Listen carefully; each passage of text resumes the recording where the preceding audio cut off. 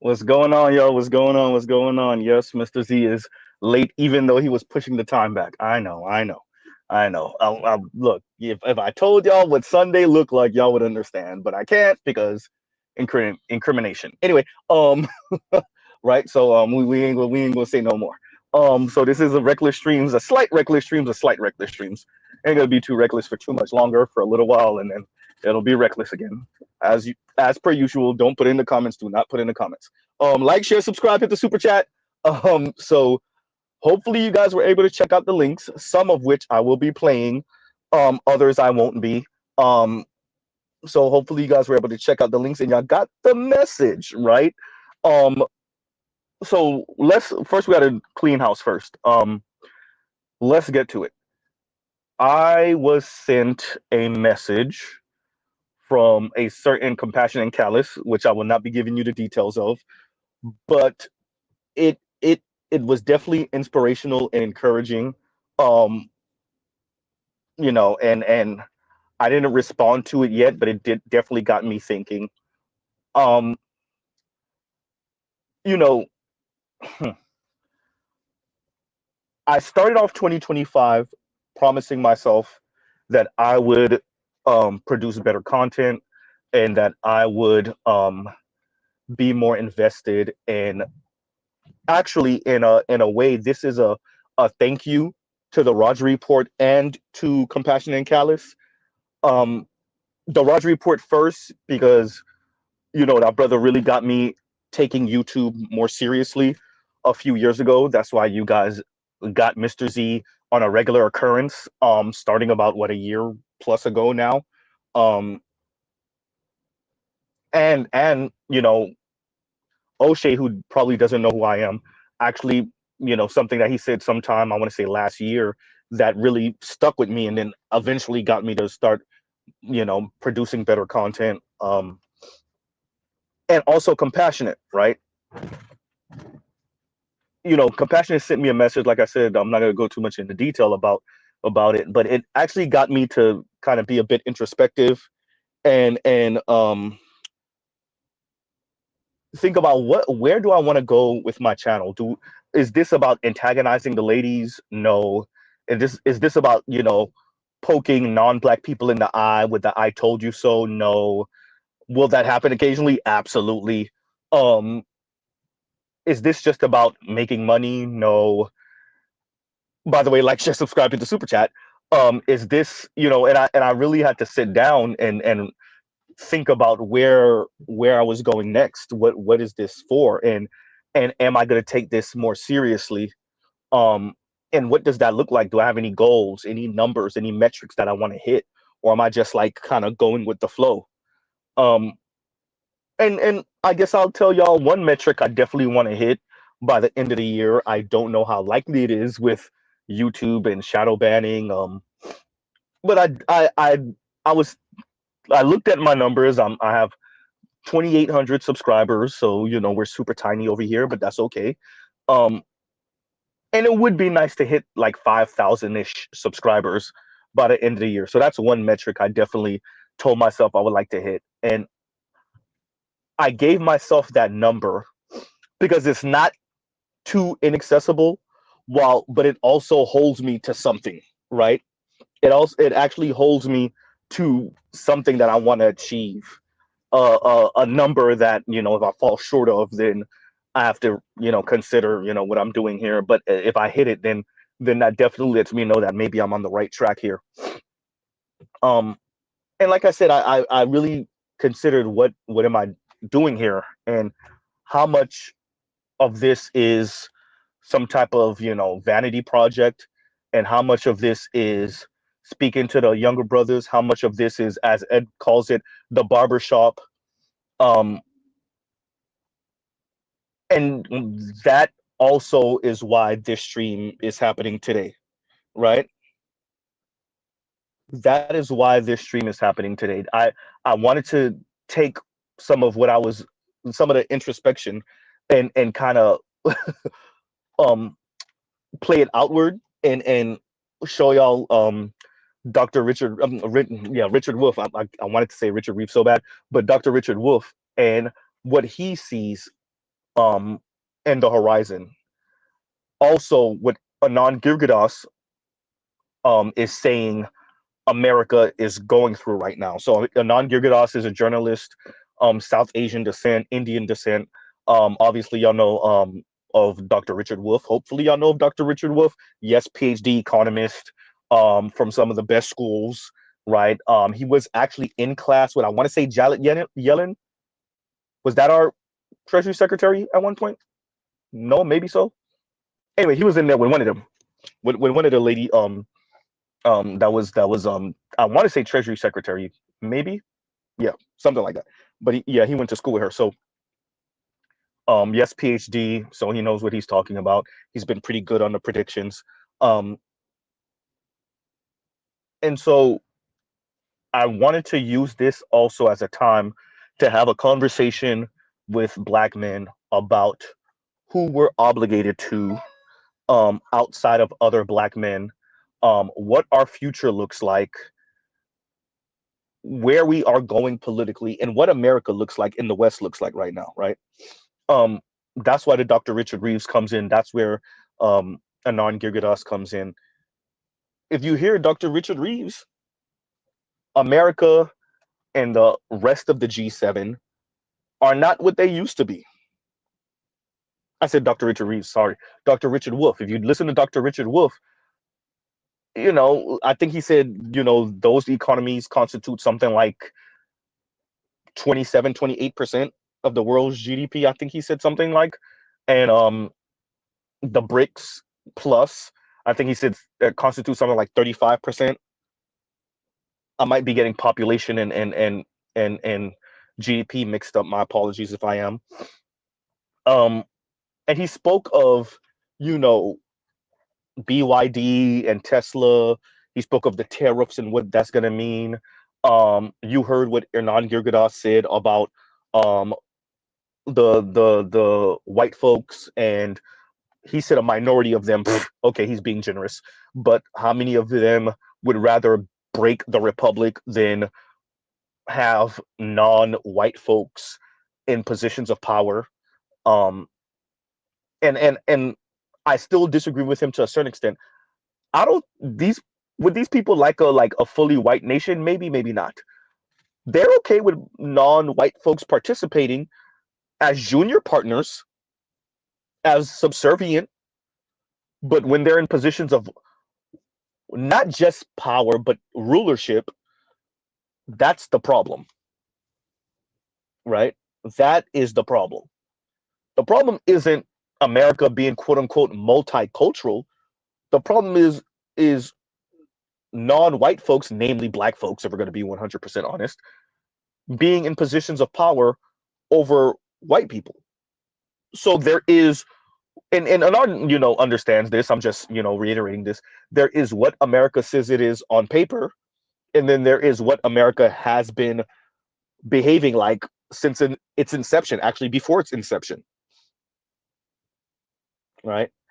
Um, the other clips y'all saw from Detro, I'm gonna be playing some other stuff. The message that I want to convey on today's stream is my interpretation of, shout out to the nameless protagonist, his Mandalorianism. And I want to stress that what you brothers are going to be getting hit with, outside of the most staunch, I'll sink with the ship Black women, and be very clear, there are a number of women, Black and non-Black, that are going to sink with the feminist men ain't ish ship, the gynocratic matriarchal ship, right? There is a number of them that are going to sink with the materialism, consumerism over everything, a man that isn't buying me ship. There is a number of them that are going to sink with that ship. They are just not doing the numbers. And I want to prepare us to be around those people, or maybe not around those people, but be very clear. Those people are going down with the ship. Huh? They're just not doing the numbers. So, continuing. And then there's the others. These are the women, whether they know the numbers or they feel the numbers. They're going to be moving back this way. Most of it, if not all of it, will be disingenuous, but they will be struggling and starving. Those middle management positions are going to be even further and fewer between. And for those of them that can hold on to them, that dollar that Dr. Richard Reeve said went from what, 80 some odd percent to 49% in the matter of a few years. The petrodollar was saying, people, the reserve currency of the world, that hurting everyone, including black men, white folks, non-black, non-white folks, people of color, is going to really hurt those of us who are, well, quote unquote, strong and independent, right? Those of us that are strong and independent, it's going to hurt, huh?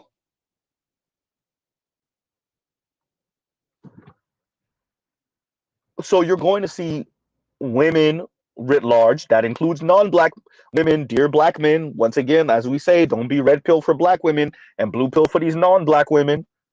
White women and Latina women are going to start moving over here too. They're going to start slow walking over here too, fast walking.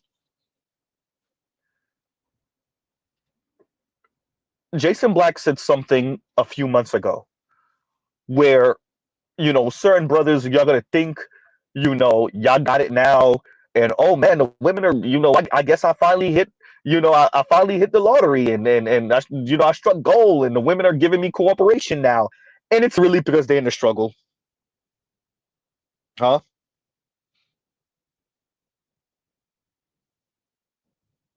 So I'm preparing us and I'm warning us and I'm speaking to us about the ladies being in the struggle and how they're going to sound. Yes, we already know there are going to be women that sink with the ship. Once again, there are going to be black women that sink with the ship, dear black men. There are going to be other women writ large, black women specifically, who flirt and who give you cooperation, or at least what it seems like cooperation. And if the environment was to change tomorrow into what it was all of 5 and 7 and 10 and 15 years ago, they will be right back on the BS. They still not off the BS. Huh?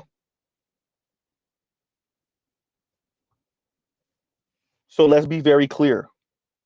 There are women that are going to go down with the I want everything ship. They just are. No? They've been fooled. And once again, you have to be held accountable for what you believe in. And they're just going to continue down that road because their ego and their pride won't let them accept that and move accordingly.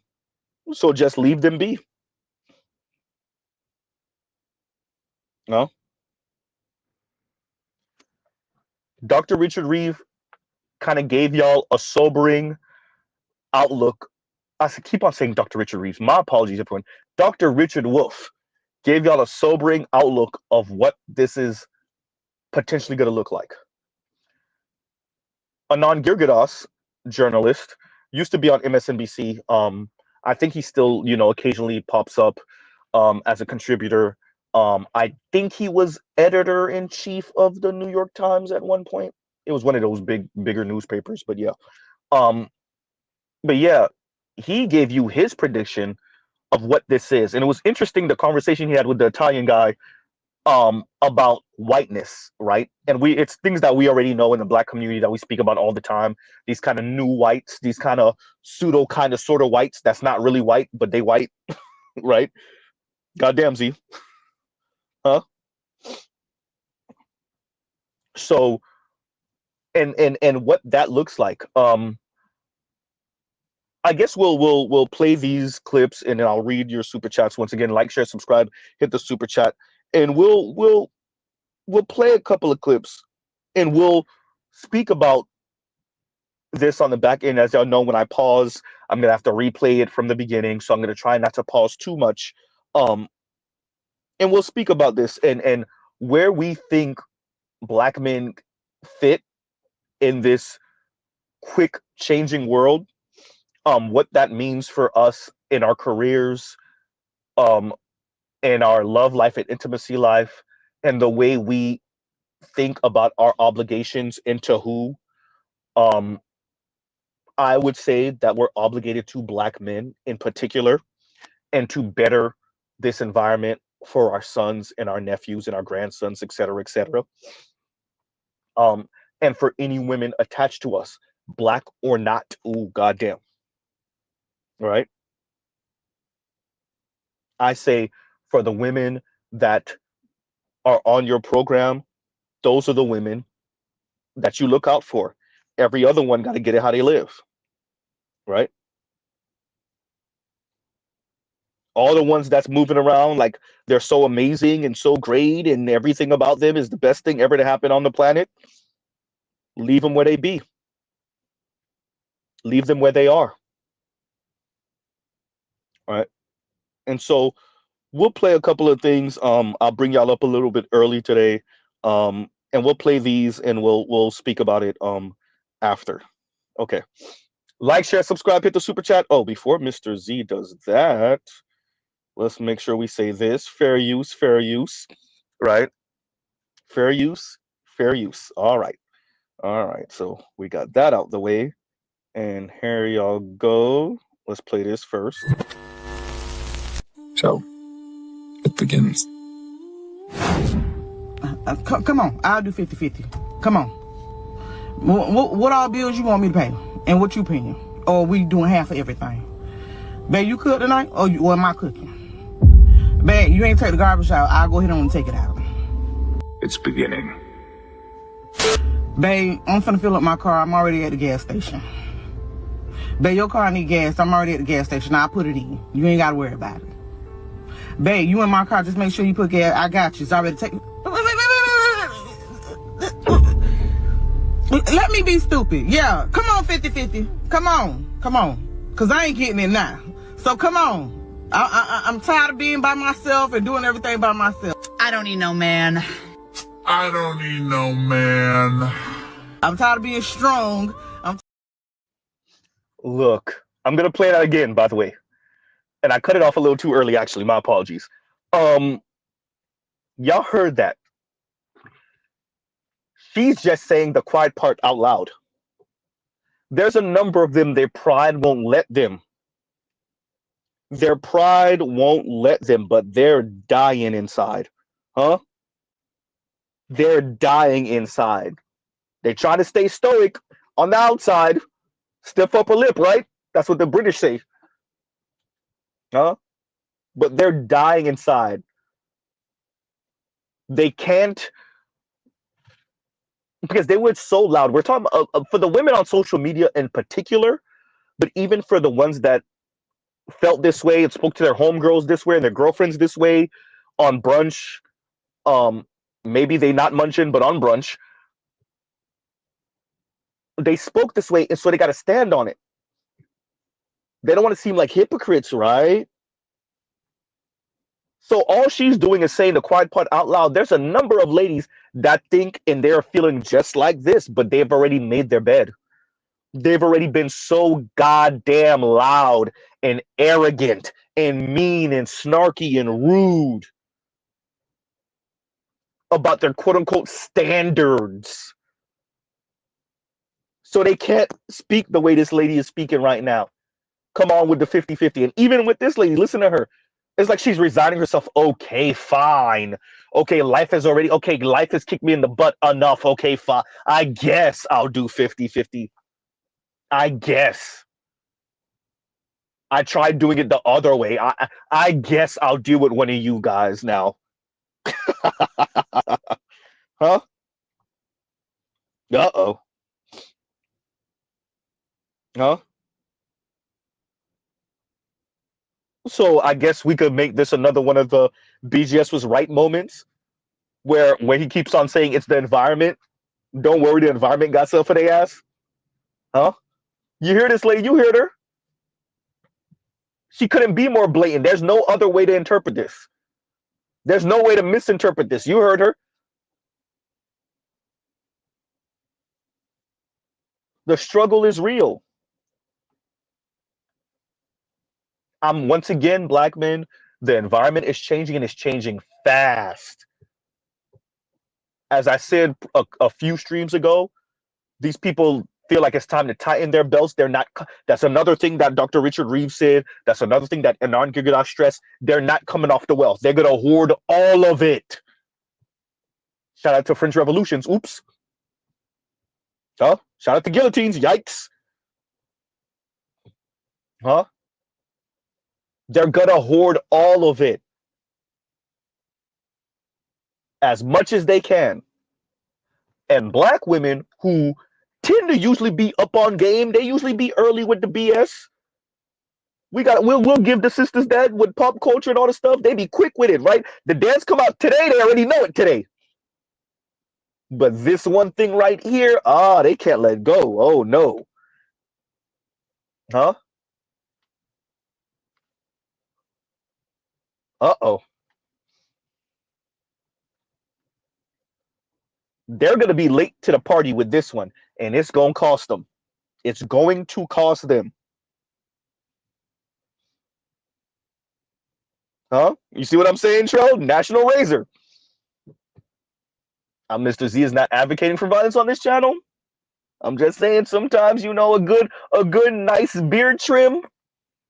A good beard trim ain't never hurt nobody. Uh-oh.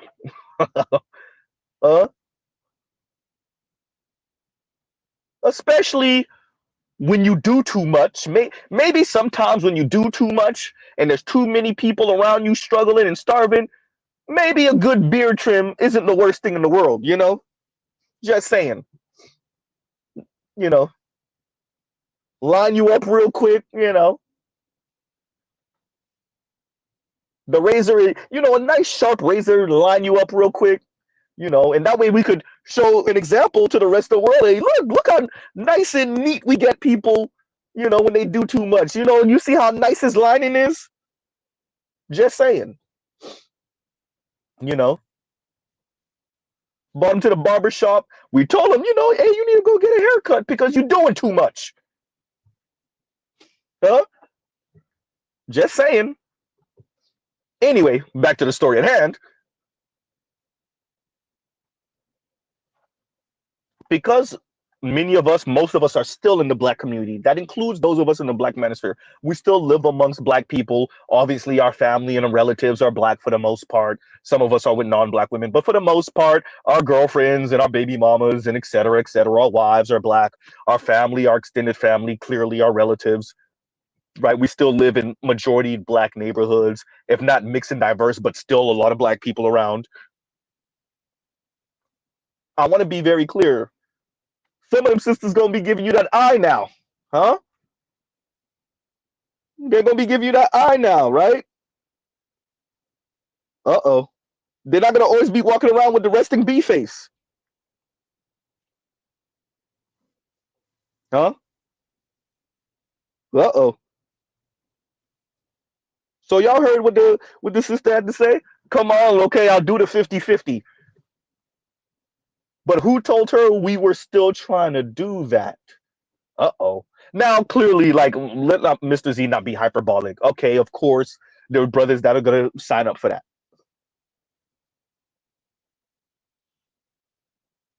But once again, I want y'all to appreciate her tone.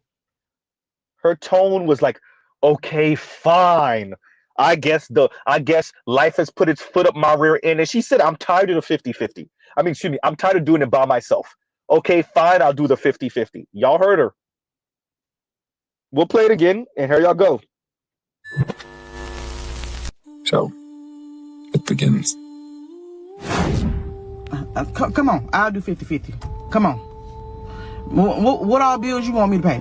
And what you paying? Or we doing half of everything?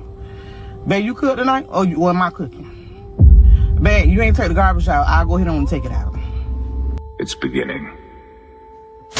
Babe, I'm finna fill up my car. I'm already at the gas station.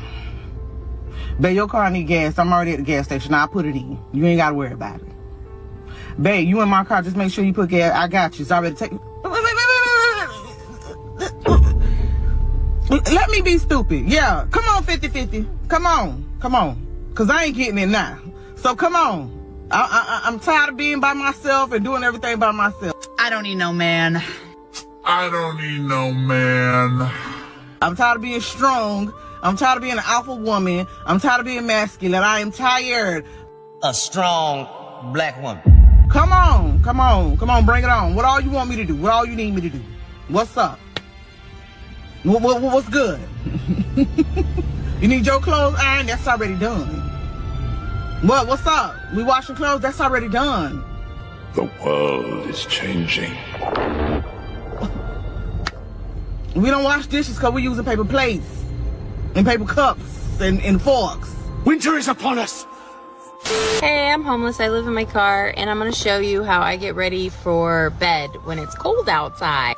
Slowly but surely, the Vandal uprising, attempted by the Bitter Sisterhood and the feminist Cosa Nostra, has begun its retreat. The quiet cold shoulder of men, coupled with the Arctic breath of winter, was a force too formidable for the 304 barracks. After swiping their finger to the bone on Hinge, still yet, there is no man there to cuff for the winter. Bruh, I'm so delusional. I really thought I was going to be spending the holidays in matching pajamas with somebody's son. Like, what?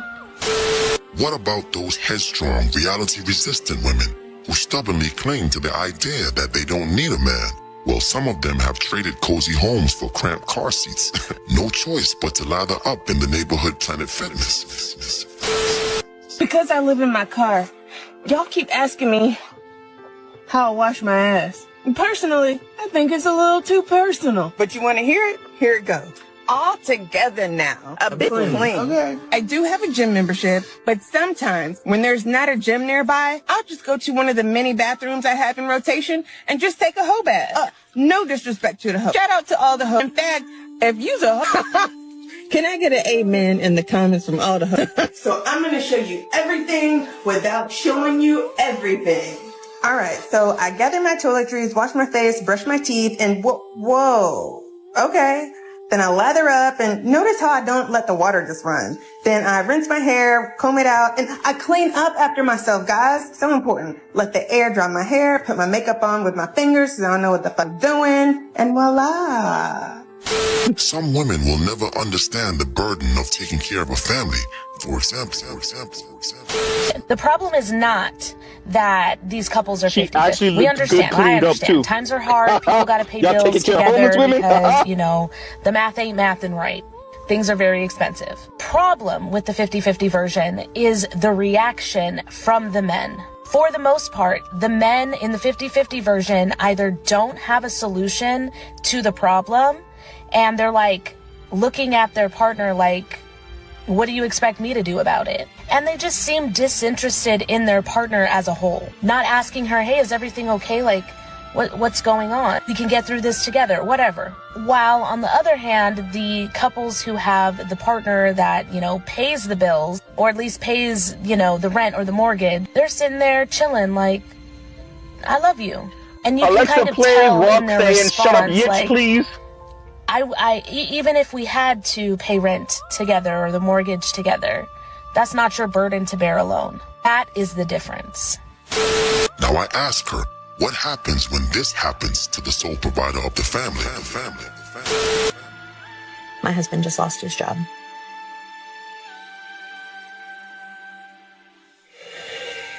I don't know what we're gonna do. Now we all know how this story ends. When the man, who is the sole provider of the house, loses his job, there is no, hey, let me get a part-time job to help out from these modern women. There's no shoulders to cry on or inspirational words. Instead, they seem to be packing their bags faster than you can say prenup, filing for divorce and walking off with half of what's left. So gentlemen, don't let these modern women gaslight you into some moral guilt trip. If they have chosen equality over submission, then guess what? The duties of partnership go both ways. Marriage becomes less of a sacred vow and more of a corporate merger with fringe benefits. And this is what modern women fail to realize. Have you subscribed to the message of Lord Destro? So I've been thinking about why having like a provider partner is appealing to me, like someone Shout out to all you younger brothers. things, This what y'all dealing with. And you know, like we know what a provider is. I don't need to tell you. And I realized that it really comes down to the fact that I was perceived as masculine for a really huge part of my life. Like I would say for the first like 18 to 19 years of my life, I was perceived as a boy. And I think one, it's because I'm obviously black, like y'all can see that. I think also it has to do with the fact that like I grew up fat, and I'm not saying that as a derogatory term. I literally was objectively obese. Like at my highest weight, I was like over 200 pounds. And I think also like I have always had hormonal issues, and I used to literally grow very thick facial hair. When my PCOS was at my worst, I could literally go facial hair to facial hair with like some like grown ass men. That's just way too much information. I'm not gonna highlight that. Also, I have a deeper voice. So I think all this in combination, I was not perceived as a girl by most people. Like people obviously knew I was a woman, but like I wasn't really treated like people would treat a woman until very recently, like literally a couple of years ago. And that came after I like glowed up and like lost weight and got laser hair removal. And so I think in my head, having a provider man versus like going 50-50, I feel like with the provider man, I would see myself as like, you know, feminine, like a woman who's like getting taken care of, and like my money that I make from my job, like it's fun money, you know. All of that, I think subconsciously in my mind, I associate with like being a woman. Whereas like in my mind subconsciously, when I think of like going 50-50 and like, you know, paying half the bills, doing half of this, doing half of that, in my mind, that doesn't feel womanly. That doesn't feel feminine. How many times did you say in my mind? Because let's be honest, in my mind is just code for my truth, or I feel like, neither of which are rooted in reality, just a swirling cocktail of estrogen and feelings. She's essentially waving a neon sign that reads, warning, real life Looney Tune ahead, proceed with caution. And then there's the term gender affirming care for women, used to describe a man providing for a woman. If that phrase doesn't scream 2 neurons short of a functioning brain, I don't know what does. She can keep her peach fuzz face and her funny money, because no self-respecting man is signing up for that circus. The apocalypse is upon us. But wait a minute, you didn't smash the bell. All right, y'all. So let's start backwards with the sister, the young sister with the facial hair, and told us way too much about her past and history. Okay, fine. Excuse me. TMI like a mug. For those of you that don't know what TMI means, too much information. I think y'all do know, but Mr. Z said it anyway. Captain Obvious over here. All right. So as Indigo said earlier, feelings. So you looked more like a boy, and you were heavier, and you grew facial hair until I guess you had laser hair removal or whatever the hell. And so this is about your insecurities, and you can only feel like a woman if a man buys you, essentially. Buys you out of your insecurity? Really now? This is why Mr. Z says, let them talk. The internet was the best and worst thing to ever happen to women. They have hyper exposed themselves, especially black women. They have hyper exposed themselves. All you technocrats, all you social designers, all you people that tell us, oh no, the women internalize their issues and the men externalize it. So we got to be careful for the men because they're going to harm other people. But the women, they internalize it and they're not going to harm anyone but themselves. Yeah, about that. The women turn inwards. Yeah. The women aren't as shallow as men. about that. The women aren't so money obsessed as men. The women aren't so obsessed with status. Yeah, that's it. Huh? Y'all heard what the young lady said. All of that convoluted, long ass diatribe. And all she was really saying is, I feel insecure. I feel like a dude. And the only way for me to not feel insecure is not seeking therapy. It's not me getting over whatever issues I have and looking in the mirror and realizing that I'm enough.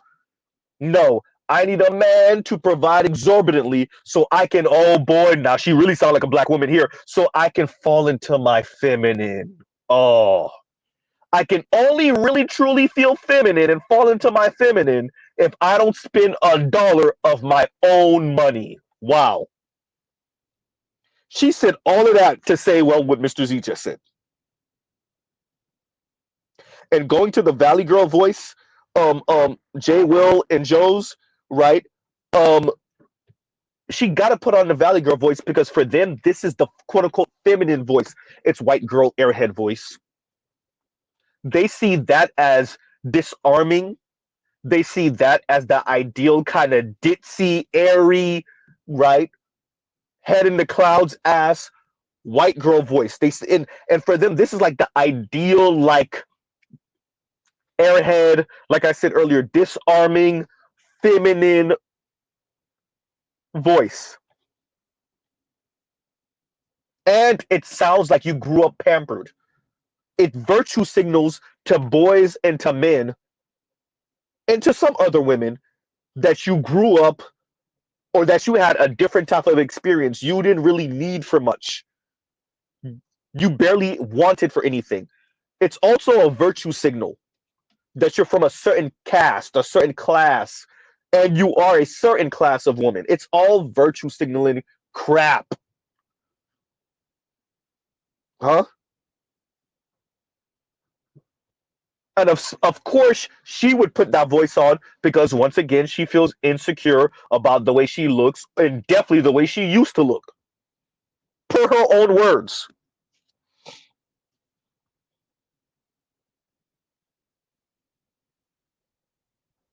Huh?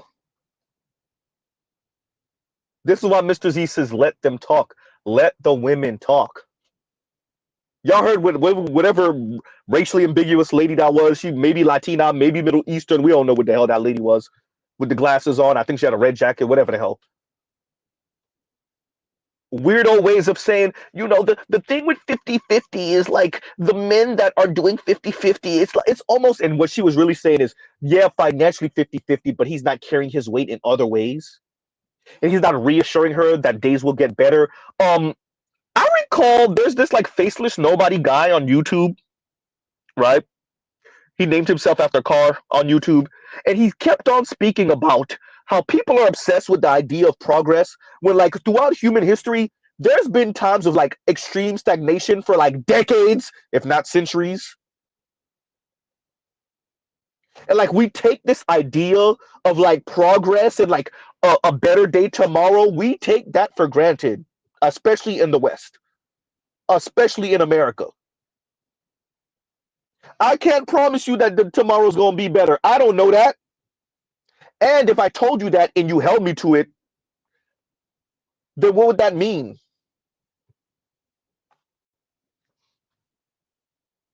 You're not saying that the man need a promise that he'll do his best, and even that might not be enough. We just live in a different day. A different day. Y'all heard what Dr. Richard Reeves said. Y'all heard Anand Girgadas. We live in a different day. Y'all heard BGS.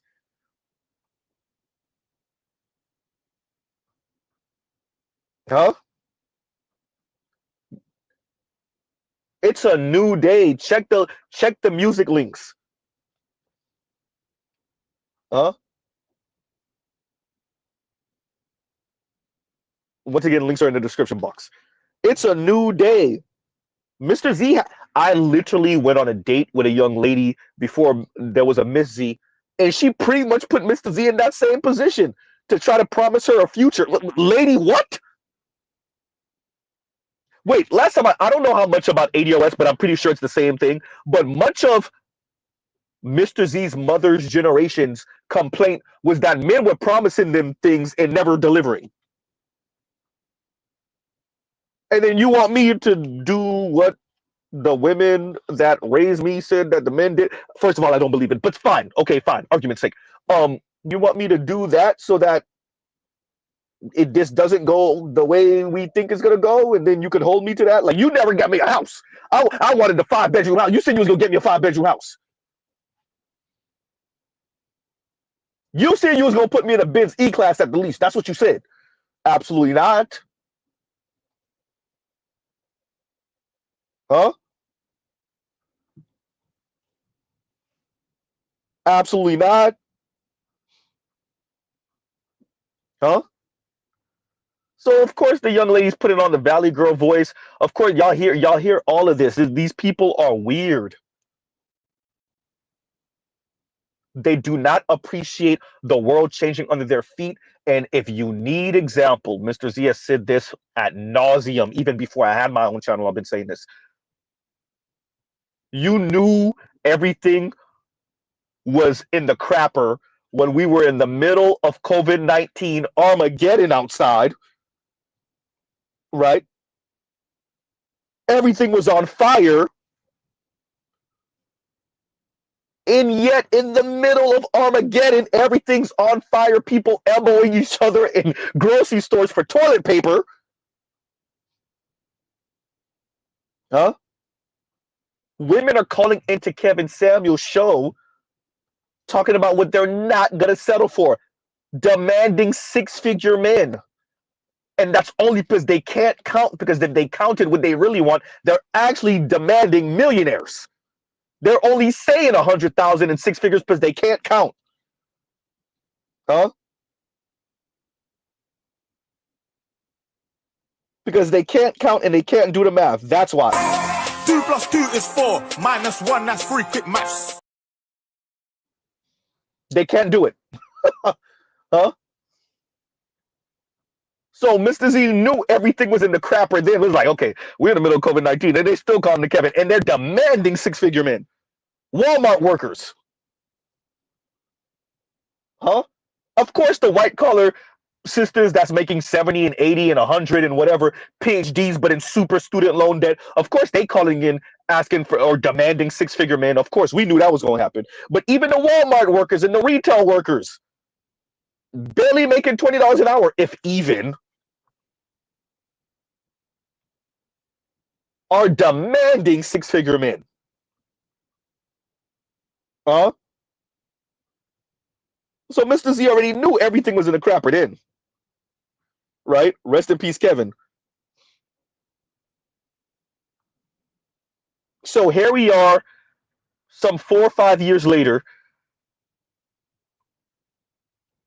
Inflation kicking people in the rear end. You already heard what is going on with DEI, right? Diversity, equity, and inclusion, for those of you that don't know. And those jobs linked to it. You have the repeal of affirmative action. You have the gutting of affirmative action. The repeal of Roe versus Wade, so baby deletion, which got kicked back down to the states. And yet the ladies are still sounding absolutely insane. But of course. And y'all heard what Dr. Richard Reeves said. Oh, it's going to hurt. It's a new day. The U.S. needs to adjust, but the egotistical maniacs that's running the country and the corporatists said about that, no, we're going to hoard the wealth, and we'll only adjust when y'all put our head and our shoulders on 2 different sides of a blade. Huh? Once again, Mr. Z is not advocating for violence. I'm just saying.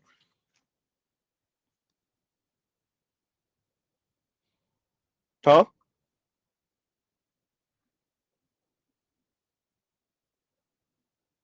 Oh, and it gets better, everyone. Oh, it gets better. And shout out to Vince for this. Shout out to Vince for this. Yes, Vince, one of your emails definitely made it through. And here y'all go. Because this also speaks to, well, what Mr. Z is speaking about right now. And here y'all go. I'm homeless and I get ready for work at the gym. A lot of people don't understand why somebody would choose to be homeless, and honestly, rent was kicking my ass. I was paying $2,000 in household bills, and now I pay $20 for my gym membership. I'm homeless, and this is the shower I use at the gym. I'm homeless, and this is where I sleep. When I left my apartment, I thought I'd be living in my car rent-free. The day I moved out, my car completely shut down, but it was too late to go back. I slept in that car so many nights without air and heat until one day I just couldn't take it. I told my manager I was living in a broke-down car, and now I sleep at work. When I tell people I'm homeless, they imagine me digging in dumpsters like this looking for food. I chose to be homeless because I'm tired of paying bills and I need to save some money. They didn't want to give me food stamps, so I'm out here living rent-free, eating ribs. I'm homeless, and yes, I'm cleaning my makeup brushes in this bathroom.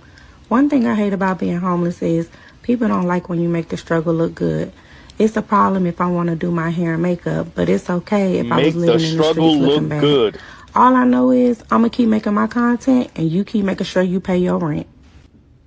I'm homeless, and this is how I live rent-free. So I went ahead and cleaned out the storage just so you guys can see the size. I have a 5x5 unit, and with the insurance, it's $71 a month. I got these big blue bags from Amazon. I use about 6 of them, and that's where I keep my clothes and important papers. Yep. Huh? So you can tie this with the clip from Destro, with a young lady, with other young lady, since she got a rotation of restrooms. She take her 304 bath in if she can't take a shower at the gym, right? If she can't clean up at a gym, she has a rotation of restrooms that she, well, I guess showers in or cleans herself up in, and she ain't look half bad when she put on the makeup and everything, huh? Same thing with this young lady. Uh-oh. Joe said, and she big. Huh?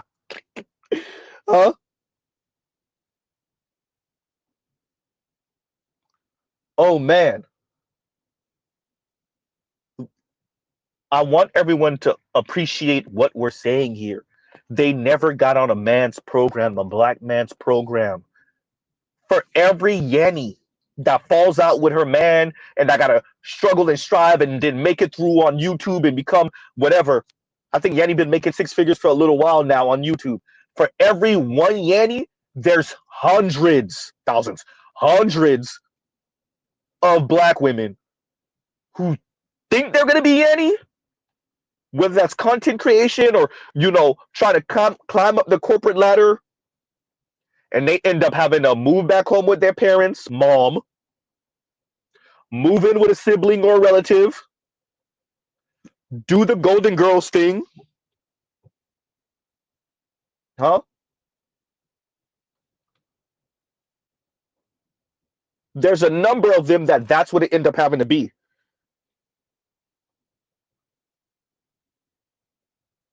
Or they end up being like this young lady. Huh?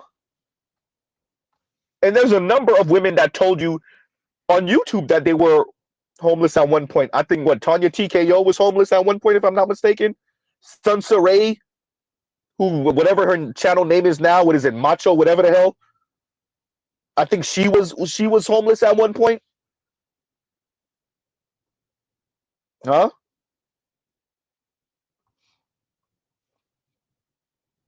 That's the real.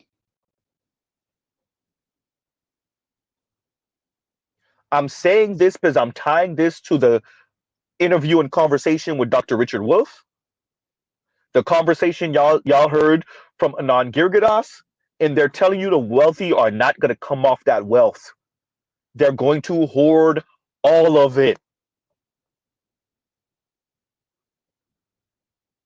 And you're going to watch women be put in the position to either scramble to any man who's stable, right? Stable and above, or be homeless, or go do the Golden Girls thing.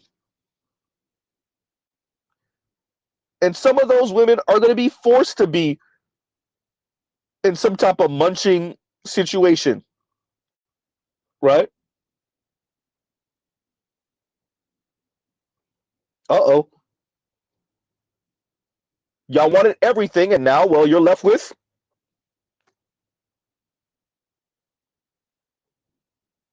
being homeless.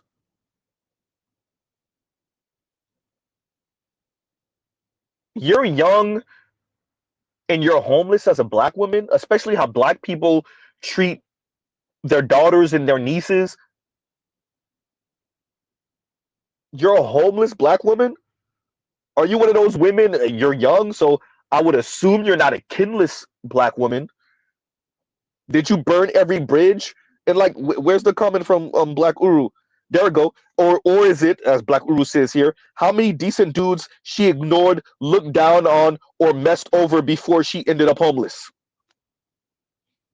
Huh? Exactly.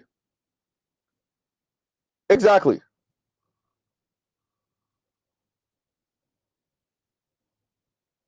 I'm painting a picture here.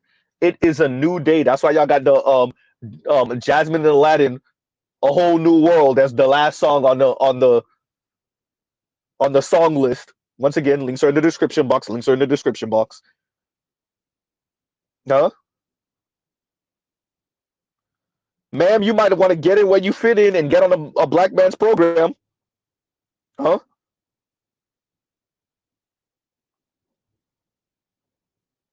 Because your elders as women led you down the wrong road with that I'm single and sexy. Why should I care? Yeah, that sound nice. That sound nice. But your younger girl cousins and them, oh, they can't. They don't live in that environment. They can't do it. There was a number of boomer black women that could pull that off.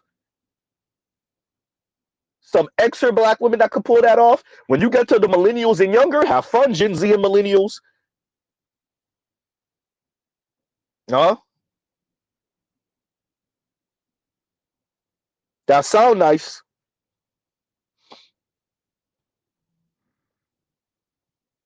Right? And y'all like, share, subscribe, hit the super chat, and let's play this. Once again, by the way, for all the clips I'm playing, fair use, right? So we'll leave this up for a second. Fair use, fair use. Yeah. All right. Let's play this next. Because we're painting a picture here, people. We're painting a picture here. And here we go. Y'all, where are the men? I love us women, but like I'm tired of going to events and it's like 1,000,001 girls and there's like 2 men in the corner. Like, men, y'all don't want to leave your houses no more? What y'all doing? Y'all, we say we over the apps, but y'all sure not outside. Uh-oh. I told y'all, let them talk. Huh? I said let them talk. I know it's very low. I couldn't put the volume up for that, but I know it's very low. The young lady was pretty much saying, where are the men? Y'all not outside. Right? I know we say we over the apps. Where y'all at? Uh-oh. Black women over here complaining that where the men are at. Where are they? Huh? Ma'am, what I would say to you is, y'all let women like this talk like this without giving them bloody noses. You want to know why the men aren't approaching, namely black men? Let me tell you why. If you are broke and I choose to deal with you, I will belittle you. It is what it is. Huh? If you want to know where the men are, they're avoiding particularly black women because, well, sisters like this get to talk like that. And if you want to do the colorism thing, well, she light skinned. Of course she talking about it, but she's the preference. Okay, well, what about That's this? when men used to protect, provide, and shut up. Uh-oh. Now what? Huh? Now what? It ain't looking good. You want to know where the men are? Huh?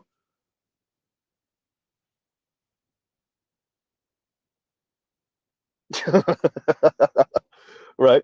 You want to know where the men are? Let me tell you what the men are. Men in Germany are treated way differently than black women in Germany.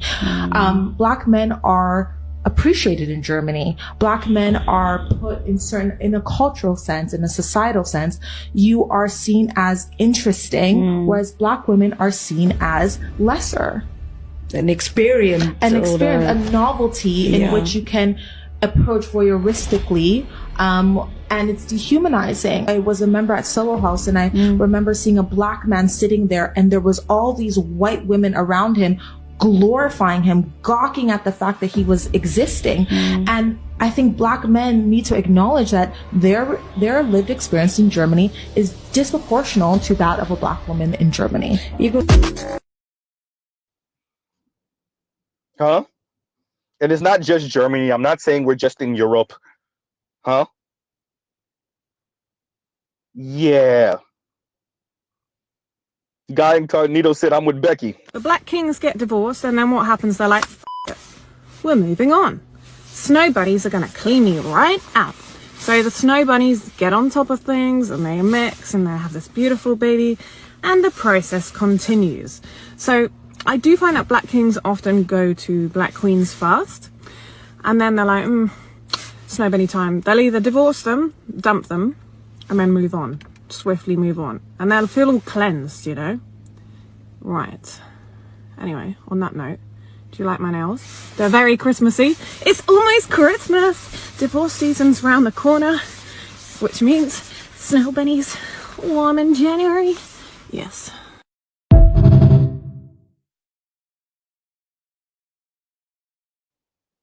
Uh-oh.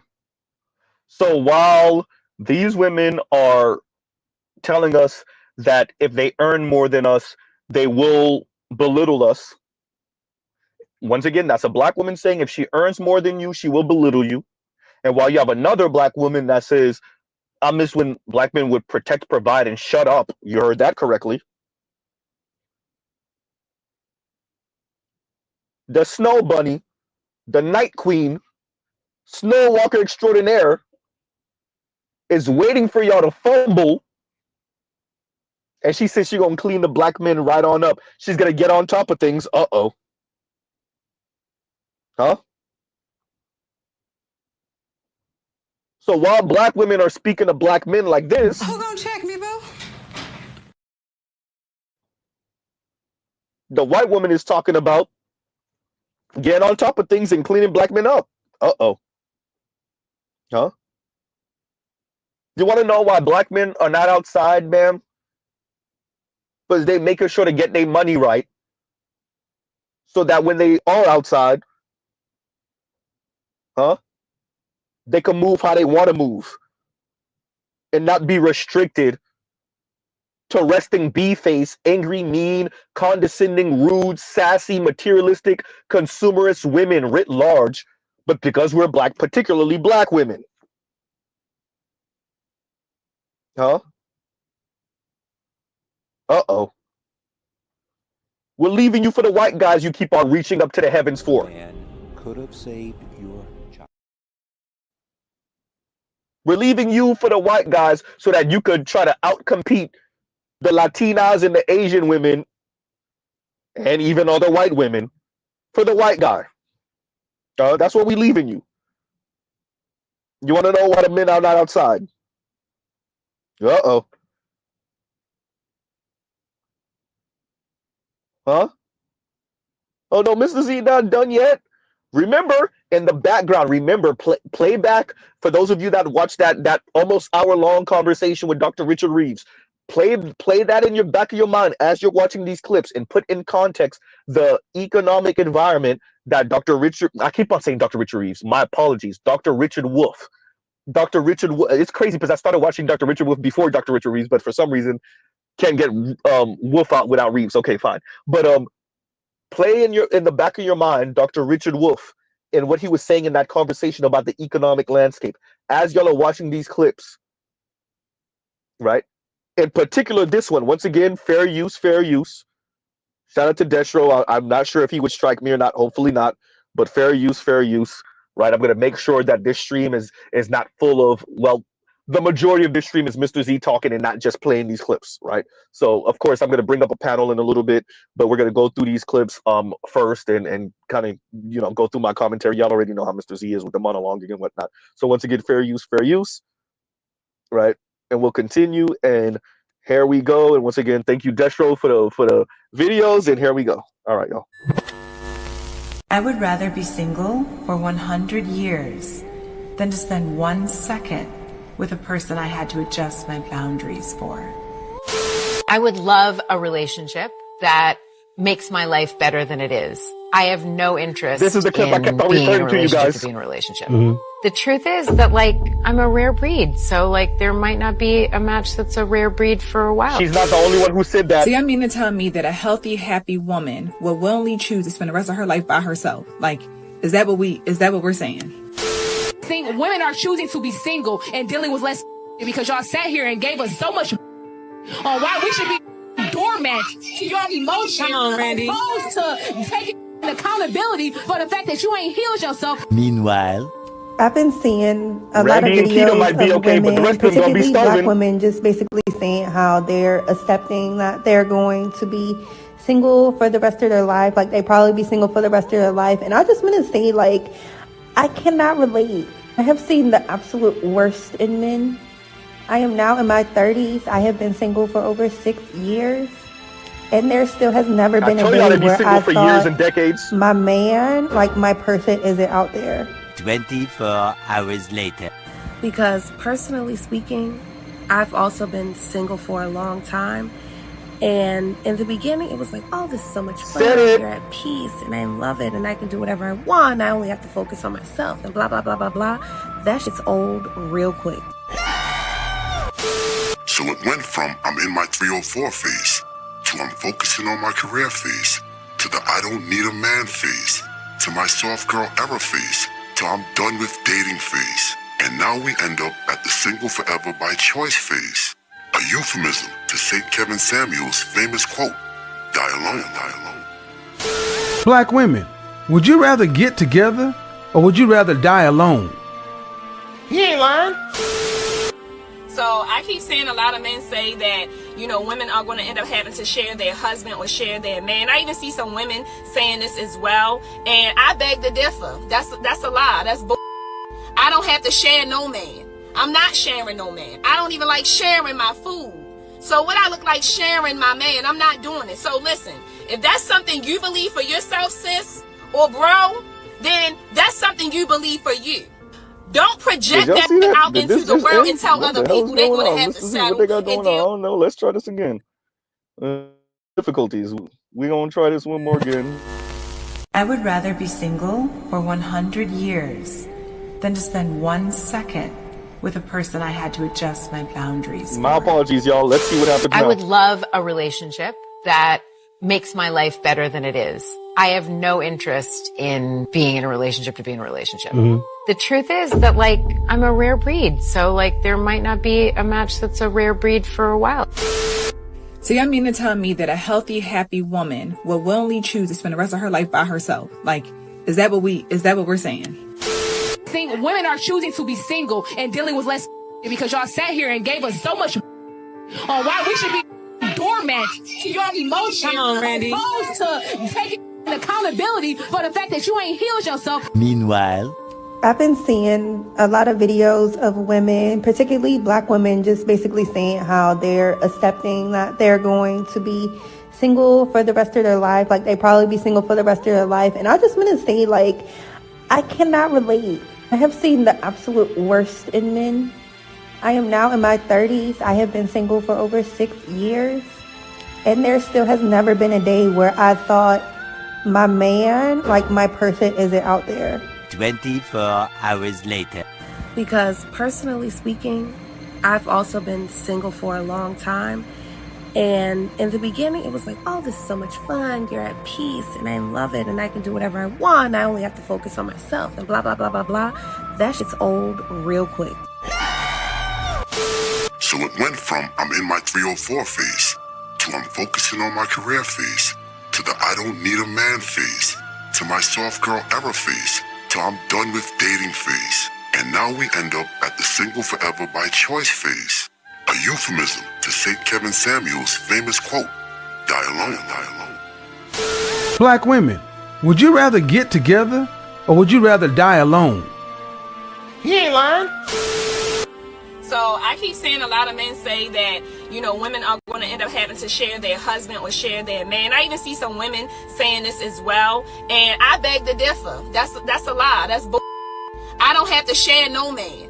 I'm not sharing no man. I don't even like sharing my food. So what I look like sharing my man, I'm not doing it. So listen, if that's something you believe for yourself, sis, or bro, then that's something you believe for you. Don't project that out into the world and tell other people they're going to have to settle and deal with it and share a man.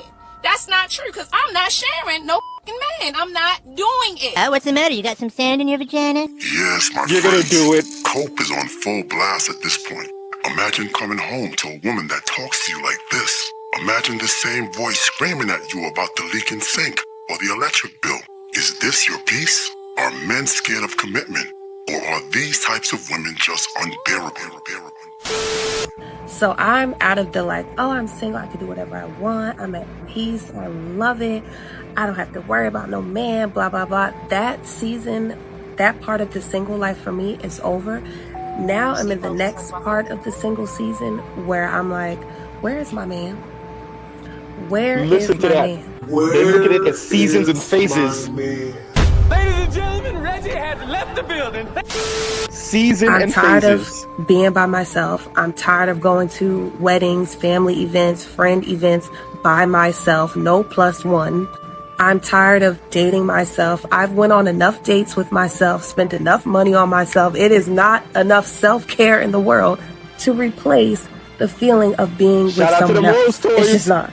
So I do enjoy my single season, but at this part in my single season, I'm ready for it to be over.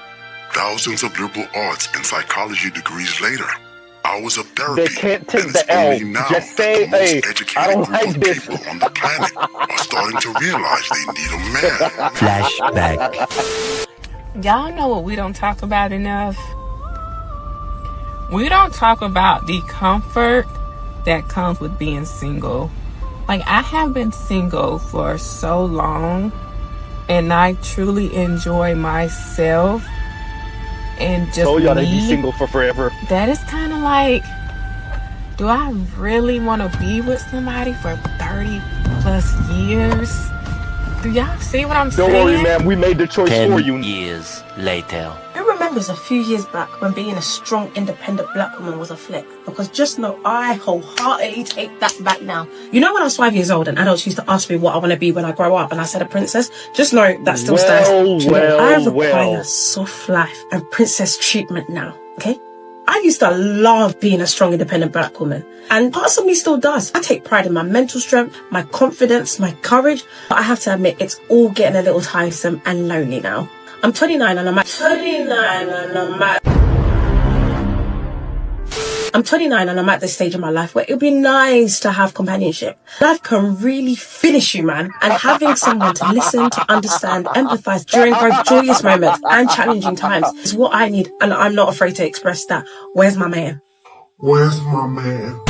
I know a lot of people mean well when they say, just be patient and he'll come when you least expect it.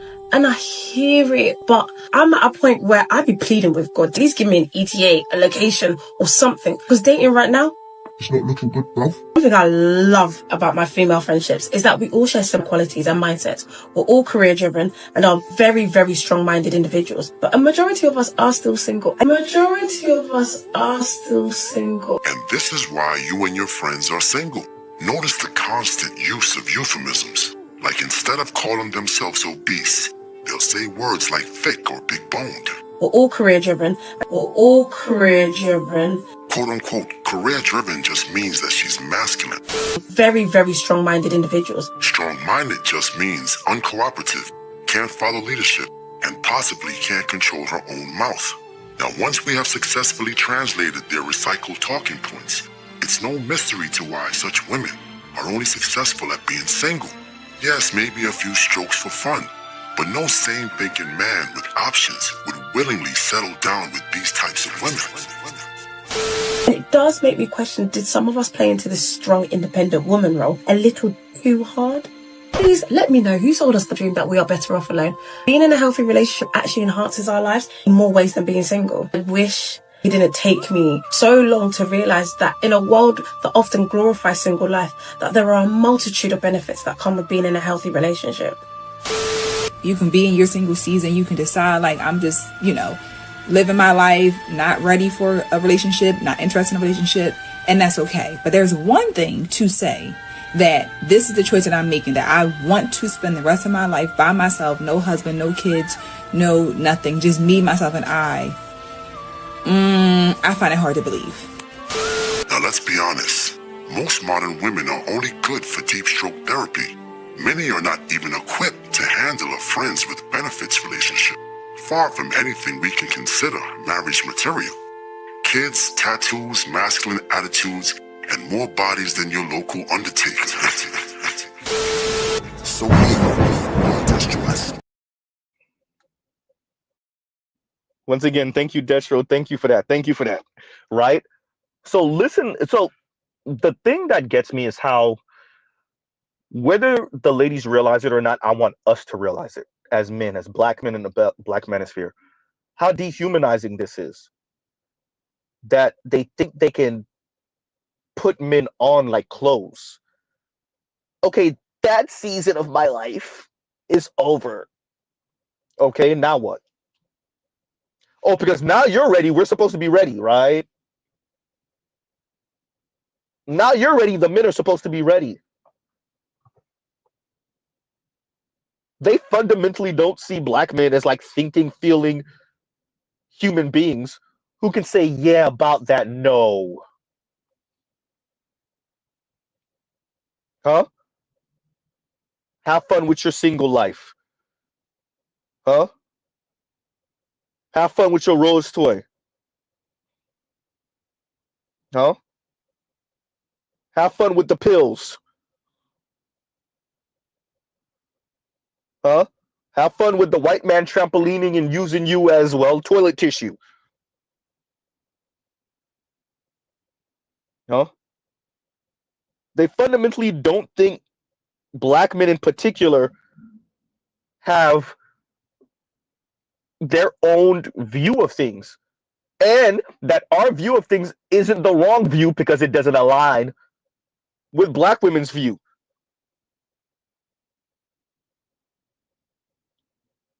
Dear black women, go back to whoever you were with. Oh, and let's be very clear, just because they've been single for 6 years and quote unquote for a long time doesn't mean that they don't have somebody pogo sticking up and down their esophagus. Probably a white or Latino coworker.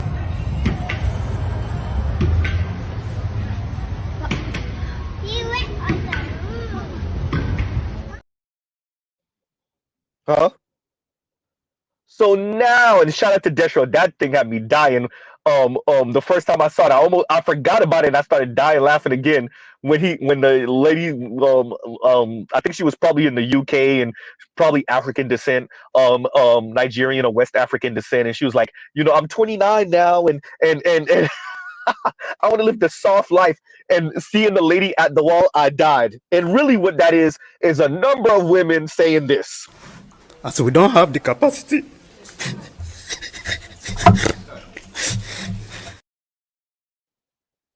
Huh? That's all they're really saying. That's what the ladies are really saying. Huh? Thank you, Trell. Single doesn't mean celibate. Exactly. Huh? Man.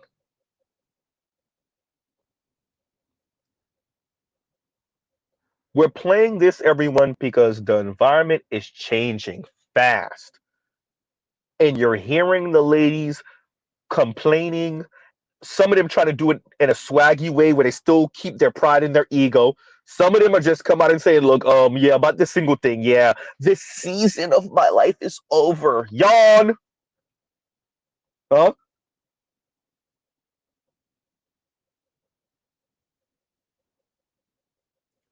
This season of my life is over. Lady. Scram, get out of here. Vacate. Nobody care what you're talking about, ladies. Huh?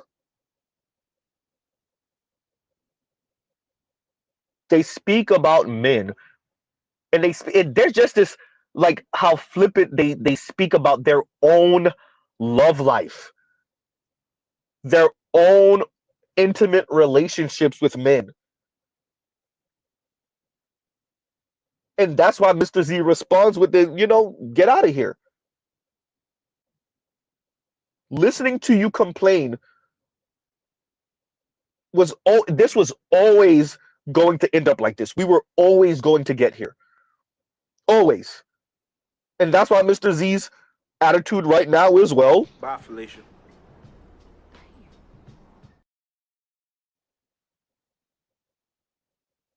dear ladies, it's not on the men that you didn't read the tea leaves and you didn't think that we were going to end up here. You thought that America was going to continue in one direction, and that's women writ large, black women specifically, were going to be able to give black men the middle finger indefinitely. You thought that you were going to make stepdaddies out of viable black men indefinitely. That you were going to make baby daddies out of naive, unsuspecting black men. I know y'all always act like we baby trapped y'all, plus half the times y'all do. Ooh, goddamn Z. Y'all thought y'all could have did that indefinitely. Oh, it's a new day. It's a new day. Huh?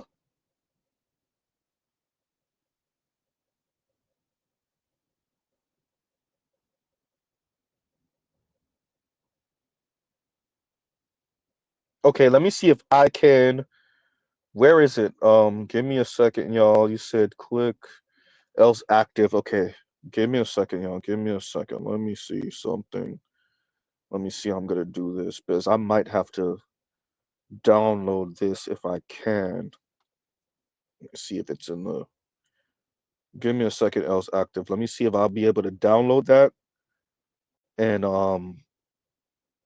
maybe play it. Let's see. Let's see. Y'all might be getting a Z live reaction in a minute. If I can do that. Let's see if I could pull a rabbit out the hat for this one.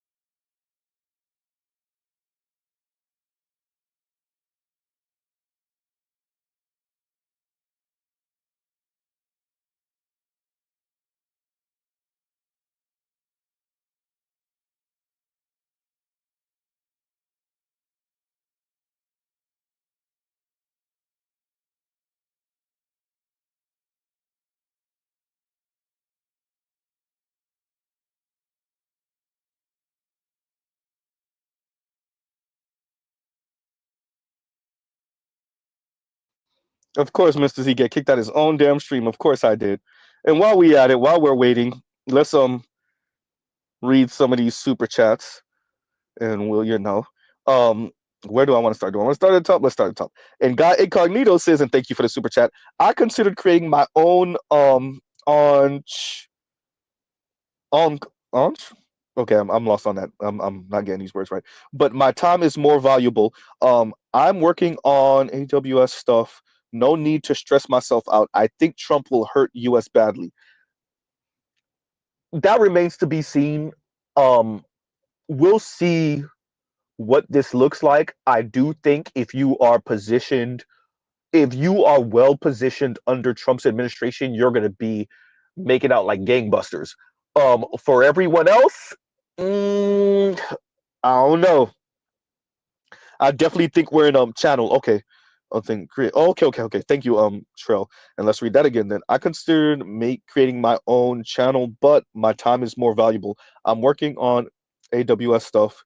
No need to stress myself out. I think Trump will hurt US badly. Yeah. Yeah. If I think once again, I think if you're well situated, you're gonna be all right. Everyone else, I definitely think it's sink or swim time. I definitely think it's sink or swim. Right? Especially the way these people are moving. Yeah. Yeah. And thank you for that super chat, guy. Carnito, I'm gonna give you a little video in a minute. I'm gonna give you a video in a minute.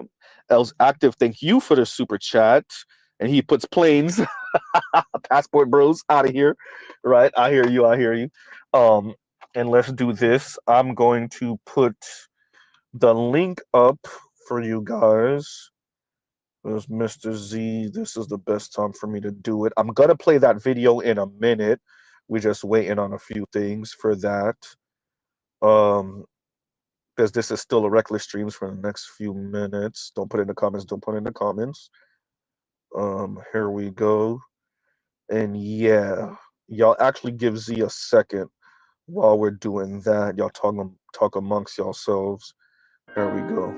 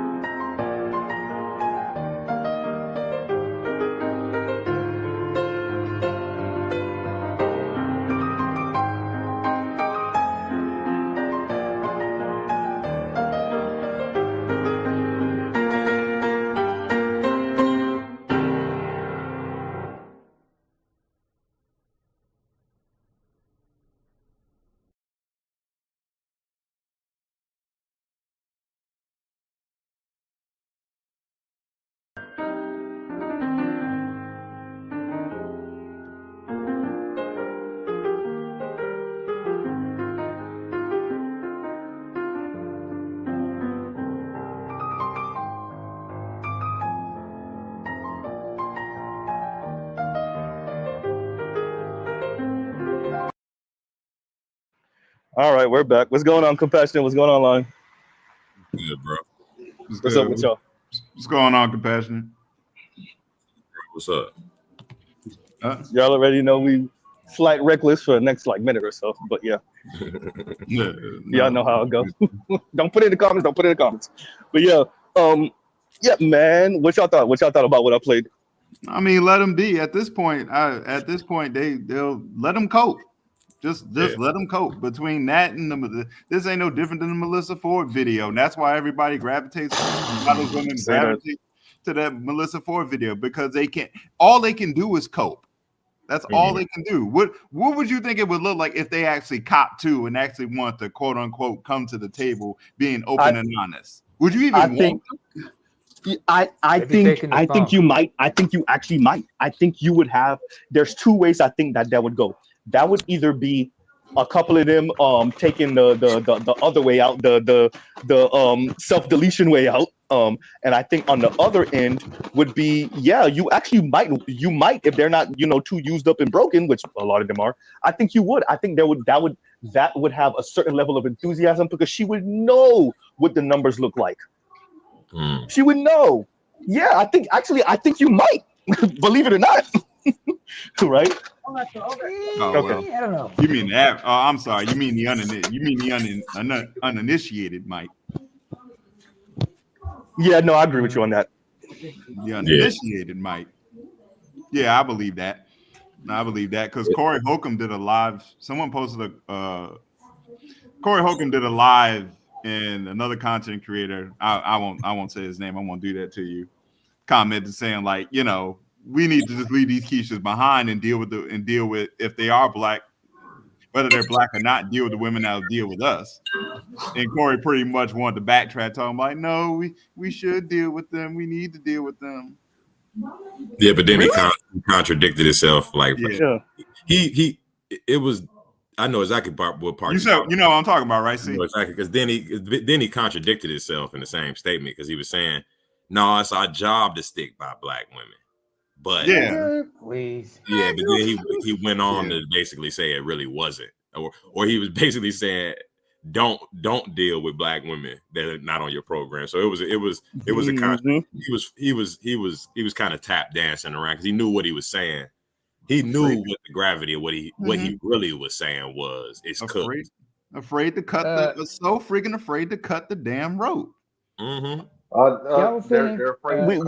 know what that is. We know what that is. I get it though. I get it. Especially you remember Corey's an Xer, so I get it. I get you. They're frustrated. They're angry, but they can't let go. I get it. You don't suppose that he was trying to like tap dance his way like the Dr. Umar route? You think? No, it wasn't that far. It wasn't that far, but it was that Winter Soldier chip. It was a little bit. I mean, but the way you said he was, but the way he described it, the way he was tap dancing, it seemed like he borrowed, Dr. Umar's shoes for a while. But no, you saw the chip. You saw the mouth, or you saw the winter chip and the malfunction. Because I was watching, and I was like, "Yep, there go that Winter Soldier chip." Because he was citing it sound good till it's time to do it. Huh? He cited Michelle not being by Barack. He cited a lot of. He cited. It's weird because it's almost like he listens to the space or something, but he's conflicted. He cited a plethora of public reasons. Somebody be listening. Let me read this real quick. Let me read it. Thank you, sir. And forever blessed. Z said that they're tethered to us for good or for bad. Everybody is. I don't know where people be coming up with this independent crap, bro. Like we are, but we aren't. Like as human beings, we are, but we aren't. Everybody's tethered to everybody. There wouldn't even be a humanity if we weren't. The thing with black women is black women clearly, right, stabbed us in the back, right, kept the knife in there, twisted it multiple times, right, stabbed us in the back for what they thought. They gambled on white men and white women. That's what they gambled, and they lost. We're 60, 70 years out, and clearly the gamble failed. We're done. It's done. It's done. But I don't believe him anyway, because you can hear the snot, even the videos you were playing, because even the ones admitting they were single, they it's always some sort of cockiness and some sort of like I don't believe them. I'll just say, but yeah, right, exactly. But I'm gonna play this real quick as we bring Black Uru. What's going on, Black Uru? And we're gonna play this, and then I want to see what y'all comment, because this is my first time watching this, so we're gonna see where we go from here. But here we go. Give me a second. Just brought up Zulu. And if there's bare men trying to get married to you, and like you wouldn't be like, "Oh, I'm not ready to get married." Like, if you had the right choice of man trying to marry you, you would marry them. Oh no, we got very good man trying to marry. No, you haven't. Yes, we do. You haven't. Yes, we do. You haven't. Engaged. Bro, that's like someone saying, I've been doing driving lessons. Trust me, it sounds good, but you haven't. Drive, bro. That's their love thing. Pass your test. A marriage is not the same. But in Congolese, everyone gets married and they do all this. You ain't done that, so it doesn't matter how much man you get. Don't matter how much man you get. That's not your culture, is it? Your culture isn't to get man. Your culture to go and get married. So if you ain't done that, you undervalued yourself. Man. No one can tell me nothing. Man, two baby fathers. You can just make up your own culture. I get man. Yes, I get man. What kind of idiot culture is that? What kind of idiot culture is that? I get man. Clap for your. If there's bare men trying to get married to you, and like you wouldn't be like, "Oh, I'm not ready to get married." Like, if you had the right choice of man trying to marry you, you would marry them. Oh no, we got very good man trying to marry. No, you haven't. Yes, we do. You haven't. Yes, we do. You haven't. Engaged. Bro, that's like someone saying, I've been doing driving lessons. Trust me, it sounds good, but you haven't. Drive, bro. That's their love thing. Pass your test. A marriage is not the same. But in Congolese, everyone gets married and they do all this. You ain't done that, so it doesn't matter how much man you get. Don't matter how much man you get. That's not your culture, is it? Your culture isn't to get man. Your culture to go and get married. So if you ain't done that, you undervalued yourself. Man. No one can tell me nothing. Man, two baby fathers. You can just make up your own culture. I get man. Yes, I get man. What kind of idiot culture is that? Bruv, stop what kind of idiot culture is that? I get man. Clap for yourself. Clap for yourself. chronic is too personal. Come on now. No, I'm just saying. Hey, I'm undervalued. You're not respecting me. You're not on camera fucking respecting me, so I'm not gonna fucking respect you either, bro. Don't ever fuck with me. If you know, hey, don't fucking play with me, bro. Miss Gucci, hey, you've got your value. If you're not Capital Deluxe man, then shut up. Wait a minute. Yeah, you know your value. Only people that Capital Deluxe man I can talk. Go on, Gucci talk. Chronic's not coming. Why for that? He's not reaching Deluxe man with us. What will you do? I will size up. Tabba. What will you do? I never heard. It was unbelievable. No, you won't. But you have to. Do you think he's sizing up? Do you think he's sizing up? Do you know the really bad girls, isn't it? He's not just saying sizing up. You're just shouting up your mouth. I'm not gonna sit here and let size up what you want. I got you. Behold the gynocracy. Yeah, you mad. Behold the gynocracy in the UK. You mad. You know what? Thank you, lads. I'm gonna put that up. That's gonna be the next clip. Shout out to Cameron. You mad. You mad. That man cut deep in you, and now you can't. Now everybody got mad. Man, he went straight to the soul, man. But let's slow down. Let's slow down here. Let's slow down. Let's call a thing a thing. Let's slow down. The issue that we have here are women not valuing what men value. What does Mr. Z mean by that? It's an old trope. We saw it on Kevin. Okay, this is what you want. Okay, this is what you want eventually. I'll even give you that. First of all, we ain't moving like that, but fine. Okay, cool. Argument's sake. And what do you want? What do those people want? Those men that you find attractive or appealing, or that you want to be with sometime this millennial, what do those men value? See, you think, and this is essentially what he's getting at. You think you're just going to be collecting bodies, and then the man that you want to be with in the future, you think he's not going to care about that. So you're just going to be collecting bodies. So just real quick, because go ahead. Just real quick, because I got to step off. Z, like I like that you're enjoying like this UK content. Like that's been one of my fascinations recently. For me, it's not recent, but I've been watching Black Talk and all this other stuff for over a decade from the UK, like all their conversations and Chucky's Half-Cast and all that other stuff. I've been watching that stuff forever. So yeah, it's similar. It's super similar to some of the stuff we talking about over here. I mean, right? But yeah, go ahead. I've seen enough. I've seen enough Pearl's live stream, so it ain't no different. When Pearl was in the UK, she was having the same conversation. I'm not talking about Pearl because Pearl's a white woman. So just like But let's let Nima get in there real quick, y'all, and then we'll make our way. Black Guru's up here. He knows I got the battle axe. See, that's why. Yeah. Anyway, go ahead, Nima. Go ahead.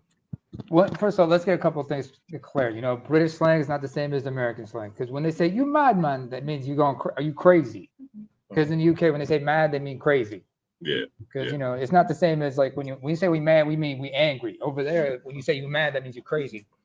But secondly, it's like it's the dynamics is a little different considering the fact that one, all Black Brits are either Afro-Caribbean or some type of African, and most of the folks I know, especially the host, was definitely Nigerian or Ghanaian, or it could be Sierra Leone. Name it. You're being Captain Obvious right now, right? I'm just saying, like. Yeah, you are being. we trust me. You remember you talking to a Black man here. These are things we know. We know this. these are things we know. One of them look like one of my kids. One of them look like, but I noticed one of them looked like one of my brethren. So I'm wondering, could he be from our side? I'm not sure. Could be, bro. It's interesting because I had flashbacks watching that video from the 1970s. It was 1980s, I think, maybe, when they was asking all them teenage young Black girls why did they want to be married. I think it was the 80s. No, I think it was the 80s. No, I don't need to. That was 70s. That was BGS. Yeah, it just reminded me. That interaction reminded me of men. Their first, them really running up against gynocratic programming for the first time. Yeah. It was just like the dude I think it maybe in the same video, I think it was cut up, where he was talking to us. He was sitting down with a group of older Black women talking about the matriarchy and why Black men don't like Black women's attitude in terms of in relationships. And they were giving them, and so I think the lady ended up saying, well, y'all gonna have to take it. Why would we give it to you? And it just reminded me of this. This is a more contemporary version of that in the UK. You don't even got it. You don't got to go that far back, Compassionate. Daily Rapper Crew, remember a couple years ago they had a sister blow up on them kind of like this, but she actually stood up and was like yelling and crazy. So like this just happened on Daily Rapper Crew like what a couple years ago? What's interesting because Daily Rapper Crew, I think they out of New York, right? Yep. Yeah, this is interesting because it's in the UK, which we know, like you said, watching Pearl, you can kind of see it's London. The gynocracy is metastasized in the UK. But at this point, that interaction was them really hitting that brick wall of the gynocracy where the woman was like, "Don't play with me. I'm not." And the guys were basically they trying to invoke some Congolese cultural tradition, and they don't recognize, bro. That shit over with, bro. They in the West. She's in the West. She belonged to the as Rogish would say. She belonged to the mainframe. What did he say? He said you was gonna make up your own culture. Yes, my brother. Yes. Welcome to the gynocracy. The answer is yes. Because black men had this same reaction. We was, boy, you ain't acting like we used to act back in Mississippi. And they, we in Chicago now, big dog. Yeah, this ain't that. Wait. Let Compassion give Compassion some space right now because he said, go ahead. No, that's what black men confronted this during the Great Migration. As the environment shifted and the women, the gynocracy 1.0 or 3.0 initiated as we moved into these cities, and we saw a whole another type of time. And black men at large at those times were not prepared to. The best they could do was invoke what great granny and them and silent generation and them used to do. And now we're into 2024 where we're so far past that. We're so far in the we're in a whole different stratosphere in terms of like the discussions we're having. And it's just interesting because that's the beginning of the end of the black community, so-called community in the UK. That's just going to get worse. I hope they recognize. Well, did they ever really have strong communities, black communities in the UK? I've always gotten the impression there was so few of them. Yeah. And relative to the overall population, and the UK is so ardently white aristocratic that you were never, in my view, going to have sustainable black or African or Afro-Caribbean communities in that country. I think it was just too much. There was too much Western pressure, too much British aristocratic pressure against that. Yeah, and the black folks are I think they only make up diverse. I think black people only make up what 3 or 4% of the UK population. Yeah, like it's 5. Yeah, that ain't. It's that ain't. It's not sustainable. That's not. It's not. Yeah, not at 5%. Not at 5%. So it's never gonna happen. So. Yeah. Secondly, like I said earlier, they're coming from all over the place, blacks, because you got 2 sets of blacks. Yeah. Even then, you still got tension. Oh, you also got tensions among blacks, like for example, Caribbean blacks. Namer, I promise you, we know. I promise you, I ain't just trying to cut you off just to cut you off, Namer. When you saying something we don't know, I definitely let you roll. But I promise this one we don't. We know. We know, Namer. We know. I promise you. Okay, there's 2 types. You know that there's a division between Caribbean blacks, right? Between the Caribbeans, right? Those are still under the crown. Those we know, Namer. We know. Especially when it comes to UK code, like that. That's the one thing that we do know. Like UK blacks, like we know their insanity. I think to be fair to Namer, I don't know if this is the point that Namer was attempting to make. Maybe you should learn Namer to make it a little more quickly. I think what Namer is saying is because you have these separate factions, that creates even more or makes it even more difficult for there to be any sort of sustainable black communities. Is that what you were essentially trying to say, Namer? Or? Okay. Yeah. Yes, along with the level of racism that was really more intense over there, but in their own unique ways in the UK. Well, I think I definitely see that. Because of the nature of how people of African descent amalgamate in the UK. I don't really think there's really and to your point, there's basically a bunch of different ethnic groups of black people that don't necessarily relate in terms of blackness, in terms of like a black in group.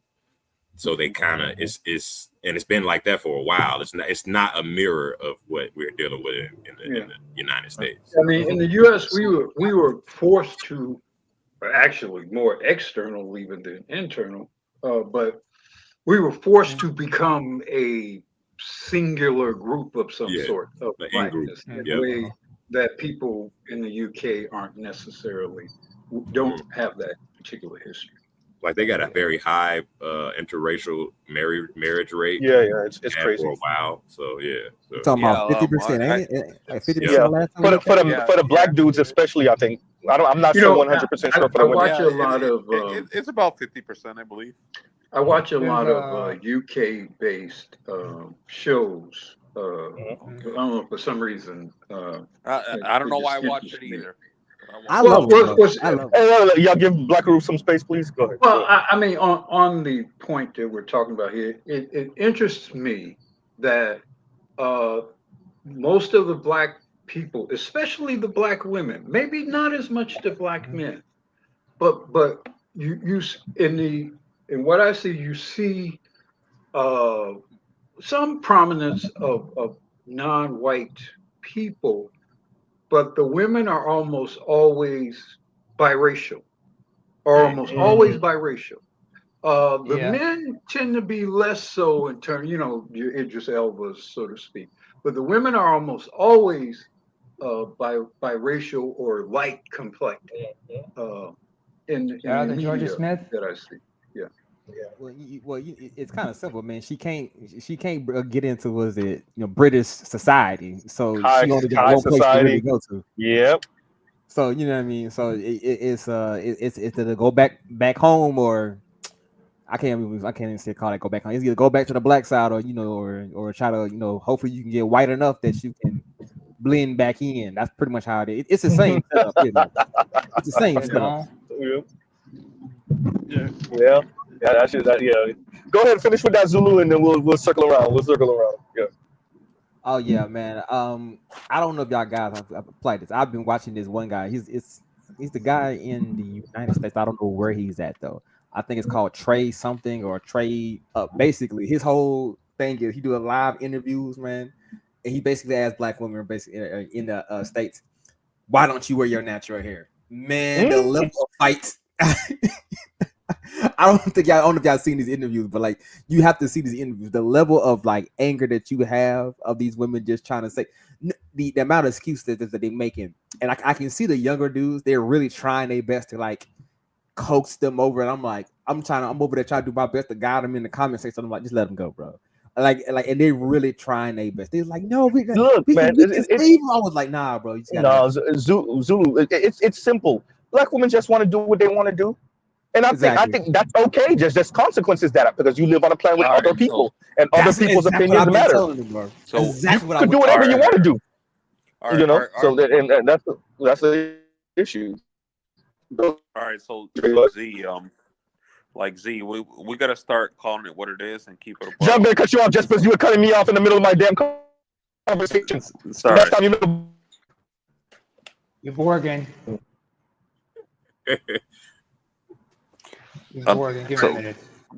So sorry about that, Z. But like Z, there's a song that I think it's very relevant that people should know this song. Like it's a rap song. You should know this song. It's by Mobb Deep. It's called "Let a Hoe Be a Hoe," right? So it's like I'm just saying. The song from Mobb Deep? It's actually a Mobb Deep song. It's actually a Mobb Deep song. It's actually a Mobb Deep song. It's called "Let a Hoe Be a Hoe." So basically, it's type shit. Basically like the chorus on the song is hoe gonna be a hoe, nigga gonna be a nigga, matter what the fuck you think. So right. Where I'm coming from. Alexa, play so that I think that pertains. Right, but I think that pertains particularly to what we just watched. But overall, with the conversation, and especially with what Zulu was saying with the hair thing, women are human beings. Women are human beings. Black women are human beings. They don't want to be constrained or restrained. That's cool, but they live on a planet with other people, and other people's opinions matter too. and we said we want it this way, and they don't have to subscribe to that. Just eat the consequences. That's what I'm on. You don't have to, dear black women, you don't got to do nothing black men say. Just watch them Negroes date out and marry out. Man, I've internalized that. That's my soul right now. I keep telling the folk in my family. They be like, "Oh man, we need you to do this, Zulu. We need you to do this." I be like, "No, it's going to be this way. My help. It's going to be this way. If it's not, you just do it on your own." And like the looks on their face, that's all it is. Leave you. I was gonna say they don't know what to do with a black man oriented like that.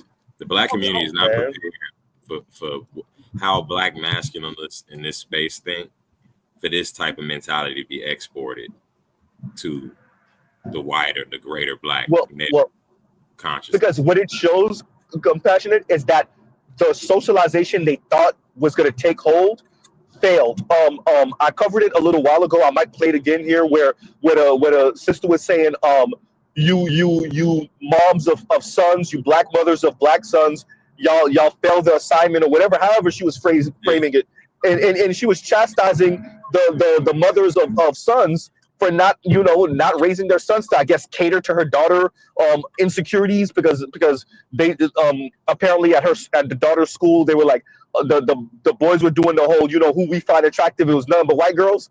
It was like, yeah, well, that's on your daughter and them girls at the school. Maybe I'm not gonna say I don't know them. Clearly, we're talking about 14-year-olds, so I'm not gonna say what type of girls these are. But if that's what the boys like, then that's what the boys like.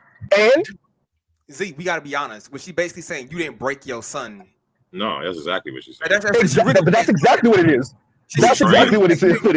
Quick enough that now my daughter must suffer because you didn't break him. And I'll be saying, hey, guess what, Zulu, I'll send you the link for what I said. You know what I said? It was simple. We don't owe your daughter that. The moms that are raising boys that are around your daughter's age, 13, 14, 15. First of all, it feels weird talking about minors this way. So yeah, but okay, cool. The mothers with sons 13, 14, 15 don't owe your daughter or you that. Period. If your daughter's not insufferable, and if she's cute, and if she's pleasant, I'm pretty sure there's black boys at her school that'll go. If she's not, so be it. It's that simple. Gone are the days where we break our sons so that we can make our sons agents to the gynocracy. Absolutely not. Y'all could kiss that beehive goodbye. Man, you gotta see. Like I put the video in the back chat, and I put it also in the chat, right? You can just see like the mental schism that, like, especially in the comment section. Like the comment section, the dudes just ain't they just ain't taking it no more, right? And like you even have like the girls. You actually watch the video, right? She's literally saying, "Oh no, you black men, they want this and that," and like he's like, "Where's the evidence?" Like and like when it's like you can see like the hamster wheel, or I'm not gonna say the hamster wheel. What's the proper word? You can share my screen, Z, if you want. Okay, give me 1 second. The narrative can't flow no more, right? Because you used to see, you can tell she's running that little narrative script just like a computer. Oh yeah, A plus B plus C plus whatever, and like they're not going. Like the guys, they're just not going, man. Go ahead, you play. Black women. No. But you know what? It's been proven through apps and statistics that black women are the least likely to date among any race. So why are you worried about me wearing my natural hair, me wearing a wig, me wearing braids? What is the point in this conversation that we're having? That's exactly why, because a lot of people have been commenting on my videos recently saying that how like I have such great quality videos. How are you not viral? Number one, because YouTube is suppressing my channel. And the only way that I can combat against that is if you guys help me out and hit the like button. So by you guys hitting the like button, it actually spreads out the videos past the shadow band that I'm on. So I appreciate everybody that's been liking all the videos. Continue to help me out, and I'll help you guys out as well. Enjoy the video. Both of your hair looks nice. How do I get mine to be so nice? Water. Water? Yeah, and blessings. That's the only secret? Just water? Basically, yeah. And being black, honestly. I feel like that plays a huge role in it. Are you Blasian? Huh? Are you Blasian? No. But are you just fully black? Yes. Okay. Where are your parents from? America? I mean, like, okay, they're both from America? Yes. Okay, that's pretty cool. How do you guys think we can get more black women to be just like you guys? Oh, with the... no. Oh, wait. Damn. What? Uh-oh. Wait, they not trying to help out other black women? Black women today, they're insecure to wear their natural hair. So Pause right there. Pause right there, compassionate. Pause right there. Pause right there. Exactly. You can do whatever you want to do, man. You can. And there's a consequence to that. Have fun being the freaking sexual plaything for some white dude until he drop you off wherever he gonna drop you off. I'm glad she said it. That's why we continue to let him talk. There we go. You are 100% right, man. Y'all can do whatever y'all want to do. What Gigi said, negative liberty, right? Yeah, bro, to death. To death. But in their mind, they don't. But in their mind, that's what they mean. They think they can do whatever they want, and there'll be no consequences of it. Exactly. That's the part they miss. And I really mean that. They don't think there should be any consequences. That's a hilarious part. There you go. And exactly what Lion and Zulu just said. That's where it really is. See, we understand. You could do whatever you want to do. You could dress however you want to dress. You could comport yourself however you want. You're not beholden to black men's opinion. Dear ladies, we get that. You're not beholden to black men's opinion, but that comes at a cost.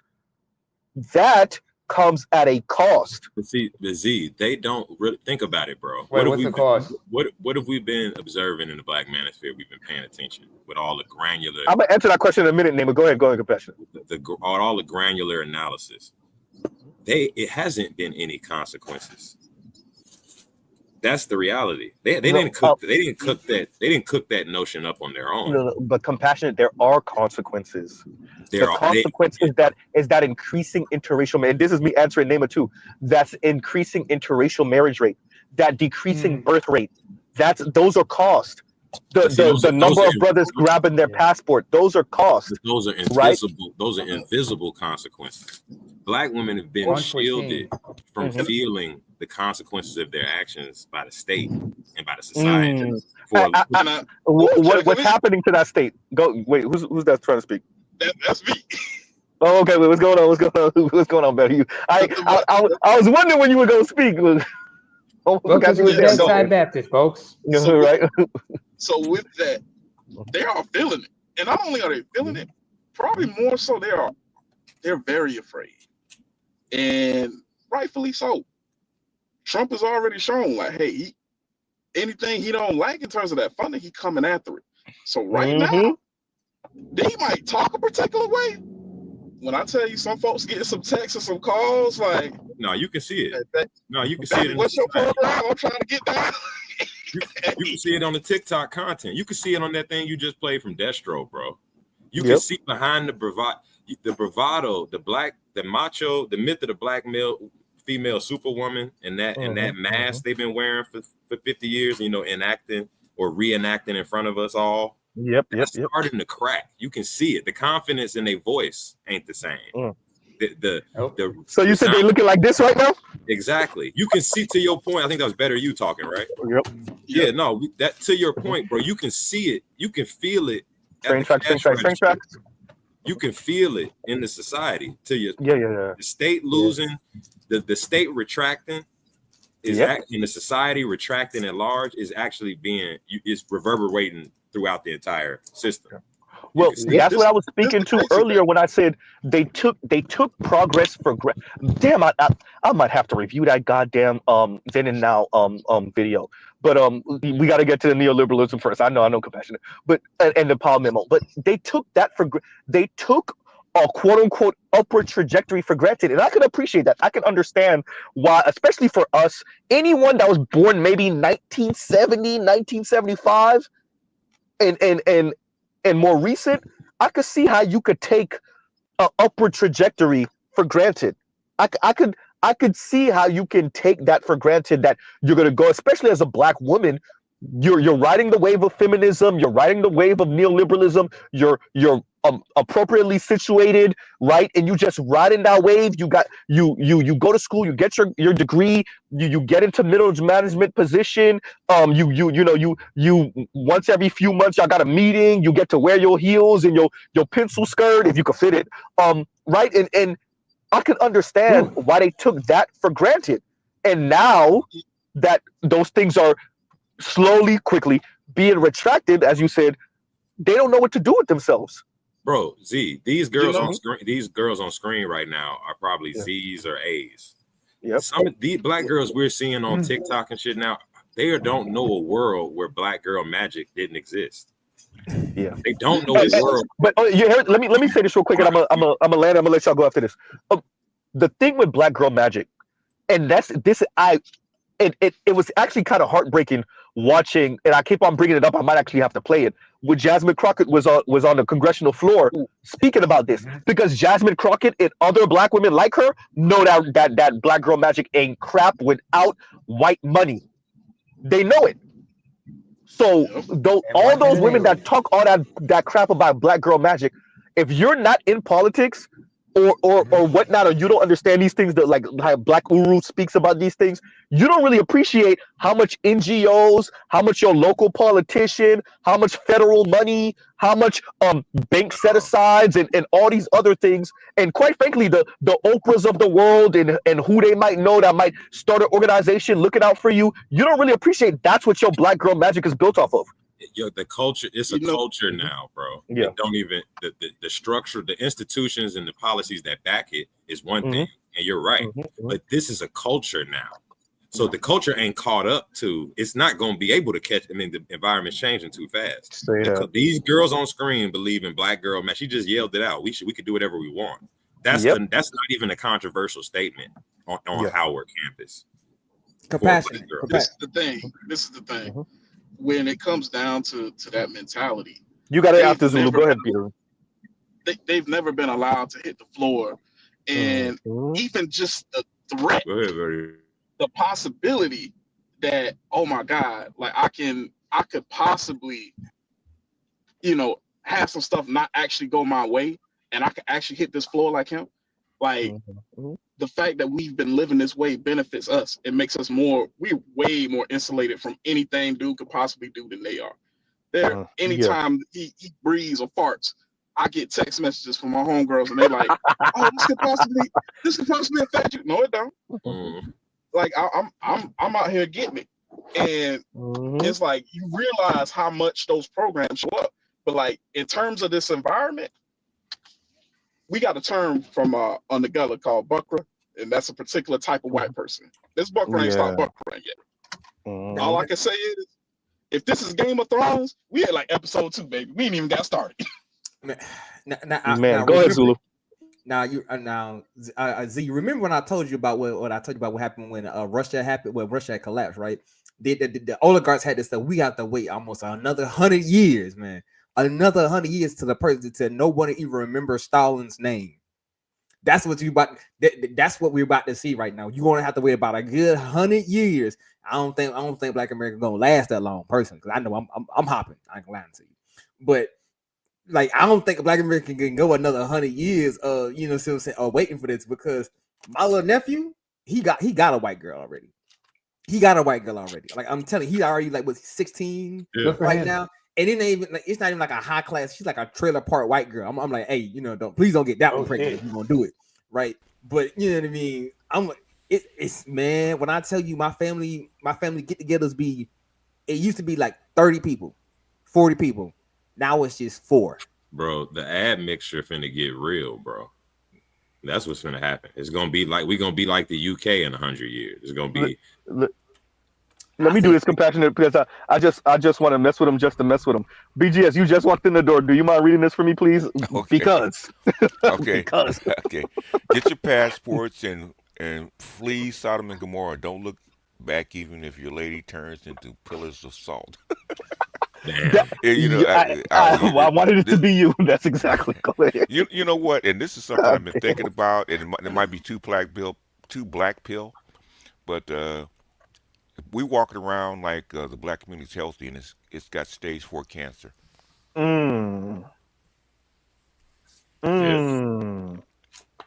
Yeah. Black community's got stage 4 cancer. We're walking around here like it's healthy. All we got to do is make an adjustment, a lifestyle change, eat right. No, you got stage 4 cancer. You need all hands on decks, and everybody's walking around. No. Basically, United States. It used to be the United States could come in and save you. It can't save you anymore. can't save themselves. Man. And thank you for that super chat, Els Active. Thank you for that super chat. I'm gonna give y'all videos and stuff after as we go. And I'm sorry for not I'm doing my little money things and everything like that. I'll do that a little bit later. But yeah, thank you for that, Els Active. And say that again. You want me to keep playing video? Yeah, play. Yeah, please. Yeah, keep playing. Yes, please. Black men and society. It's not because of black men. What? Why does it matter what a black woman wants to do with her hair? Wait, how did you get black men into the equation? What did black men do to black women? I never thought I would run people on these shows. Oh my gosh. Oh my god. Okay. It doesn't matter if black women want to do with her hair. Let's go this way, Michael. I'll let you explain. Okay, wait, what are you saying? I want to let you finish. It doesn't matter what a black woman wants to do with her hair. If she wants to wear it natural, that's her choice. No one else polices what other women do with their hair. So. Okay. But you guys mentioned like that black men made them like, what do black men have to do with black women's hair? I think a lot of times the main people policing black women's hair are black men. However, again, like I said, what a black woman wants to do with her hair God is damn, her I can't. choice. Nope. Combat right there. Wait a minute. It's always, what do you mean? It's always Jermaine's fault. It is. That's true. BJ. Yeah, but with that shit had to be tight. Like, number one, not true. I don't know why. Number one. Wait. Number one, not true. Number two, and if we were, and. Right. Okay. I mean, and number two, but the thing is, I don't know why you got. That's why you think I play It's Always Jermaine's fault every video. Okay, it doesn't matter. We're single. We have babies out of wedlock. It's Jermaine's fault, right? You see, he caught that though, BJ. We have a whole phase. It's Jermaine's fault. Okay. Our hair. We change our hairstyles and wear weaves and these butterfly eyelashes. It's Jermaine's fault, right? So just notice how in this video that they got offended and they walked off and they were getting mad at him because all he asked was like, what does this have to do with black men? Yes. And BGS it is always Jermaine's fault. That shit really pisses is. me off. But I'll never not be mad Shit pisses me off, at it always being Jermaine's fault. I'm sorry. The thing is, the thing is, you know why they say that shit? You know why they say it? Is to get the reaction that you just gave. Yeah. Let's read it then. And 414 Money says a big back drone spewing her indoctrination. No, and there you go. She's saying that. And thank you for the super chat, brother. She says that to trigger you, because she knows that if she triggers you, you're gonna try to prove the opposite. Yeah, that's exactly what it is. That's why. That's why I play it, so you can be indifferent to it. So when they say, well, we wear our hair because a black man like it this way, okay. And that's why God Incognito says this on BGS and Compassionate. God Incognito says, don't get mad, just leave. Yeah. And there you go. Yeah, it's your fault they're single. It's your fault they don't stay married. It's your fault that they get divorced. It's your fault they have babies out of wedlock. It's your fault they chase white men. It's your fault they insecure about their hair. Yes, the only thing that's not your fault is when they get their education and they boss up and get a good job. Say that. That's all them. That's definitely all them. Yeah. And imagine, and you know what I love about this? Because I grew up during this era. Compassion's a few years younger than me. He definitely, same thing with Better You. We grew up in the era where black women were talking about weaves and perming their hair as not only because of their careers, but because this is what black men like, and this is with the beauty of this is why I say let them talk. The beauty of social media is that they talking and they're telling you, actually, nigga, we don't care what you got to say. Yeah, they're not even. You gotta love it. Which is something they've always said. It's not new. Yeah, I grew up with the line because, like you said, Z, we grew up in the sew-ins and the wig. Yep. Before the wigs kicked in, the weave era, the track. Basically, I grew up when actually saw the weave era start. That was Diana Ross. Yeah, Diana Ross, and when she made the album "The Boss," when she came out with the lion's mane weave, and every black woman wanted to be her. Wait. What was the name of the album, BGS? Who was the boss? The Boss, I do believe, is by Diana Ross. Okay. What year was this? I do believe this is I do believe it's 1985 or something like that. Okay, Somewhere around all right, 85. All right, Oh, I all must have been right, like, all right. I was something like three that. at the time. And she Man, and three when at I the remember, time. because I remember when she did her tour, and she came out with the yeah, with the lion's mane weave all the way down to her ass, and black women went nuts. And see, and that's what's interesting because I was born I was born in '90. So by the time I was born, yeah, I'd never. It was no such thing as a natural hair movement or no Yep. afros. Like that was my mom's generation. So You know, like they was. We there had was a debate after regional. debate about why they wore weave. Oh, There was a I knew regional aspect. I knew as soon as she walked out. I knew as soon as she walked out on that stage, because back then, After this, we got Black Widow. the black then, because I was actually Kareem Abdul-Jabbar. He actually gave he actually hosted one of her concerts right at the original forum. Right, she came out on that stage. I knew right then and there that black women lost their fucking minds, and they were gonna And get this was the new wave. They Yep. would get that $10,000 or how much money it costs to get that weave and put in their hair. And it's gotten cheaper, but the thing is, that's where it started. Go ahead. Guru. Well, I was going. I mean, there was a regional aspect to the phenomenon you described, yes, because that began out west. Yes, initially, Hollywood.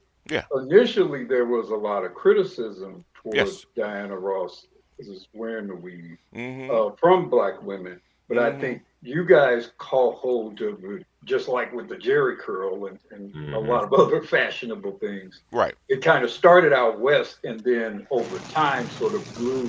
It sort of like started, out west in like the late '70s, early '80s. Where do I live, Guru? Where do I live? Well, I'm just saying it kind Hollywood. of blew. Yeah, it started out west, and it kind of blew eastward. Yeah, Hollywood. Well, I'm not. What I'm saying, I'm not saying it was all over the country. I'm saying I know where it started, and I know who it started with. All those in favor of cutting. I agree. It definitely started with Diana Ross. Ross, that's for sure. Yeah. All those in favor of.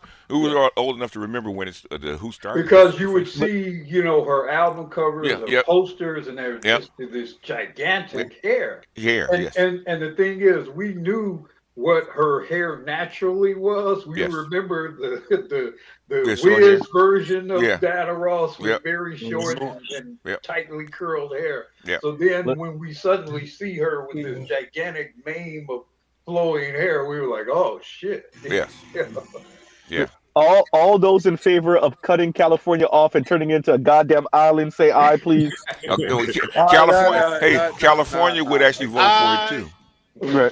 We're not going to disrespect Cali like that. California would vote for it too. Yeah, they probably would. Earthquake that shit right off the goddamn rest of the goddamn continent. We disrespect Cali right now. That shit wild, bro. And it's funny. It's funny on the weave topic. By the time I was in high school and shit, black women had actually invented a philosophy around the weave. Yeah. About it being protective. Oh, the protective hairstyle bullshit. Yeah, they had a whole philosophy. It wasn't even aesthetic no more. It was almost utilitarian. They had a whole utilitarian. Well, they also argued that it was necessary for the workplace and all that. Yep. Yeah. They essentially. That is partially true. That was partially true.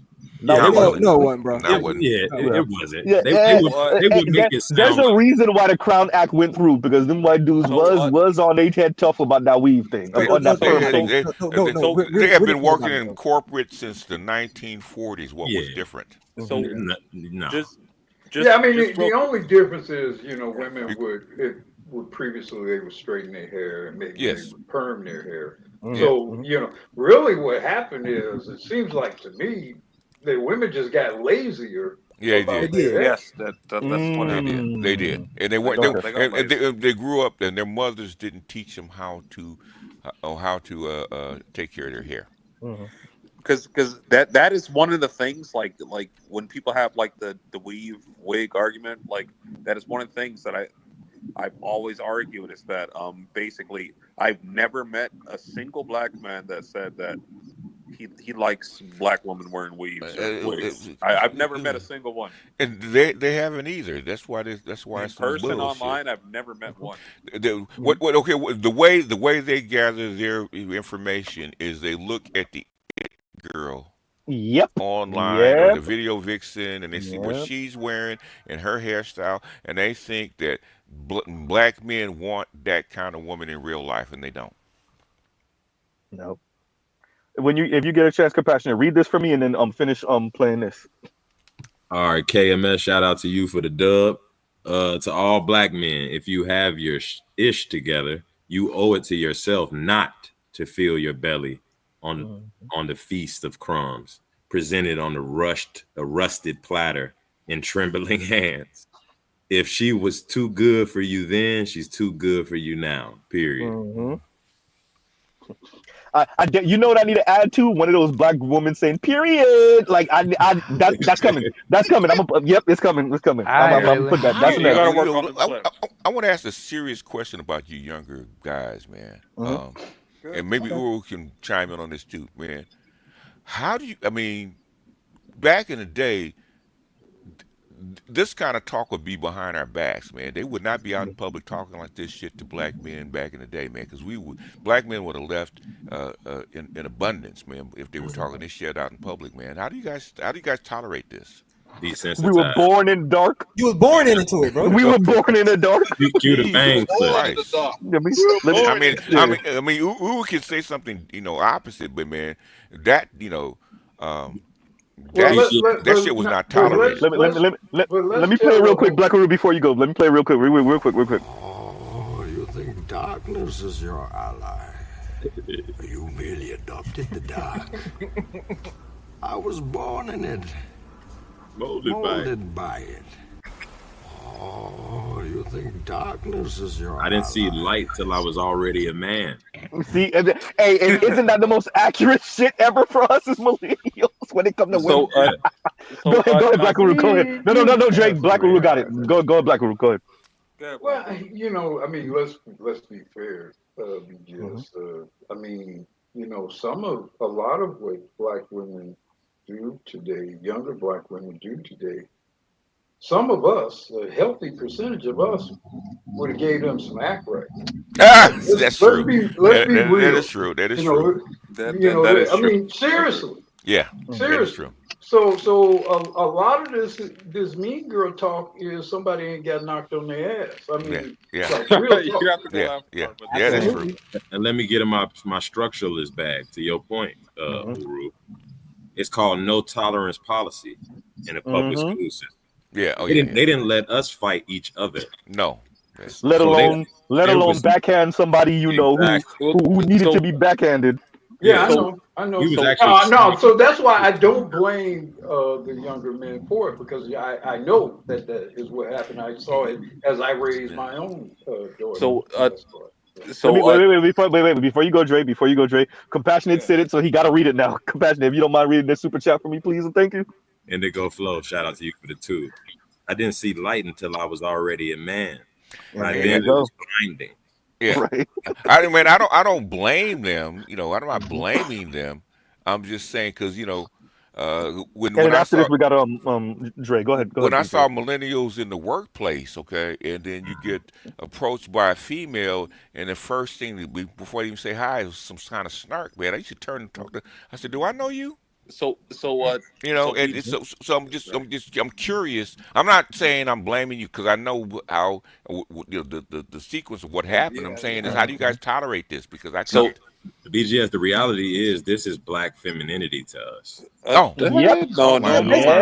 Wait, y'all gotta let Dre go after this. But compassion, hey, you just said a word. Yeah, hey, say it again, please. Compassionate for slow. Say it slow. Compassionate. Say it slow. It really is that bad that as a millennial black man, this type of snark and attitude is femininity, black femininity to us. Stage 4 cancer.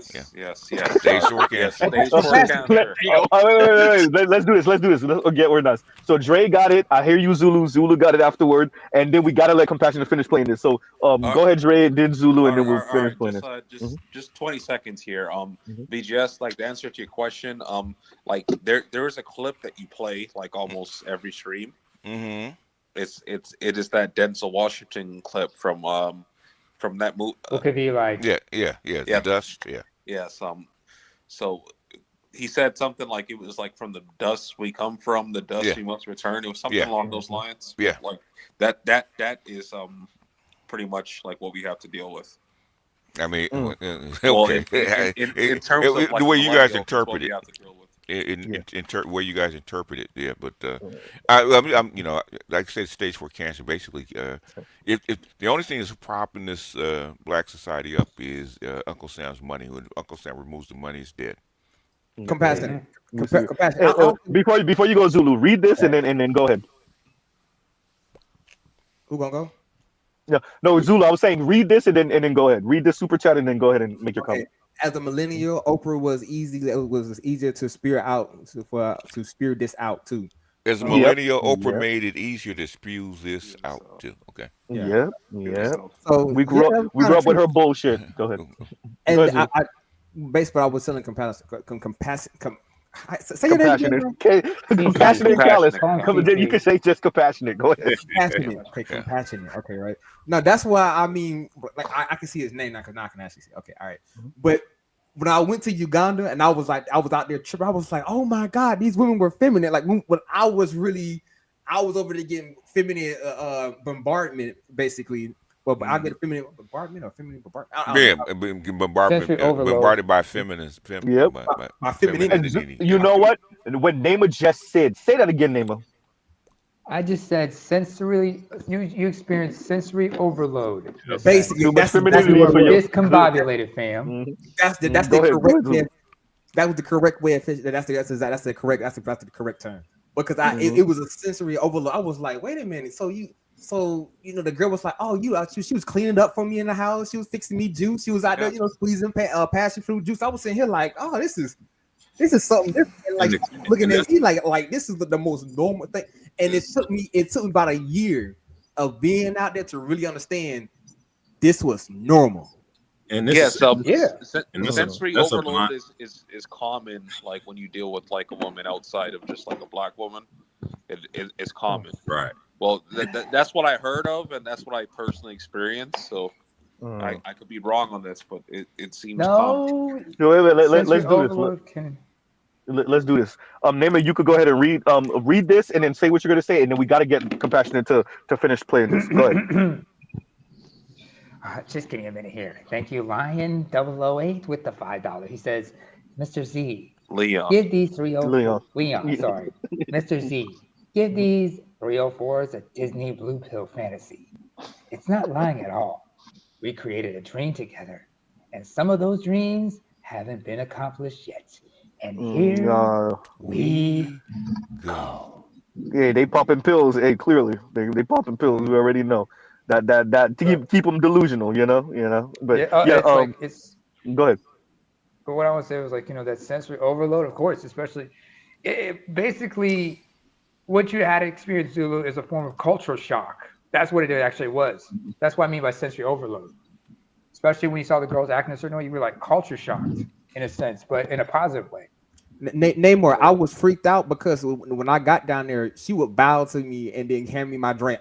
You don't understand, bro. Hey, don't be talking about bowing while wait, Zulu, don't be talking about bowing while Rael is in here. You about to get turned on. That Rael been saying it. Hey, bro, if she ain't bowing to you when you walk in the door, man, you gotta understand. Rael somewhere rubbing his hands like Birdman. And when instead of expecting you to bow when she walks in the door, exactly. Like Leon had the experience down south. Okay? Man, her grandma came in. Her grandma bowed to me and said, "Do you want some?" Wait, the grandma too? I was like, "What?" Oh, I think I know why. I know why. Oh my God, God is on earth. Okay. Wait. Yeah, I need that clip too, BJ. Zulu? Hold on, I gotta get something to push back to Zulu. Zulu, they were probably bowing you extra gentle, extra soft, extra polite, you know, because of what you are and that blue passport. Mm-hmm. That part too. To a great extent. No. I speak from experience. I speak. He's an African. Let him talk. Yeah, go ahead. Z, I got the machete. Back up. Give me 3 feet. Give me 3 feet. Anyway. They better launch a machete, but more like 6. No, let me get the swords. Let me get the old sword. Let me go get my grandfather's sword and his rifle. You might have to get the sword because you act like I'm not Haitian and like, we don't deal with machetes. No, I forgot you Haitian, but you know that sword, my sword and shield can catch you. That's why I don't trust Z. Go ahead.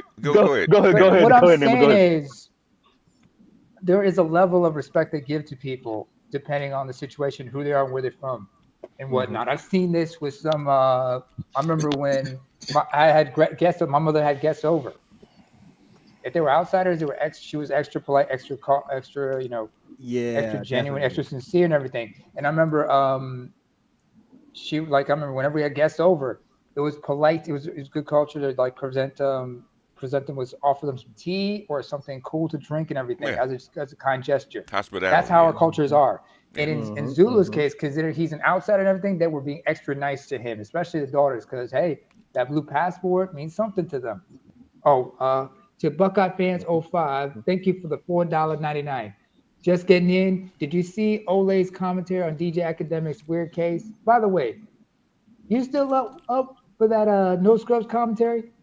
I definitely am, Buckeye fan. I did not forget about you. Don't worry, Compassionate up here. Compassionate been on my ass about this. Got paused, but Compassionate been on my ass about this damn Paul memo for the longest. It's Mr. Z. I'm just moving slow over here. Okay.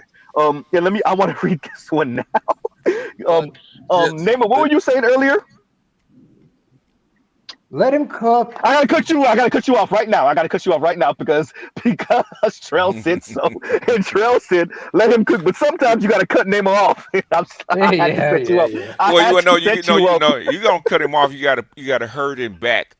Push him back onto the road, okay? Because he will stray off the path. So you gotta Nema, go back on the path, man. You know how I say. Wait, real quick, Nema. You know how I say, DJ? He was born off road. Right? You know how I say it? He was born in a small town. He's born in a road. This is how I said. We're on the expressway, and sometimes you'll go onto one of those access roads and next to the expressway, right? Maybe you go a block over, but we know we're gonna come back. Nema go all the way 5-17 miles inward in the back block somewhere. He was born by the river in a little tent, so Wait. I think I know. Wait. I think I know the one that what Z's trying to say. Z. Oh man. Play that desert clip. Play that desert clip if you got it. Oh, you be off road like that? We ain't nowhere near civilization. I'm from the fucking desert of Arabia, fool. We're on the expressway and Nema's out here in the desert like this.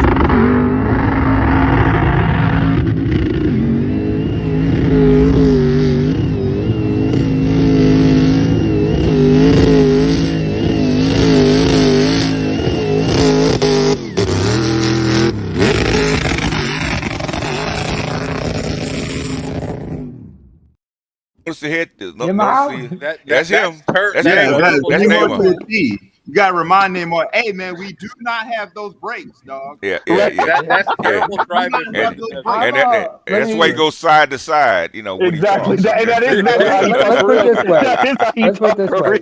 You don't got the suspension. Let me sum it up this way. That's terrible like that, dog. Yeah, wait. Let me sum it up this way. Z. I mean, your car is a Z. That what brand is it? Nissan. Your car. You better know who make the Z. Come on. Thank you, sir. I gotta ask. I keep forgetting. You're a Nissan Z. I'm a Suzu Trooper by nature. Know something. Z gonna crash out over the car. So I'm an off-road SUV by nature. I have to go off-road sometimes, but sometimes I'm out there, but I come back. All right. But let's do this.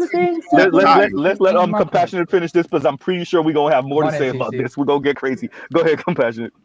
That's all I have to say. That's like period. So, but black men, we want you guys to wear your hair natural. That's why I complimented the natural hair. Okay. But the people that make you guys insecure are other black women because, like, in elementary school and in middle school, young man, you're the ones that make fun of your hair and things like that. This happens to a lot of black women. I interview a lot of black women. So, but then you guys end up blaming black men for the reason why you guys wear fake hair. Say that, young man. And it's not us. Well, look at their face. How do I put this now? It's not that no one's blaming. I don't want to say we blame you guys.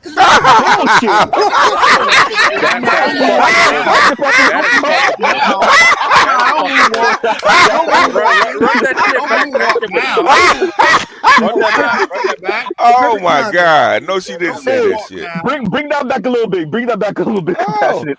Oh no, she didn't say that shit. But she's remember y'all. She's young, so she's not skillful at the art of BSing when it comes to this yet. She's still young. Just run it back 10 seconds. Oh, the need to be right. She needs more work with the need to be right. Yeah, Exactly. I'm actually amazed. Let's hear that 10 seconds. Wait. Let's let Blackaroo go. He's trying to say something. Go ahead, Blackaroo. I'm actually amazed at her honesty in that moment. Quite frankly, I expected her to lie or obfuscate or try to change the subject or redirect. I mean, at least she had somewhat decency to acknowledge his point, although she didn't expressly acknowledge that he was right. But her response, you can infer from her response that she knows that is true. Well, that's why Gen Z is game goofy, okay? Because she game goofy. And millennials or X's would did it in a heartbeat, okay? But these are game goofy. She's still on the college campus right now, so she ain't got a gynocratic certification. But she still has the need to be right, like BJ said. Real quick, right. She's still and that's why she's trying to debate him. But he's boxing her in with the bro. It's exactly what Indigo said. Thank you. We grew up with y'all. We witnessed it. We know what it is. Let's not celebrate too early because let's see how she ropes. She said, "Oh yeah, you know she's gonna say something. Yeah, she gonna recover. She gonna recover. I bet you any money she's gonna Lysandre's gonna come back somehow. Oh yeah. Oh, you already know. You already know. Go ahead. That no one's blaming. I don't want to say we blame you guys because it's not fair to blame one specific person or one specific group on a wide issue. Okay. But I feel like within the Black community, I feel at like a certain level, Black men do play a point. At a certain level, other Black women can play a point. But we're all grown now, so it's like I'm grown now. I've worked past that trauma. Like if I was bullied in middle school, you haven't. Like I've worked through that, and I can now say if she wants to wear like you would have been slimmer. If I want to wear braids, I can do that. Like, but I mean, wigs are due to insecurity. Like they don't wear it just because they want to. It's because of something negative. Would you say if like that's not fair to say. I'm not wearing a wig because I'm insecure. Maybe I'm wearing a wig because I think it looks good. You're wearing you're not growing your hair out because you think it's like you're insecure. I can't say that's like a generalization. Maybe you just like the way your hair looks grown out. Like I don't think it's fair to be like, oh, you're wearing a wig, so you're insecure. Boy. I mean, that can be one of the reasons. It's many different reasons. So number one, they could be insecure. Number two, just lazy. They don't want to do their hair. And then, what do you mean? Like now she's swearing at him. About laying a wig. But Black women tell me they put on wigs because it's easier to do than their natural hair. Yeah, easy and lazy are two different things. Yeah. Don't get caught up in this, brother. Don't get caught up. Don't get caught up. Don't get caught up. Never lazy. Are you sure? I'm sure. Yes. Because even like all of those things, you have to like look at his face. Look at his face. You have to have the supplies. You have to have like the knowledge to take care of it. Right? It might be convenient. Like okay, like if I do my perspective style, I don't have to like get up as projected style. There we go. It's still like a level of I have to oil my scalp or like I have to try to wear my bonnet at night. It's always like a level of care that goes into our hair, no matter our style. Like, but I mean, before we were colonized, Black women weren't. I would say, but we all must invest in maintaining our personal appearance. Yep. I mean, how would you feel if rather than shave my beard or properly shape my beard, I just put on a phony beard and walked around? Oh God! How would you? What would that say? We beard fishing now. If you hold on. Let me finish. Let Blackaroo finish, y'all. Right. What would you think that would say about me? If you saw me walking around with some white man's beard on my face, some blonde, weird white man's beard on my face, how would that affect or influence your opinion? You know, Uru, Black women clown Black men for getting, how guys for getting hair plugs or wearing toupees. Wear toupees, getting glue ins. Yeah, they clown Black men for doing that. Wait, everybody. Wait. Better You was trying to say something right before we played it. So Better You want to go ahead and say that, and then we got you, Dre. No, that wasn't after Better You. Oh, there. Who was trying to say something right before before we played this? Was it you, Vince? No. Okay. Anyway, all right, Dre, go ahead. After Better You. I do got something to say, but I'll wait. Okay. Go ahead, Dre, and then we got Vince. So and then we'll finish playing this. I was actually listening into a conversation earlier, and basically, this is kind of like a similar thing because you know how like unfortunately like Black men like to do this both sides and you know, and equal and all this kind of shit. Simp. Like, Yeah. Unfortunately, that happens. But yeah, we were cooking this dude on his hairline because his hairline was fucked up. Okay. I don't know Bro, why. What difference does it make? You be Well- interjecting with the most irrelevant. Well, it's actually relevant. Hey, let's put it this way: if Name is somewhere in the desert, Dre definitely in the ocean. We in submarines now. Well, to explain why it's relevant is that basically like talking about like just insulting women like based on like wigs and weaves and stuff. Like the dude wanted to do the whole like you got to talk about dudes too and their hairlines and the stuff, right? So right. So we have to do KMS the asked a equal. very important question, Dre. KMS asked where this plane going. Exactly. Unfortunately, it looks like it's been crashing through a building. Let me let y'all know what Currency, my favorite rapper. plane landed. All right. Wait. Look, my favorite rapper out of Louisiana. He says, "Where haven't we been yet?" That's what he says about the plane right here. Where haven't we been yet? That's Dre's motto when it comes to conversation. I'm after Dre. Actually, no, Vince is after Dre. Vince wanted to go, Okay, I'm and then we're gonna play this, and then you got it after the play. My fluency. Like Okay. it was. Wait. We gotta let Vince go. Go ahead, Vince. I'm not gonna interrupt. Due to the flow of traffic, I will concede. Okay. Name it. Go ahead, and then we'll play. Oh, everybody's reckless today, huh? First of all, when I see this clip and the way they're rationalizing everything, reminds me of Chris Rock's Good Hair, especially Nia Long at the end, when the way she was rationalizing everything. And that's all I wanted to say. But secondly, the woman on the right, I remember my hair used to look like that when I used to take out my box braids and shit. I'm nostalgic. Now you got me nostalgic as shit. Damn UCC. Boom. Anyway, go ahead. Go ahead. Inside joke with me and them, y'all. Enough with the Busy Bone references. Right. Let's let Compassionate finish with the playthrough, and then we'll get through the jokes and all that other stuff. Go ahead, Compassionate. Wearing their hair straight. They only did this because of trying to fit into society. So I mean, it started from a negative place. Now they do it because of fashion, but you guys are doing negative things that started from a negative place. Don't we all do negative things that start from negative? No, places? what? Our world is literally built. We're making the best of the situation. Like, it's not fair to be like, oh, so This just is their because coping. something started something bad, like the N-word, for example, that started at a bad origin. Yeah, you're right. However, we reclaimed that and we made it our own. So you can't be like, oh, a black woman is doing this started from a bad place, so she's automatically conforming to the bad norms. We reclaim it and we make it our own. I'm just saying, I feel like black women, like from ages 1 to 18, they should wear their natural hair only. And then once they get older, they can do whatever they want. But You heard what you said. I feel like. Are you a black woman? okay. Let me finish. let me finish really quick, because a lot of black women, they wear their hair like fake because of their parents. They don't feel like doing their hair, so they put in like relaxers and perms and fake hair.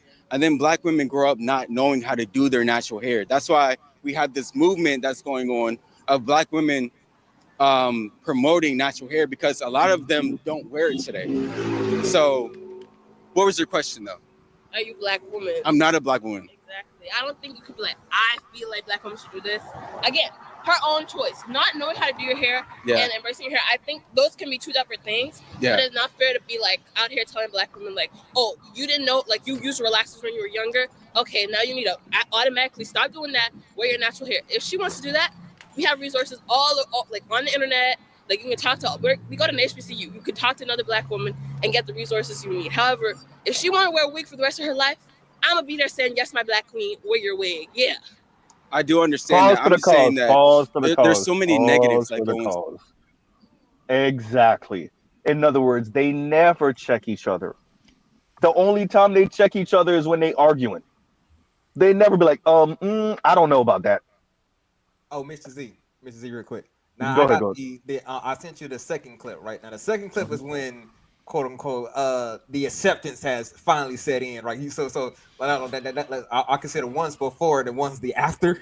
So Okay, if, okay. if I were opportunity to relook at it, bro, the second clip I put in the back, I'm telling you, that's the once you've already finally accepted it and we come full circle. Like it's Okay, okay. Let's do this. Black Guru want to say something. We'll let Black Guru go. Well, We're I gonna try to think he's finish with doing. this and then get to part 2. Go ahead. I think Go he's ahead. doing a good job here. I would. What I wish he would do is explain, more how Black men, whom they presumably will seek to attract as potential mates. I wish he would interject more of their behavior influence on Black men, and also, as I said earlier, I would provide for her an example of what would you think, as I said earlier, if Black men were walking around with the wigs of white men or Indian men or beards from white, how would you perceive that? What do you think that would say about me, and how would that influence your perception of me as a potential mate? I think we criticize them about these issues or critique these issues, but I think, because we're talking about Black men and Black women getting together. So the opinions of Black men should be important about how women comport themselves. But Look, I think would expect a woman to criticize me if I was walking around with my pants sagging down below my ass. I would expect that. Wait, Let me say this, and then wait. Nope. I'm gonna say this, and then Zulu beat you to the punch. Dre, he said something first. And then you got a Dre. So, like, what I would say to that is the sisters have been very clear that they don't care about our opinion. Not all the time will they necessarily vocalize it, but they'll get real close to saying, nigga, I didn't ask you. Well, You just do what I do. I would say, if you don't care about my opinion about how you look, then why at all do you expect us to become, husband and wife, families? Why would you expect us to be able to couple at all if you have no regard at all for how you appear?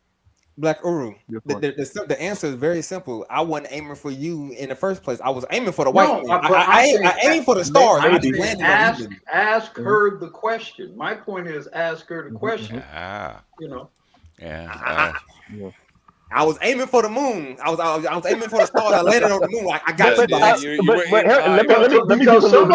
Because some of them might flatly just say that. Yeah, no, I agree with that. But I will say this, just to give a bit of space with this. Here's the thing, Zulu. Even if they not trying to attract the white dude, they simply don't care about your opinion. That's the point I'm trying to get across. Like, even and what I keep on stressing, and this is the theme of today, like, Black men, you got to look out for you and hopefully other Black men. But clearly, if they don't care about your opinion, then you got to just let them go. And that's what I'm stressing here. Even if it's a sister that doesn't want to be with no non-Black dude, once she make it clear that Black men's opinion is not, it doesn't matter, then you got to let her be. You let her figure it out on her own. And we already know what it is. They think they're gonna win some lottery on the other side of 45 or something. I don't know, right? And maybe, probably not. Right? Probably not. Well, that's right? why I say I would ask her, well, how do you expect us to get together? If you don't care anything at all about my opinion, you're basically saying you don't care if we get together. And if that's what your position is, that's fine. But I would want them to actually say it. I would try to compel them to say, you just don't want us to get together. And then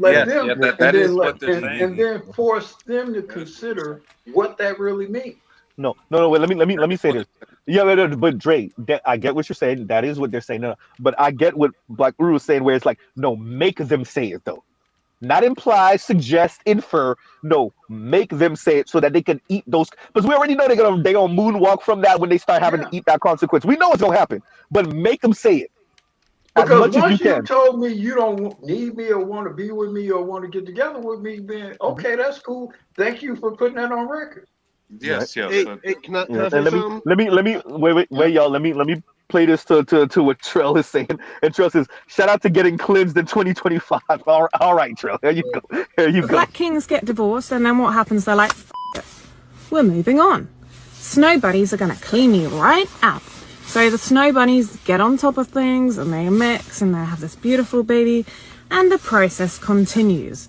So I do find that Black Kings often go to Black Queens first, and then they're like, snow bunny time. They'll either divorce them, dump them, and then move on.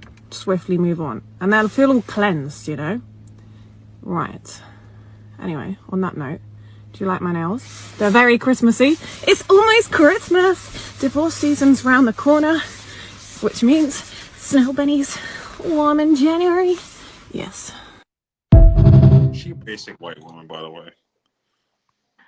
She is that, but at the same time, it's funny because it's the enthusiasm, it's the straight up going at Black women's neck, straight up going at Black women's neck. Going for the jugular, bro. For real, the jugular. So Right.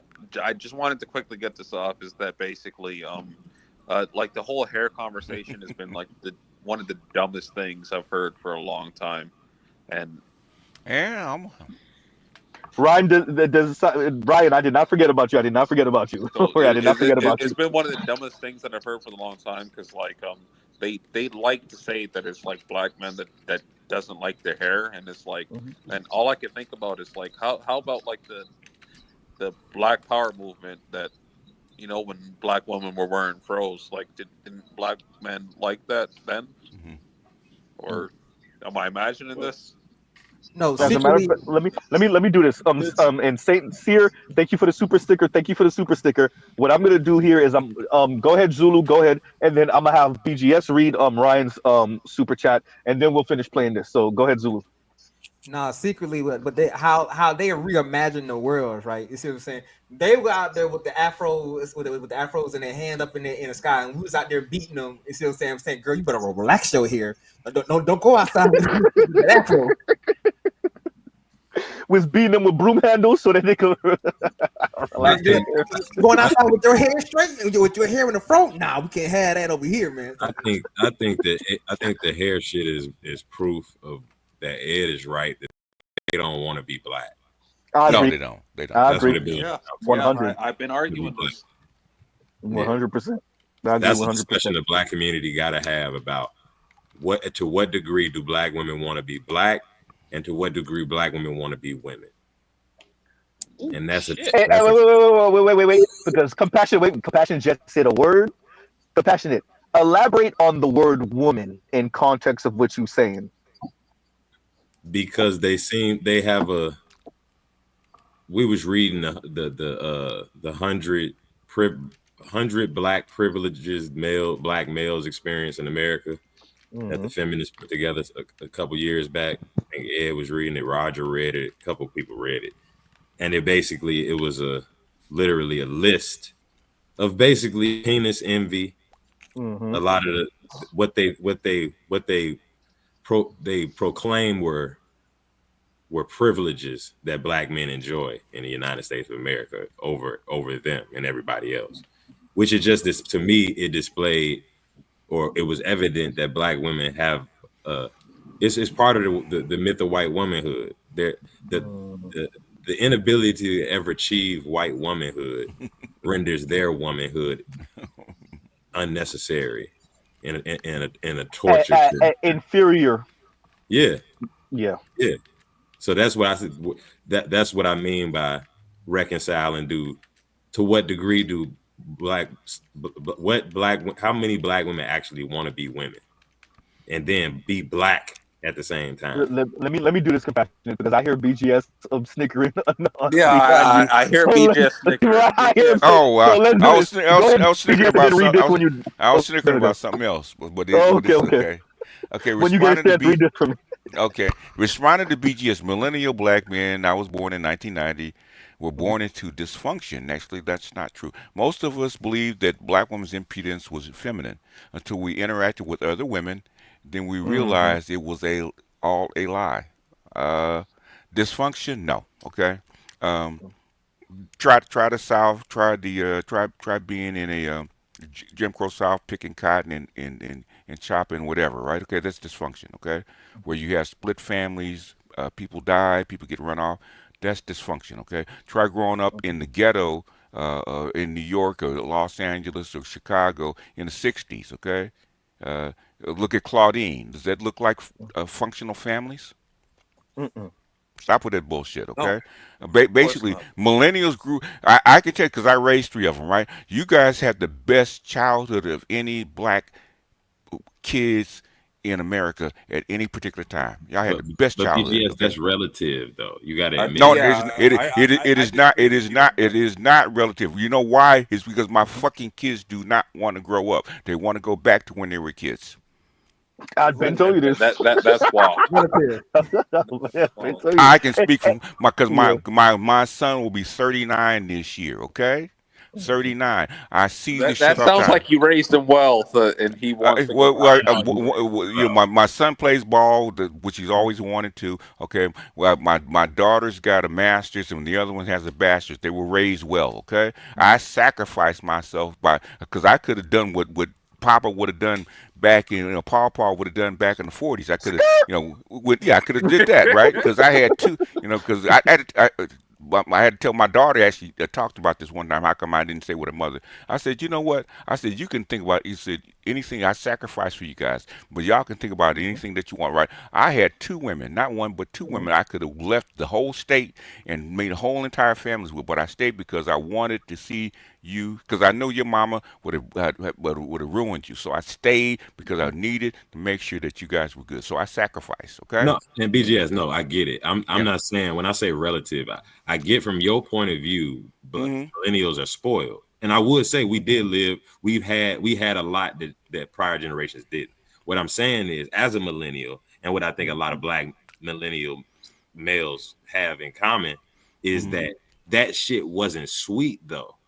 Like the sure from your point of view, like you said, back in Mississippi or back in other eras, it was relatively it was totally different type of situation. It was life or death type situation. Okay. Our life wasn't necessarily life or death in certain situations. We were surviving, but it was a little bit more insidious. Let me ask you this, Compassion. Okay. Yeah. When I was growing up, okay, from boomers all the way back, right? Okay.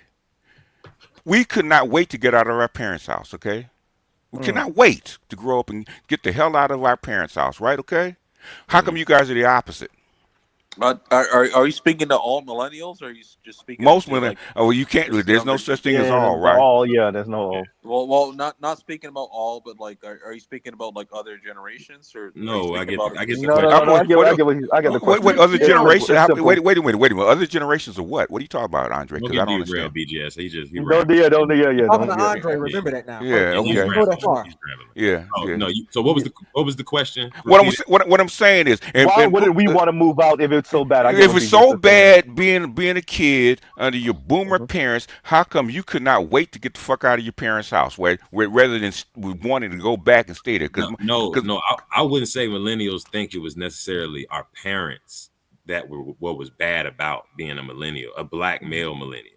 It was the society we was growing up. Okay, well, if I can offer another old man's opinion, because yes, I think I remember growing up, and we always spent time outside.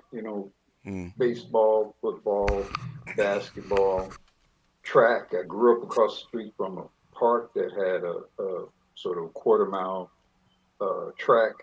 So we were always outside. We were all, across the street from the park. We were playing football.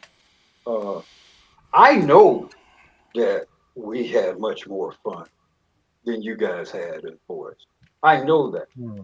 I know these damn video games cannot come close to softball in Chicago in the spring and summertime, for example. Can't come close to hooping, in the summer. I mean, a lot of things we had better than them, BGS. We had the YMCA, we had the Boys and Girls Club, we had trade, we had shop, We had Yeah. auto shop. We Yeah. had machine shop. We had carpentry in high school. A lot of things we had better than that. A lot of things. I mean, in terms of they're different. particularly, They're different. They weren't better. I'm saying particularly for the making of a man. Yeah, the well, that's making of a different. man. Mhm. And so, while I would agree with them, there are a lot of sort of creature comforts of today that they have enjoyed. I think they have lived some pretty shitty lives. Not really. In terms of being an actual man, a boy and a man, yeah, I think they've lived some shitty lives. Not really. Not really. I mean, y'all sitting amongst the panel of millennials. Why don't y'all? Okay. This is the thing. This is the thing, right? Okay. What we getting ready to go through now under Trump? Okay, we went through this shit under Nixon. Okay, for fucking 13 years. Okay, this is the same. This is 1970s done all over again. This is the shit that we went through. Now you got to freak it out. We already went through this shit. Okay, go ahead. So we're actually new to this stuff, and we're like just. Are learning. we though? Wait, Drake. Wait. You are new to this.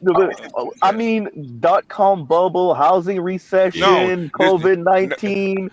I mean, I'm not saying we're what is, because I agree with you with upcoming, but I'm not saying we're new to this though. We're not new to economic turmoil. No, we're now not new to that. had Obama done what he was supposed to do, okay? Him and what's his name, the other guy that used to be the Fed chairman, right? Tim Geithner. No, not Geithner, but the what's him called it, the Treasury Secretary, right? Greenspan. Not Greenspan.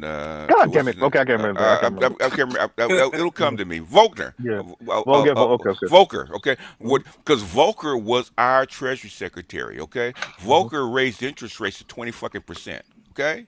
Can you guys handle that? No. Of course not. Can they could handle it if they had to handle it. Yeah, we gonna. What I'm saying is that you guys think. Because you guys have this airy fairy thing that boomers changed the world and had this easy fucking life and just everything was all bullshit. Okay, Yeah, what you guys getting ready to go through is what we went through in the 1970s, where there wasn't no jobs. Okay. So actually, BGS, I'm like you maybe missed Compassionate, like he did a stream like recently. I don't know. Oh, Dre, are we having this conversation again? We are not having this conversation. What? What? Stay here, okay? Stay here with us, okay, Dre? Don't drift off, okay? So Dre, how did you still try to shoehorn the conversation that I didn't let you have a week ago? Now, if you want to have a panel where I go all black pill and freaking millennials, we can do that, okay? I'm fairly nice to millennials. I'm fairly kind. Okay. If that's a conversation you and Dre want to have, I can have that at a different time. Dre gonna keep on pressing that button, BGS. You know he gonna press. But I'm not even. Nope. Dre. Nope. Not on this BGS, panel. We gonna leave that. We gonna leave that one. But Dre gonna keep on pressing that button. He gonna keep on pressing that button. Because I want to tell you, son, you have no effing idea what the hell you are talking about. Okay. You know what we're gonna do? This is what we're gonna do. Go ahead, Compassionate, finish playing that, please, and thank you. That's what we're gonna do. I'm telling you where all this stuff comes from, and you guys, shut the hell up. Okay, go ahead. Go ahead. Wigs and weaves. So that's why I would rather, or everybody would rather you all wear your natural hair than the fake hair. Everybody's wrong statement.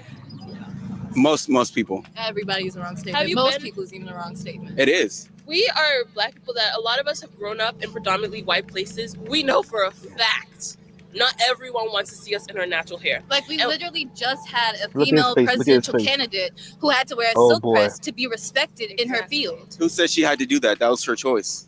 Society said that. I'm confused. Literally, have you not? I don't have Twitter, so you guys tell me, what did they say? On social media, when a black woman wears her hair out, they automatically assume like, oh, she's unkept, oh, she's not professional. Like, it's so many stereotypes around black hair. And now, while that has not stopped a lot of us from wearing our black hair, we have to be in a place of empathy to understand why that can stop some black women from not always wearing their hair. Pause for the cause. Pause for the cause. We have to be in a place of empathy. We have. Oh, bro, look. Okay, as a leftist, There is space for that, but you're not owed that. I despise the language of thinking you're owed that. What did Kevin say? The world doesn't owe you understanding. It's a great thing to have. You better take advantage of it if you get it. But you're not owed that. You have to be in a place of empathy. No, nobody has to be in a place of empathy. That's is the a really part messed up way of viewing the world. Go ahead. This is the part that pisses me off about these women the most, because they'll be the first one to tell you you don't get certain provisions. You're not the leader just because you're a man. These will be the first women to tell you that you don't get this because you're a man, or you don't automatically get this because you're a woman, because you're a man. Okay, fine. You don't get my apathy just because you're a woman. Yeah. No, you used the wrong word, but you used the right word. You said apathy. That is the right word for context, right? You try to say sympathy, but you said apathy, and I think that's perfect, actually. I think that's perfect. You don't get my apathy just because you're a woman. Tough shit. Yeah. Oh, yeah. Like I sent you the other Go ahead, one. Zulu, and then we're gonna play again. Go ahead. Yeah, like I said, I sent you the second video, right? Part 2. That's when you start seeing like it was basically when the acceptance is slowly starting to creep into the society. It'll feel like this, like, but you see what color she is. I ain't gonna, I don't. I think so let me tell you how this gonna go. We gonna play this part, and then you're gonna see a different thing. And then this is where Kodak starts to sneak from below the screen and be like, I tell you about them light skins. I tell you they're easier to break. And then Kodak gonna sink back under the screen. Zulu, you already knew what I was gonna say. You already knew what I was gonna Kodak gonna sneak from under the screen and be like, I told you the light skins are easier to break. And then he gonna sneak back under the screen and sit it. Right? But Compassion, was that first one done? Or how much longer do we have of that? It's long, bro. It's long. It's like them things like Okay, No, okay, then go ahead and play this. Then go ahead and play this. Are you guys kind of jealous of white women?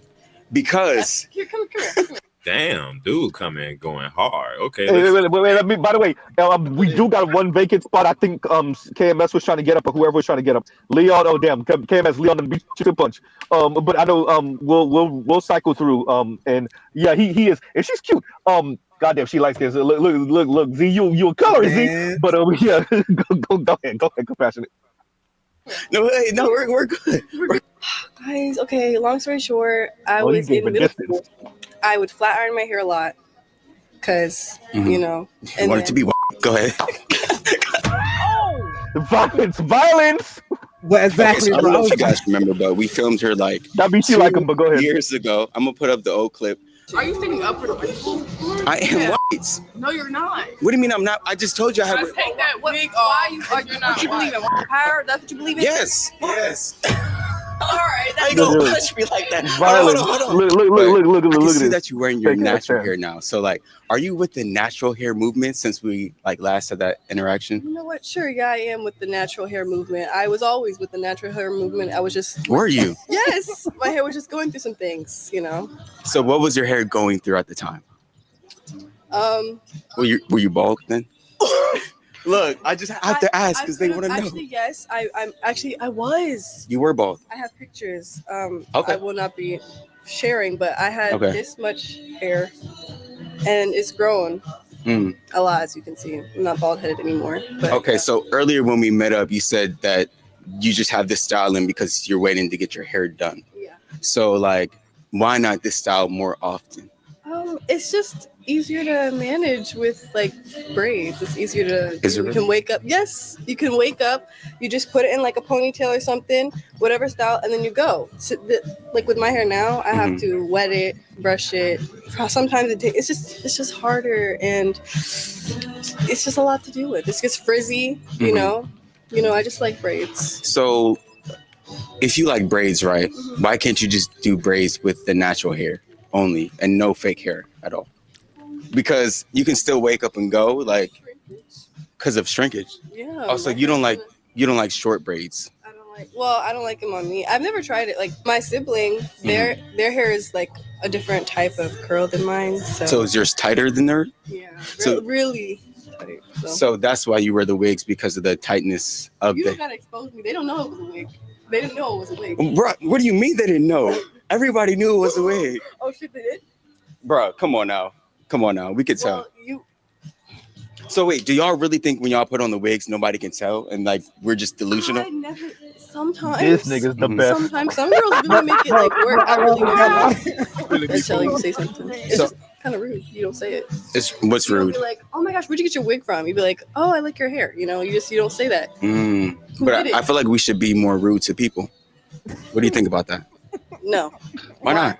Because if we're more rude to black women with the fake hair, then they will start wearing their hair natural, just like you today. Like your hair looks very nice, actually. I don't understand why you don't wear it like this more often. Why I don't wear it like this more often? Yeah. You're saying we should be rude to the black women? Put your bid in, young man. Put your bid in. We're not going to repeat this. Not again. You're right. I changed my ways. I just want to hug. No. I don't.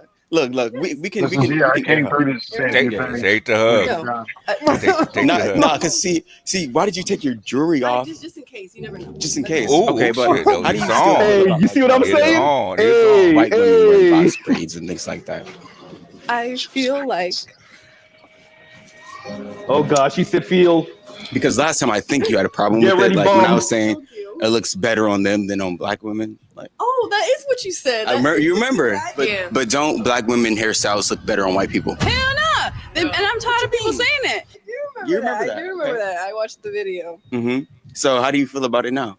I still think it looks better on, the originators, the black woman that created it. And I do think that if white people want to wear it, that's cool. Just it's not meant for you and your hair type. So it's most likely going to break your hair and it fall out. But if you make it work, you make it work. I'm not going to hate on you, but it is cultural appropriation. Cultural appropriation. But so I just want to let you know, black women are the biggest people who commit cultural appropriation. Because look, wigs come from Egyptian culture, right? So you guys are taking wigs from their culture and putting it on, even though they're black. That's a different ethnic group than black women, black American women. So you guys are appropriating their. Where's this from? This? Yeah. Somebody made it. Like, and I got it in the mall actually. You got it in the mall? Yeah, but you guys do the same thing that white women do, but they can't do what you guys do. Like, how's that fair? Because they profit off of it. Like you see Kim Kardashian and them, like wearing braids. But Pause for the cause. Pause for the cause. Ever since Kim Kardashian got popular, black women ain't know what to do with themselves. Because she became a billionaire for it. That's why. Can I cook real quick? It's because she After took, BTS, you gotta she, drink. because she took black men doing it. That's why. I think their biggest problem with Kardashian is she popularized the acceptance of black men dealing with white women. Yep. Yeah. She made it popular. She made it acceptable to America overall. And their great success, while having this preference to black men, has had a profound effect socially, even in the broader interracial relationships. The Kardashians, for as much as you might criticize, them and what they do, they have really had a profound effect on the interracial thing in this couple, the interracial coupling, because you had her with Reggie Bush and with Ray J and all these successful black men, and it made a lot of white females say, well, shit, I can go fuck a black baller too. And not feel badly about Lamar it, Odom. or not be afraid to have it sort of publicly represented. So they have had a profound effect on this society in terms of the interracial issue. Black Rue, I gotta ask you to read this comment because it's hysterical, and then you got a better you, and then you got a Leon. Go ahead and read this. This is exactly what I'm saying. But Spademan, Kim K kicked off NAFTA black men. That's true.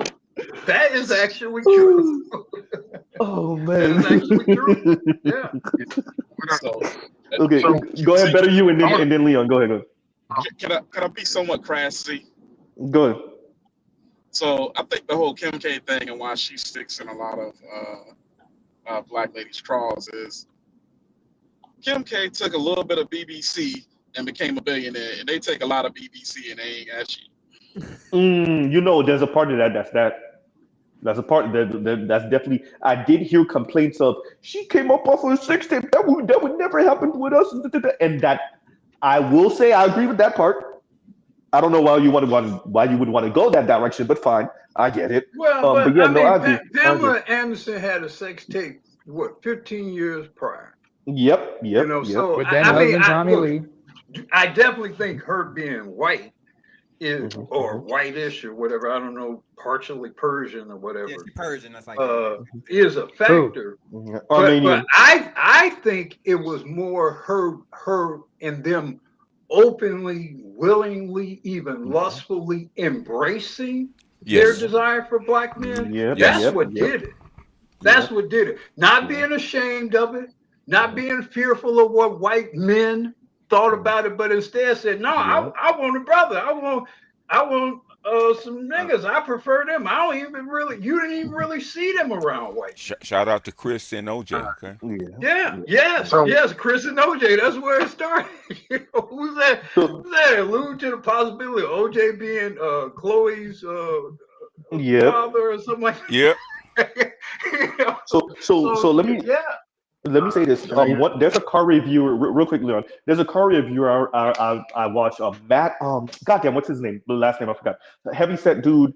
And one time he was reviewing the Jaguar XKR, and he was like, "This car swallows a black top like Kim Kardashian swallows a black cup." And he stopped right. And I'm like, "Nigga, why did you bring that up? Why did you bring that up?"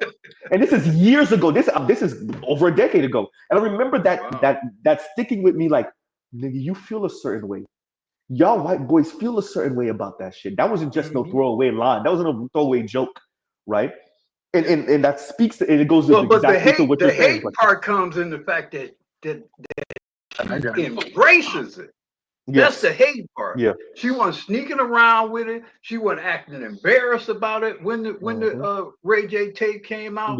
They basically marketed this shit. They said, "Yeah, we want this BBC. Y'all should want this BBC too." And little white girls ate it up.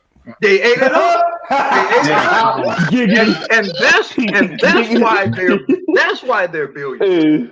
I'm just saying, you know, because they opened up the floodgates to the black generation. The black Z, play the tape. Play the white girl tape. I got y'all. We gotta get Leon after this. Go ahead, Leon, and then I'll play it after. Go ahead, Leon. Go ahead. I want to clarify something. I want to clarify something to the millennials. We were the generation that got socialism. Okay, we had the stuff in schools. Man, stop speaking over me, man. I'm busy at work. Go. We got the tail end of socialism. We were the first generation on average to have new shoes, new clothes, computers in our school, decent fucking books, parks to play at, everything. We had it the best. Let me add, even when you graduated, I had 3 waivers and they were still going to let me in the military. So even if it got bad for you from 2004 to 2010, you could get in the military with 3 to 4 waivers in a felony. It didn't matter. They were letting you in. You had choices. So we are the most spoiled generation. We had access to everything. It's just if you wanted to put in work, you had access to it. I did mechanics in high school, as a JRTC. Sports, they had food and everything. Poor kids, people brought them new clothes, toothbrushes. Teachers passing around toothbrushes for poor kids. People giving clothes away to poor. Like we had it the best. But I wanted to speak on what y'all been speaking on. This is what I was trying. BGS, Maggie, and a lot of them understood what I said. I grew up in Spain, Germany, Hawaii, and I would go to Alabama, Chicago, and Mississippi. This is the reason why, and I've said it before. My mother thought that I was living what she considered Martin Luther King's dream, and she said, this is not a real black man's reality. So you need to learn what it is to be around your people. And when that happened, the behavior of the girls, I was like, yo, mom, these girls are tripping. Like literally, my grandma trying to court me within the community that she's in. Pause for cause. I'm sorry to cut you off. I'm gonna be out of your way in 30 seconds. It's something interesting about your mom saying you need to be around black people and then you being in the gynocracy in the middle of Alabama. I'm just saying, go ahead. Well, this is the thing. I was around black people, but there's so many Latinos, Dominicans, Panamanians, Puerto Ricans, Jamaicans, Africans, and so it creates a different environment, and she didn't like that shit. That was Martin Luther King's dream. Basically, that was the Yes, integration that's what dream. she Okay. said. Yeah. That's Yep. what she said. Yep. And so I go to Mississippi or Alabama, grandma tries to put me on with somebody in the community, and the idea of a boy rejecting a girl from a lady that's like 70 to 80 years old is Yep. like, you should be happy to be courted, and you court this woman. Who cares how she looks? Who, it's a woman, and you're a black man. You should be happy. And it's like, yo, I'm waiting to get back to Texas or VA because what's out there is 10 times better than this. Okay. And my mom hated that. And like I said, um, I was messing around with a black chick in the same class that a girl behind me kept on trying to holler at me. And what she did in front of the class made me look at her. She said, she just asked me straight up, "Are you gay?" Because I wouldn't pay her no mind. And I'm thinking like, this is continuing to happen when I'm in cities or predominantly black areas where I get these crazy Hey, type of responses because you're I've not had reciprocating back to a woman just because you're black. A It's the man. it's the Gynocratic bird call, and Yes. if you do not adhere to it, if you don't play Yes. into it, bro, I've been called this before too. Like we all as brothers that see it and we're turned off by her, we already see where that's going. Especially if you're young, because when you're young, you're not supposed to be like, "Nah, yeah, you ain't gonna make a good girlfriend." So of course, all the women got for you is gay. That's all they got. Is an insult, Yeah. right? That's all they So got. this is the thing that made me look at the other chick was like I was messing with her and she said no, she just sat there. And so I'm just like, so you're agreeing to it. So we came in a generation of social aggressions and having a girl in every single spot that you were at, even if you didn't want them there. And so you had the other big guys participating in the shit, influencing it, and they think it's normal. And I'm saying, yo, y'all got to come to Texas. Y'all got to come to DA with me. Come to Woodbridge. Come to Alexandria. Please, this is not what life is. But my mom felt like I needed that. And I told her, I was like, hey, mom, more likely I'm going to marry a black woman, but she's not going to be from y'all group. And me and BGS had that conversation where she tried to say, well, you have to understand what these women have been through. And it's like, I don't care what they've been through. I care what how they're interacting with me. I'm not trying to do all that. And I'm like, mom, you can't put me in Alexandria with Jewish girls, Caribbean girls, African girls, and their behaviors aren't the same. Yeah. Then you got all the Puerto Ricans and stuff, and it's like, well, And then throw you're you back to joking. throw you back to the old gynocracy. Yeah, that's a culture shock. It's real. It's real. And like I said, my grandma, In at that fact, age, it's like you should be happy to have a damn woman. Like, In no, not here. fact, somebody found an old clip of one of my shows I did with my mentor. Right, I'm actually gonna take a clip of that because she says the exact same thing. We know what you've been through. We know what the cause is, but there's no excuse for black women acting the way they act. I think on a subconscious level, Uh-huh. maybe conscious, some of them will, I think, probably even admit to it. But I think especially on a subconscious level, they were expecting white people to keep us away from white women and other women. They were expecting us to be confined to them. And so because they were expecting us to be confined to them, there was never any real consideration given towards having to compete, or having to be nice, or having to change up how they approach dealing with somebody got a lot of static in their mic. Yeah, somebody, I don't know who. Yeah, so I think because we were supposed to stay in, somewhat encaged, so to speak, there was never any consideration that was really going to be given towards having to actually compete with Maria or with I don't know, Betsy or whomever. You know what I think, Guru? You know what I think? Yeah. I think black women truly believed that nobody else wanted us except them. Yep. And they thought they could get a better deal, and they had all the privileges. Is because they thought the white man wanted them more than the white woman wanted us. And when just give me like 20 seconds. 20 seconds, right? And that's why when Alvin Poussaint said when they after what it was, I forget, the Loving versus Virginia, right? When they started to mix, right? And they found out that white women actually accepted black men more than white men accepted them, they got upset. Okay, that's when it switched. Because he said when it switched, okay? All of a sudden now they want the white man to chase us back to them. But go ahead.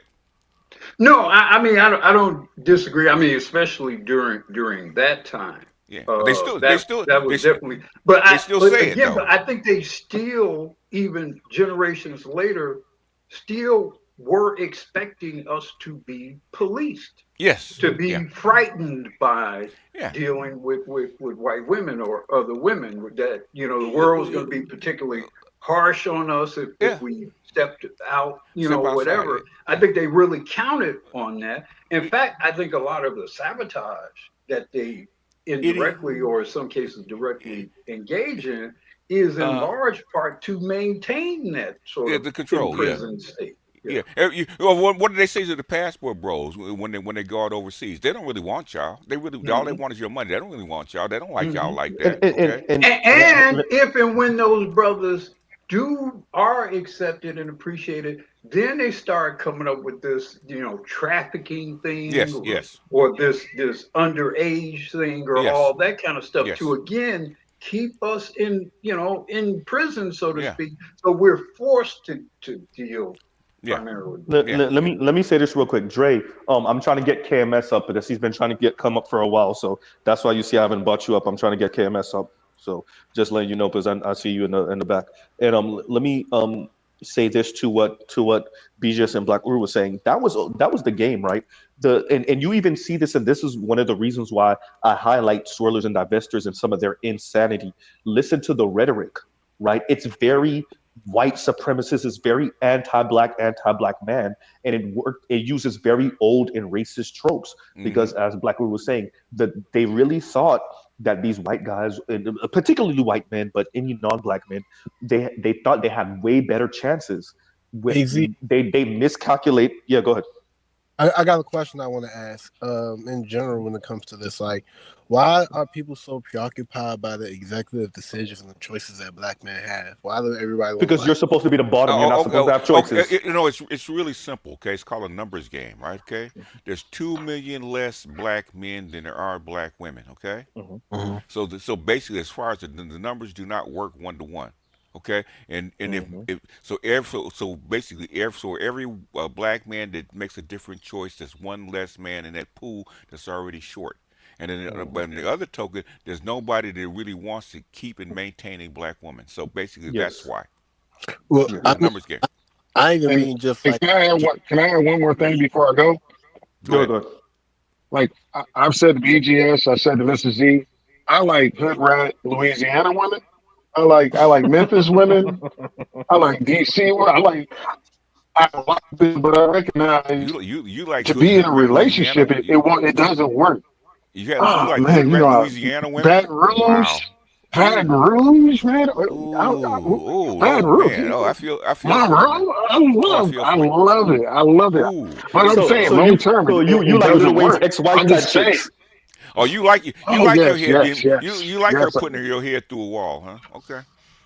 No, see, I don't get to the point of getting my head put through. Well, I think what he's saying. I think what you're saying is you like the flavor of that particular kind of women. I think a lot of black men like the flavor of certain kinds of women who aren't necessarily the best suited for them. When I was coming up, I kind of had, if you was like a project chick coming up in like the 70s and 80s, I mean, I mean, that was in Chicago.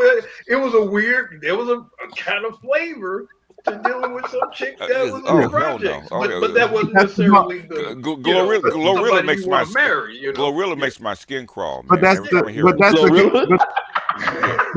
thing that just needs to be.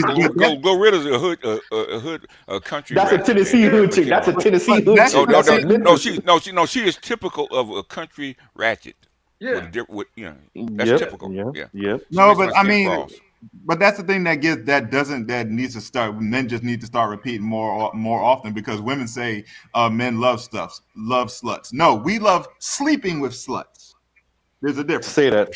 So sluts come in all class, man. That's what we don't realize. Yeah, it's all class.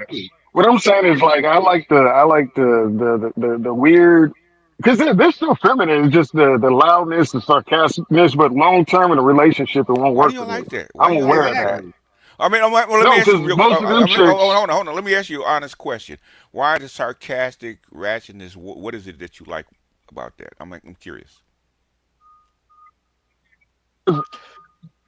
Because it's irrelevant to me. It's like, you do it, I Can just I look at say it you, because it and doesn't sound vulgar? don't.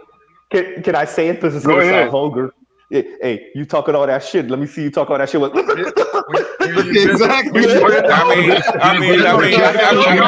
me finish. Let me answer. Let me answer. Go ahead. Okay, I want to hear it. The fact that I'm practically middle class growing up, they'll do that, but I just walk away from them. Then it's like, hey, I want to hit, and they're like, oh, you talking about it? I'm like, yeah, I'm talking about it. What's up? They drop the draws easy. It's what I said. I went to an upper middle class, probably rich white school for the most part, right? Okay, and so I know the difference. And I went to, and most of the black kids that are around me are the kids of the what called the boule for the most part, and those kind of chicks turn me the fuck off. And trust me, boule chicks suck dick just like everybody else. Okay, so I don't know what it is about like I said, Glorilla makes my skin crawl. I can't be around her more than like 4 or 5 minutes. Okay, fine. We'll still Meg Thee Stallion your way then. Anyway. One step above. What shit? I think she worse. I don't know, BJ. I think she worse. No. I think she worse. No. Y'all mean There's levels to know, BJ. There's levels. I got a question for BGS. Time out. Go ahead. So what is Moyo speed? Believe it or not, okay. Back in the day, Michelle Obama would probably be more my speed. Okay. No, lie. You was too easy. You were too. I got it. Today, you were too easy. Sierra. Today, Sierra would have been. No. Line. You're too easy. I'll give you a hint. Okay. Naomi Osaka and probably even the Baileys. Okay. Those are the kind of women that I grew up with. I got you. Nope. I got you, line. Go ahead. Give it to me. What would people be surprised that you like that you shouldn't like? Guilty pleasure women. That's the question. Not what you want to be seen in public with. What would you be scared to be seen in public with that tickles BGS's fancy? That would be like, who you call? A fat chick with a master's. Yikes! Well, that's easy. Okay, all right. Yeah, whoa, but she not fat. The good one. She not fat, but good one. She just looked at it. Kim Foster, or what's her name? What's the other one? Ole? No. What's his name? Ew. What's her name? I know what you're talking about. Stefko. Oh, Stefko? Stefko? Okay, yeah. I wouldn't be seen with her. Yeah, I wouldn't be seen with her. Stefko, she's broken, but she don't look insufferable. Kim Foster's insufferable. I couldn't beat up on that bitch for 2 seconds. You know what? Basically, a woman like Kim Foster would last like 10 minutes with me, okay, and she would know, okay. So BGS. So you saying you I don't want to see it though. You'd go ahead and knock down Stacey Abrams? I mean, she does have Hey, there's limits to this shit, right? Wait a minute. KMS came in throwing chairs. KMS, we know we alike, right? There's limits to this shit, right? No, I know.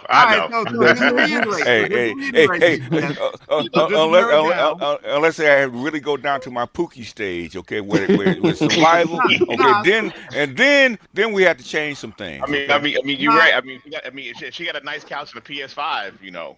Hey, KMS, then I have to grow my dreads and put on my tattoos. Okay? Oh man. Nah, Gotta do what you gotta do, so right, BGA, KMS? so Hey, man, BGA. Alexa, play Fable Academy, please. Let me bring up some short. Let me bring Hey, up some hey, short. hey, So hey, I hey, would say, KMS, and then start growing a little weed in the hey, backyard. listen, Let me so let me read this real quick, hey, y'all. I'm not gonna lie. Wait. Let's do this. Let's do this. Because I know Leon, you got to get off. So let me read this from Spain Man. You got it, Leon, and then KMS. Because KMS is trying to say something. So Spain Man says Steph Co is the coworker you finally give into. Smash on the On the low. low, Yeah, yes, yeah. yes. Yeah, Steph, but the Steph problem, Curry is Steph But Curry is like understand, she's the gonna catch problem is feelings. She's you're gonna gonna catch regret feelings. it, Yeah. and you're gonna end up having to change jobs. That's the Right. thing. Right. Exactly. I wouldn't ask Steph though. Exactly. Oh, Hey, so so I what that's you? wouldn't why I ask don't Steph do though. it. That's That's nasty. why I wouldn't So do it what you because get? you So know what I you can get a type and make sexual people ready. harassment suit on you? So what? It's okay. Right. Exactly. Let's keep it 100. And Hey, that suit's hey, gonna hey, happen. hey, And that hey, suit's gonna hey, happen ooh, when hey, you stop hitting it. hey, That's ooh, when the suit's Man, gonna hey, fall don't off ooh. the fight job. So what you get that you get that pregnancy scared at 1 a.m. in the morning, right? Oh man. nah. Guru, So no, let's Now, do don't see, this. fight Steph So let's about Curry, that. Steph Curry. wait, everyone. Yeah, I gotta get it. Let's let See, my Leon go, question, and then we got KMS. Go. Wait, Lion. Oh We're gonna get you after man, KMS. hilarious. Go ahead, Leon. Go So, ahead. so hey, this is the thing. If I'm in my 20s, I would have Mhm. fucked Steph Curry if she was about 35 to 40 years old because it'd be like, ooh, I can pull out a little late. She can't get Mhm. pregnant. But Shit, but okay, shit. okay. But go ahead. But the thing about it is like, okay, hood girls were not the same as what we see on TV now. Like Mhm. it just wasn't. Like this is from 2015 to 2025 what we've seen of this bullshit. They're more Most of them, masculine, but all yeah, girls are this is more more, masculine. yeah, they're more masculine. But then it's like you put them in their zone because they not in the hood, or you bring them Le- something and Leon, two and they seconds. just do whatever you say. I'm Two just seconds, keeping it Leon. real. In fact, Real quick, BGS. go ahead. Let me say this real quick. Trell, it sound like you had a scare, Trell. That's what it sounded like. He said, "Shit." Sound like you had a scare. Shoot, Go ahead. Go ahead. I can show you some text messages and show you that I had a few scares, but Oh yeah, yeah. Oh yeah. You ain't a yeah, real man yeah, unless you had a few yeah. scares. Yeah, but yeah, it's like I said, it's nothing that you can deal with long term. Like barbecue, she invites you out, you hit it, you bring her some alcohol, you hang out, see a movie, smoke some weed. But long term and having her in your presence just isn't realistic. You got to keep them in a fun. Yeah, yeah. Let me ask you this real quick, Leon, before we go, because before you go, Mhm. what is it about clean ratchet chicks, man? They're Oh, not. I mean, they're so not. They're not Oh God. wholesale ratchet. But the thing okay, is, okay, they're educated. BGF. They're kind of educated, but they're welfare chicks. They're We're, kind of low class, Mm. but just I don't know, man. What is going on clean, man? Because my nephew's going B, through this shit right now. I wanted to talk to you about this on your show because Okay, I'm at work, and okay, I know you were gonna go to live tomorrow, yeah. probably Well, 8. actually, I'm So gonna be doing a Patreon later on. So okay, yeah, we're gonna Mhm. talk about that. We're gonna okay, talk about that because because there's a lot of admixture and people from LA, Louisiana, people stop in yeah. Central Texas for a reason. Yeah, yeah. You know But what I'm saying? Let me I'm talking about the military kids, man. There's Yeah. something that's weird going on with these fucking military Oh kids, man, yeah. because they're in I'm gonna positions they explain it. shouldn't be in. Yeah, okay. I'm gonna let me explain it let, to you later. Yeah. let Because me But do this. Let I'm me do gonna this go into because real loud because I gotta get back to work. I'll actually hit you up on Twitter, man, and Cool. explain to you what my nephew's going through right now, why shit doesn't make sense. But I can because probably explain it to you. hmm? As a former military kid, I can probably explain Oh to you. yeah, we gonna talk okay. about it So because You so let's probably, let, let, let, that's why the land drop. I don't want to bring up his, his personal shit on open oh, air. okay. What I'm saying is, Oh, I okay, don't okay. want to explain it because, like I said, when I got my nephew, because I had him for like maybe got 7-8 years, right, and he was a Mhm. failing student when I got him, and when I sent him back when he's 13 to his father back to Killeen, okay, he had become an honor roll student. He had gotten all A's and shit like that. He got in college, man. He started smoking weed and kind of like went. He wanted to go all pooky, man. I said, "Wait a minute, nigga. Wait, you supposed to be, you would have goddamn You're the what you chosen one. you're the chosen one. What the fuck you doing? Okay, I can explain. go ahead. There's one So scenario. wait, before we do all Go that, ahead. before KMS, I got you right after this. And better you say Stacey Abrams campaign staffer after hearing Mr. BGS. What is your price? Look, she need to win these campaigns, BGS. She need to win these campaigns. There is a She need price. to Okay, I win. can. She, KMS will tell you we can be bought. Okay, we can be Oh bought yeah. if the price is right. Go Oh ahead, yeah, Canvas. yeah, Go ahead. yeah, yeah, yeah. We Hey, we hey, bought. listen, man. Hey, I'll be more than happy to put on a Jordan jersey, Yeah, grow my hair out, yeah, yeah. get some gold fronts. Yeah. See, them niggas that say they can't be bought, me and KMS knows that's bullshit. There is a price, okay? There's a price.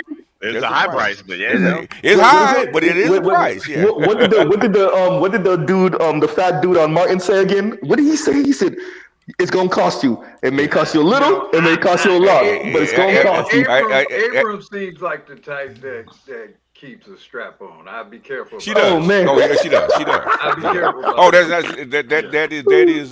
that is a fact. Okay, that's a fact with her. Oh man. But go ahead, Canvas. Go ahead. Go ahead. Because she's a man in this situation. Okay. Oh man. Ugh. No, but I can speak to many moons ago. I did work out in Killeen, not too far from Killeen, called Belton, Texas, Okay. and that area over there. Because Killeen over there, you got Fort Hood, right? And then Yeah. Fort Hood is a forward positioning base. That's where they fly into Afghanistan when people start really getting active. That's where they go. Mm-hmm. Well, the thing of that base, anytime you deal with a base where people aren't expected to come back, you're going to have a lot of turmoil as far as relationships. Mm-hmm. I was part of a project. We did a expansion of the courthouse over there in Belton, Texas, and every other day you see people in there getting divorced left and right, mostly military. Oh, that's common. That's military. Yeah. But I'm saying it expands out, as you said. Nothing's in a vacuum, and everything's an ecosystem. So you're dealing in a situation where you have a chaotic situation because you have forward acting military people, the tip of the spear, people who go off the fight, kicking doors and break things. They are there. They're also tied to relationships with women who also have to know in their back of their mind, hey, this dude may not come back. Okay. And that expands out to the community. So you have a community of living for the moment, just based on the fact that you're in a forward positioning station. Like Fort Hood, Coppers Grove, Killeen, Texas, and Belton. They've always been almost kind of had a wild west attitude because anytime it's time to kill people and break things. So it causes its own tangle of pathology. Yeah, exactly. Okay. Exactly. And the reason why, and I can say that personally, because when I was building, the funny thing is when I was helping build that courthouse expansion in Belton, what you would notice is you go into the want ads and you would see cars that were purchased a month ago, all of a sudden being sold. Yeah. Every time you go to the courthouse, you're seeing some cute little thing, either going there by herself to sign papers, or some dude who just literally got off the Herculean plane. He in there trying to break up with her. So that expands out. And he walk in and see that she's been a Westpac widow for the last year while he's been gone. Yeah. Oh yeah. So and the kid is not my son. Yeah. Oh, exactly, man. And I can speak to my childhood. I know because I lived on a military base for the early part of my life. And do you know anything about the Tide box? The Tide box, no. Oh, okay, outside. Yeah, no. The Tide box is like for instance, like one of the military bases we stayed on, they had a big naval. Oh component to it. I heard about when the ships go out. The ladies they would put a Tide box. Oh yeah, when in front of their window, say, "Hey, the tide's out." Yeah. So you can come over, so you can come over and get that. So it's just think of BGS. I think what it is that you may have been too close to you being related to this person. But if you explain that to what you already know about the military, man, yeah. Okay. And I will say this: my only saving grace is that my parents were both dedicated to the relationship above all.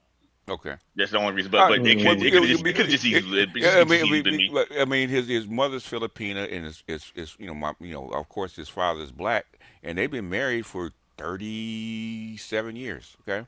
Yeah, man. No, does he have any other siblings? He's got a sister. Let me ask this: what part of the Philippines did he get her from? Did he get her from north, like around Clark Air Force Base? He met her in Hawaii. Oh, he met her in Hawaii. Okay, yeah. Because if he met her in the PI, man, that's a flip of the coin. As soon as you get him back stateside, I know horror stories. Yeah.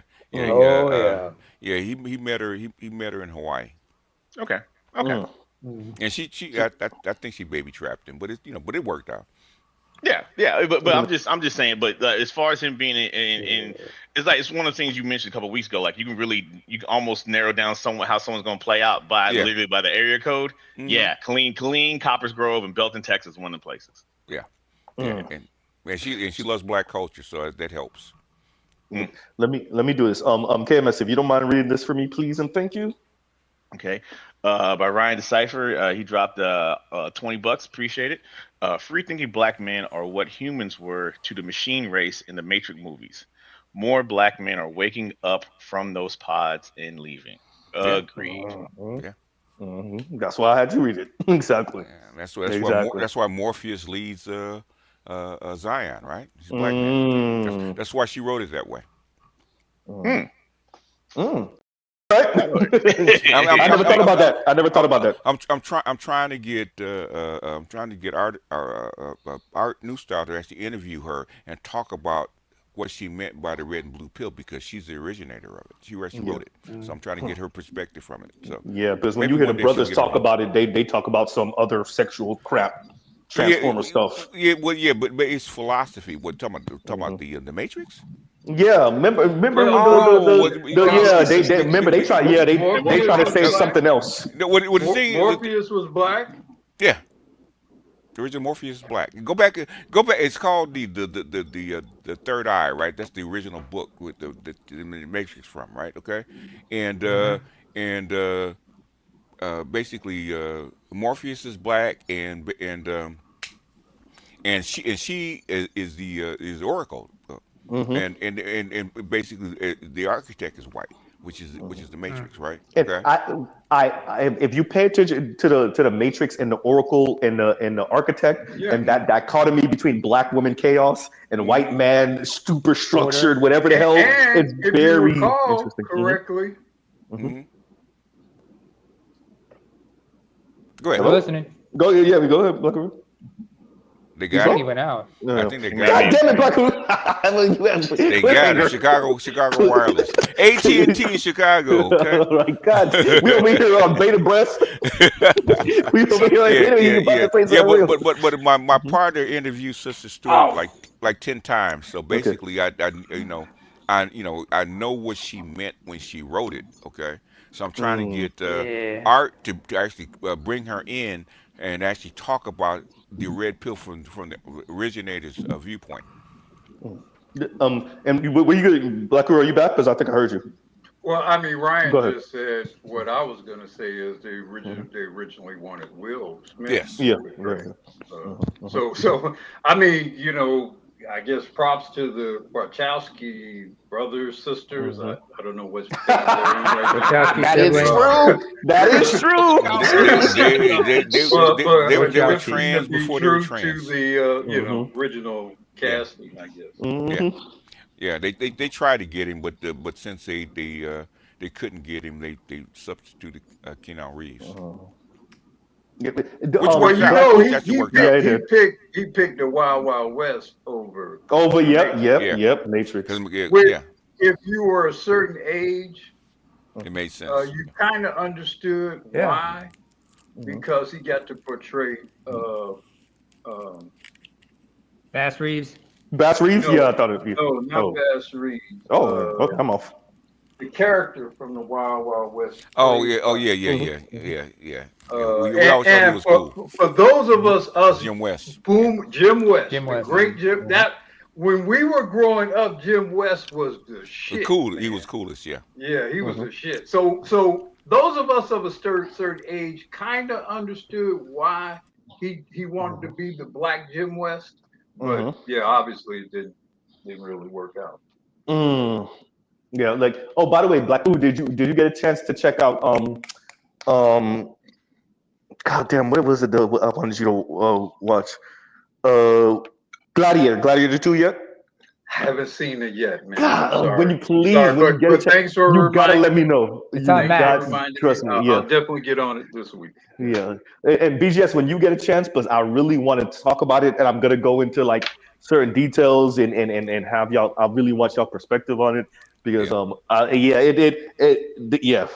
it's something about that movie. If you really want to get a deep dive, check out Rome. Okay, HBO's Rome, which is like a two-season series. Yeah, that was a good series. Yeah, that was a good series. I'm gonna check it out later. You understand that. If you understand Rome, you understand Gladiator. Yes, you definitely do. It was an HBO series. And y'all fellow Chicago brother, Black Rue and the Roger Report says, and thank you for the super chat. Salute everyone. I'm headed to the beginning of the stream, but y'all keep it up. I'll catch up to y'all later. I don't know.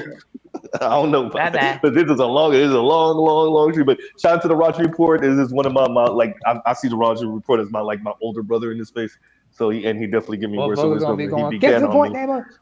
Yeah, he definitely began on me offline. So yeah, his opinion is very valuable to me. Everybody says get to the point, name us. So that's like you see, I skipped it, right? You see, I ain't acknowledged the statement. I just kept on going. Yeah, that's 10 years in the making. Get to the point, neighbor. And let's see. No, he's right about that actually. Well, BGS is right about that. Wait, hashtag BGS always right. Let me have Better You read this one, and Better You, if you don't mind reading the screen, please and thank you. Gotcha. I'm focused on finishing. Yeah.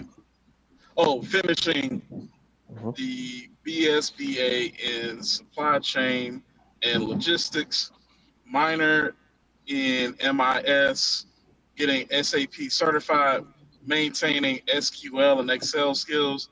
As soon as I can get fully remote, I'm out. Yeah. No, same here. What I will ask you is to break down some of those words because Mr. Z does not understand. And basically the blockchain and supply chain and how goods move and how money moves. That's what he's trying to do. So he's trying to he's combining supply chain, logistics and stuff like that with also with coding and all that kind of stuff because as far as the blockchain is concerned, that's what's going to actually move goods and services and money. So that's the place to be. Got to know both sides. Okay. Because the SQL is just a coding language, but so to his point though, it's a database language. Yeah. To his point though, I have a couple cousins that are able to do this. Like they are able to earn in U.S. dollars and basically go wherever they want in the world. Like one of them, he splits time between Jamaica and wherever the hell else he chooses to go. He spends 6 months managing his dad's property in Jamaica since he's gotten kind of old and can't do some stuff. Yeah. But he said like if you can earn in dollars, like the world is your oyster. Yeah. Like Thailand, Bali. He went to Hong Kong for a bit, but he's pretty much. Hong Kong's expensive though. I mean, he got a good job. Hong Kong. He went to Hong Kong for 3 months. Yeah, that's why he only stayed 3 months. Hong Kong's fucking expensive. Yeah. Hong Kong always been because it's a super tight. It's an island you could see it as a country, but it's not because it's China. But it's an island that's Hong Kong is London. Okay, Hong Kong is London of the East, with the banking center, so it's super expensive. Like New York, expensive. Yeah. And everybody's on top of each other.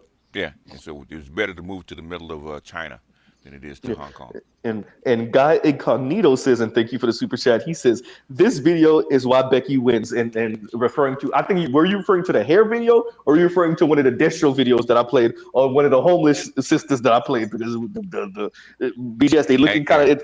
BGS, they looking kind of rough right now. BGS, they already we already know what's coming. Basically, their baby daddy is running out of money. That's what's happening, and that's why I was showing people the budget and all kind of stuff with Squarker. Even though I have people disagree with me, I said it's letting you know that and that's just the tip of the iceberg, which is the federal budget. Okay, America's out of money, and basically, if Trump is going after the white women and DEI. Guess what? Becky don't have no crumbs for you no more. Okay. Yeah. I've said this, and let me actually, seeing that we're doing that, because this is only about 22 minutes long, so we'll play this, and then the next one is only a minute and a half long. So let's play this, and then we'll play the other one. Here we go. Where are the men? I love us women, but like I'm tired of going to events, and it's like 1,000,001 girls, and there's like 2 men in the corner. Like, men, y'all don't want to leave your houses no more. What y'all doing? Yeah, we say we over the apps. You asked for this. Y'all sure not outside. Of course we're not outside with women like you. Why? And one thing is, why do you care? Okay, y'all don't want us. Okay, exactly. Why do you care? Let's Hey, not play. Why should I care You about your don't like reaction? you don't like us. You don't want us. We dusty. We trashy. We're a problem. You want it like Ed was saying with the Nike shoes. Just date out. Okay. yeah. Hey, you got what you wanted. Isn't Yes. this what you wanted? I'm just Yeah. saying. Here go the next clip, y'all. Here go the next clip. I'm homeless and I get ready for work at the gym. A lot of people don't understand why somebody would choose to be homeless, and honestly, rent was kicking my ass. I was paying $2,000 in household bills, and now I pay $20 for my gym membership. I'm homeless, and this is the shower I use at the gym. I'm homeless, and this is where I sleep. When I left my apartment, I thought I'd be living in my car rent-free. The day I moved out, my car completely shut down, but it was too late to go back. I slept in that car so many nights without air and heat until one day I just couldn't take it. I told my manager I was living in a broke down car, and now I sleep at work. When I tell people I'm homeless, they imagine me digging in dumpsters like this looking for food. I chose to be homeless because I'm tired of paying bills and I need to save some money. They didn't want to give me food stamps, so I'm out here living rent-free, eating ribs. I'm homeless, and yes, I'm cleaning my makeup brushes in this bathroom. One thing I hate about being homeless is people don't like when you make the struggle look good. It's a problem if I want to do my hair and makeup, but it's okay if I was living in the streets looking bad. All I know is I'm going to keep making my content, and you keep making sure you pay your rent. I'm homeless, and this is how I live rent-free. So I went ahead and cleaned out the storage just so you guys can see the size. I have a 5x5 unit, and with the insurance, it's $71 a month. I got these big blue bags from Amazon. I use about 6 of them, and that's where I keep my clothes and important papers. When the baddies go homeless, you know it's This fun. came up. I think I'm gonna say something to BGS real quick. Good. Good.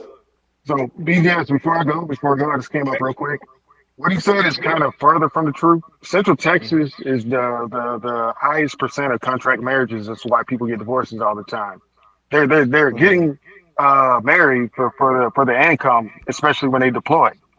That's Okay. why they get a high rate of divorce. Okay. So Okay. that's not the reason. But before I go, do this if you can. Look at a map of 1980 clean to Fort Hood. Look at a map 1990, Okay. 2000. And Okay. once you see it, you will start getting it. Then we can have a conversation because what's happened is you'll see older, smaller houses. You see trailer parks. Then they build a suburb on the other side of it. And this is across the board. So Yeah, you go there, when I was down there, I yeah. actually saw them building like my brother moved into one of the newer what do you call it Developments. sections developments, right. So Subdivision. I saw this stuff happening in real time. Yes. Maybe God, it's got to be 15 years ago. So I saw it happening Yes, in real yeah, time. So yeah. I know what you're So, talking about. Yeah, so, go ahead. yeah. So we're gonna talk about because Yeah, you end up going to school with rich white kids, middle yeah, class officer kids, yes, uh, uh, parents that are enlisted, okay, then the leftover poor people, okay. Yeah, the and we white live on white top of each. We're the gonna talk about white it. I'm at work, but wait, go I'm ahead, go just ahead. curious. Well, I'm saying he's a middle class kid that's educated and smart. Why would he pick the poor kids? I don't know. Oh, But we're gonna you talk gonna talk about about it it. You talk because about it, yeah, because I don't I understand it. even participated in this. So we done talked about what I done Yeah, participated in. Your son did the same thing. because I come from a neighborhood, man, that was like maybe Stone's thrown from Figueroa, which is a host road, right? Hmm. Okay, where uh, kids got shot on a regular basis, where bullies were every Yes, corner, right? So I'm that's what I wondering, told you I okay, loved about Central Texas. so when I escaped that, I swore that my kids would not go back to that bullshit that I grew up in, right? And I see my nephew clinging to that shit. I said, but you know, Participating. I was telling my brother, I said, why you always clean to be a hood nigga? You could have been a hood nigga in L.A. Because that's what I was trying to tell you about. Certain things I could pull and clean. There was no way Yeah. I could do it in Oh, okay, Baltimore or okay, Chicago at all. okay, At okay, all. That's why I okay. told you I love the violence. I loved all the chaos because the likelihood of me getting shot is such a low Okay. percentage. Even if it's Okay. about drugs, Okay. women, you're more likely. not Oh, gonna it's get lim- shot in your face. it's limited. Yeah, where it's clean, the cops Yeah. will just arrest you or take you Yeah. where There's the let me even say LAPD this. if they LAPD arrest will put if LAPD will put 4 holes in you. I Well, guess it's let me say this. yeah, One of the things I love the most about Leon is he's so matter of fact about everything, even yeah, his bullshit. He's just yeah. so yeah. No, no, This no, is no, what I no. did. I used to right. He's spitting fat. Well, anyway, Hmm. basically, Andre's probably closer. The shit that Andre talked about is probably closer to how I grew up than Leon. Okay, that's why I understand. Last time Andre can't pull that shit on me because nigga, I grew up in that shit. Okay, so you can't tell me about it because like I said, the stuff they do. Okay, Free Ricky Ross was a year younger than me and grew up in the same fucking neighborhood. I know the neighborhood. I know the mindset. So I know what goes on. Okay, so and the only reason I escaped is because I was actually bused to a white school to upper. Imagine going from the bottoms to rich upper middle class white school by the beach. The dichotomy. Okay. I have a cousin that had that experience. Yeah. He was from North Miami and he was bus. Y'all not gonna believe how far. He used to go to school all the way on South Beach from North Miami. For all of us that know about Dade County, Okay. that's a bop. That's a mission.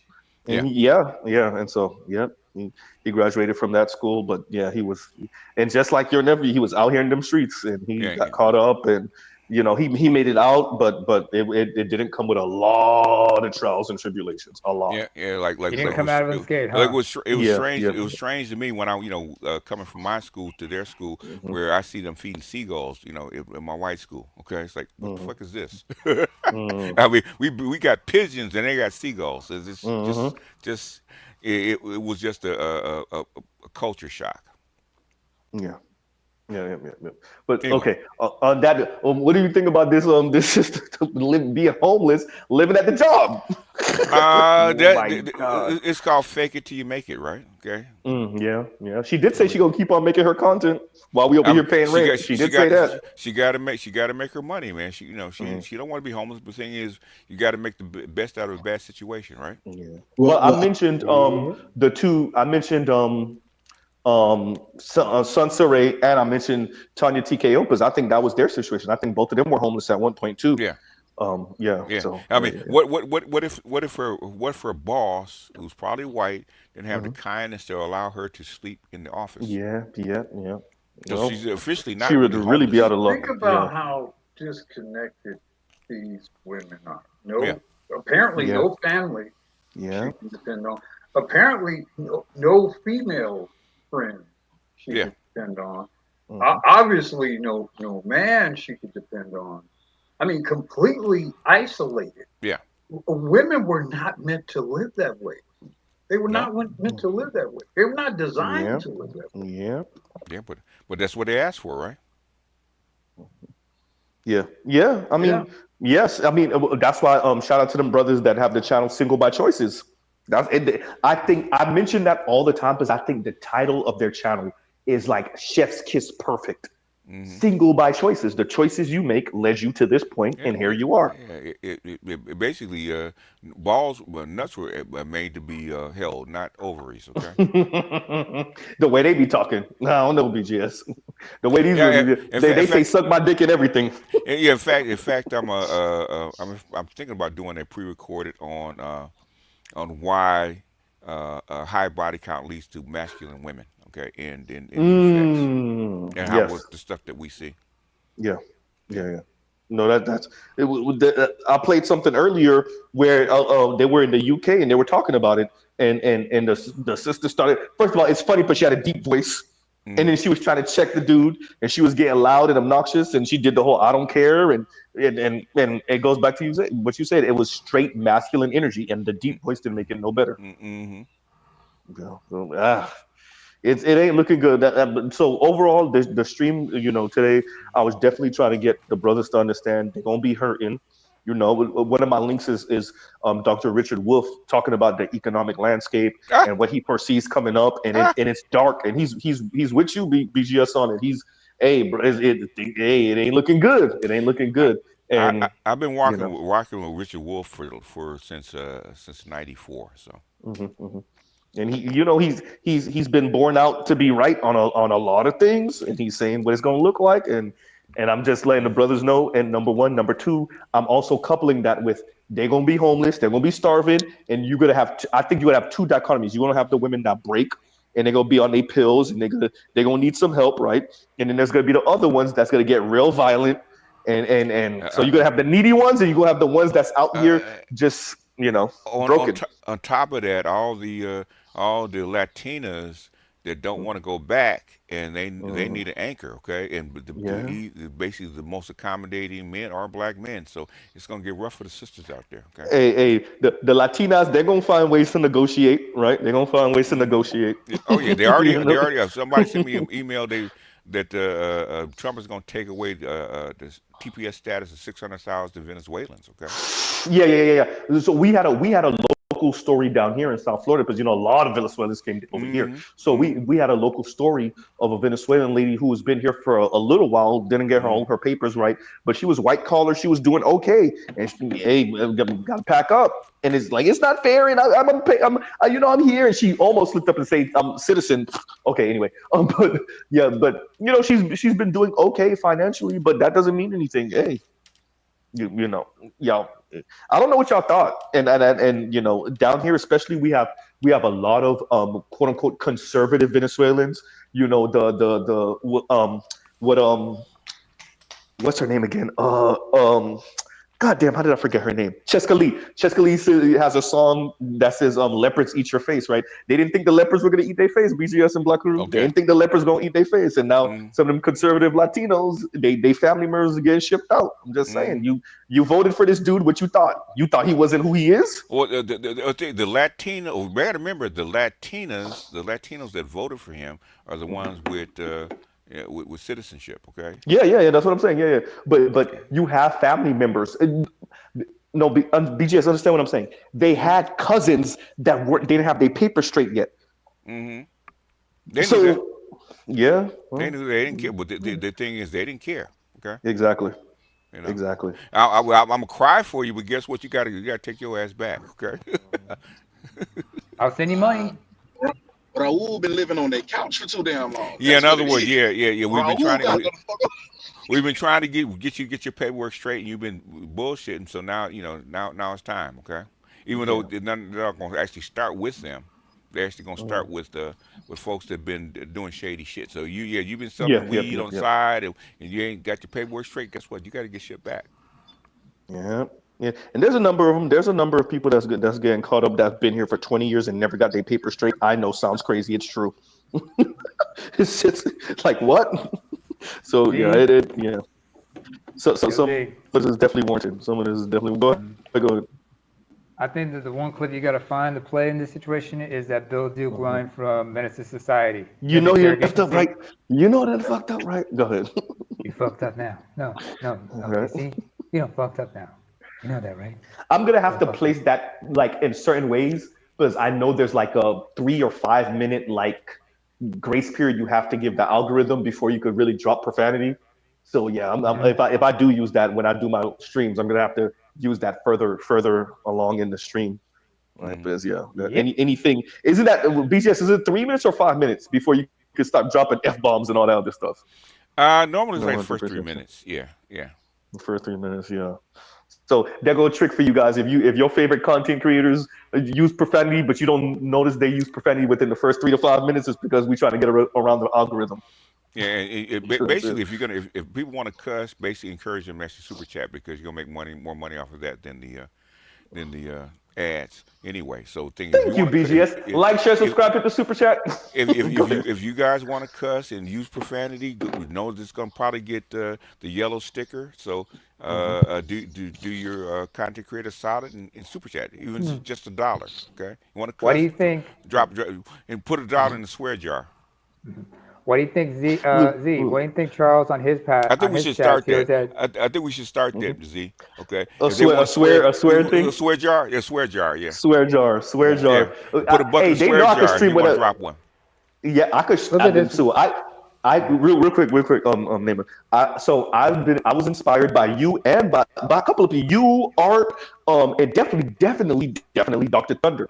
Dr. Thunder does not use profanity on his streams, and so I've been really good at not using profanity. And when I do, I make it like, hey, this is gonna be a Z After Dark type stream, and I'll drop the F bomb and No. whatever. Okay. The thing is, okay, I'm trying. Okay, any people in the marketing, I'm trying to give you an idea. Okay, if your audience wants to swear, okay, get you a little like a little video with a clip, and I'm dropping a coin in the jar, okay. So when they BGS, go to swear, ideas. yeah. Yeah, go to Okay, ideas. okay, $1 in a swear jar, right? $1 will make up for more than the view that you're gonna. I think it's like maybe 2 or 3 cents a view. So if they drop $1, that's 100 views. So it doesn't matter. Okay, so if they want to swear, fine. You can swear all you want, but things drop. Every time you swear, drop a dollar in the swear jar. Yeah, so no, I'm agreeing with you. I'm saying that is how I'll get around it. Where y'all could drop the so Yeah, drop the y'all hear bombs ye, all you hear want. ye, Yeah. hear ye, hear ye. Henceforth. Yes, henceforth. Henceforth. Henceforth. Right. Henceforth. By decree of Sir BGS, Yes. we will be having commoners, mind your manners. Henceforth, by decree of BGS, we will be having swear jars passed around. Passed around. Yeah, if you want to for drop it. all you potty mouth, Yeah, potty you fingers, mouth, I guess in this situation. potty mouth people drop $1 in the swear jar. Right, in the swear jar. And for all of you who's excessive and y'all want to drop the F bomb, that'll be at least a 5. That gotta be at least a 5. The F bombs is heavy, brother. I really want to say 10 for the F bombs. The F bombs is heavy. For the F bomb and the B bomb, right? Right, the B bomb. Oh yeah, look, the B bomb and the F bomb. Those are $10 ones. I can't. Them $10 ones. That's $10 ones. That's why we introduced the word unstable creature. Yeah. Unstable creatures. Right. By the way, what about the N word? There's the thing. Messing with YouTube really. That B bomb, bro, that might be a 20 because the way they be acting with the sisters and this guy and the women with their content. You see, wait a minute, he got $5 for somebody using the B word. Oh, I mean, but you it's know not what even it is. just that though. It's not just that though. You don't even have to say none of that to get your comment deleted. No. Mm. No, yeah. I didn't know does that. a lot of that. Yes, YouTube does a lot of that. YouTube has been deleting my comments, bro. I swear. Well, you know what? I don't blame them for deleting your comments, man. That's why I started laughing. You got him before I did. You got it before I did. You are on the list, sir. No. I definitely channel my inner BGS and Z when I. Oh yeah, that's the wrong thing to do. But I know he doesn't say it. He implies certain things, suggests certain things, and uses nicer language. With the kitty gloves. Things, but I do not use the profanity in the language, but I break it down very, very simple and plain. Yeah, you make sense. That's why. No, he got to go. Okay, that's what it seems like. Remember the first, what is it? Men in Black. Okay. Yeah. And a little girl with the books. Standing in the middle of the night with all the monsters around. Right, yeah. Yeah, why he shot her. Remember. Yeah. You that kid. You're that kid, oh, okay? God. He's not snarling. You get shot first. Yeah, you got shot first. Let me shout out these people real quick. Thermocat, thank you for the Cash App. A Split Gym, thank you for the Cash App. Mr. Shelton, thank you for the Cash App. And Lion, thank you for the Cash App. There y'all go. There you go. Thank By the way, that's for the swear jar, just in case I do. That's it's coming. It's gonna happen. In case I don't. But I know we don't. Drop a 5 and cuss 5 times, okay? I really try not to curse. For all of us that remember making it a band, Dylon. Go ahead. Hot fire. You want some hot fire? But see, okay, let's do this. Lion, and then you got to name it. Go ahead, Lion, and then name it. Go ahead. I just emailed you a video from. I know you know about the Jubilee page, right? Yeah, definitely. Yeah, there's a it just went up today. It's a sit down between wives, like traditional wives versus feminists, and man, look, okay, like not to mention, and BGS is for you. That black woman sitting there, Lord have him. her whole So argument just reeks of men. I can't say that word either. P envy.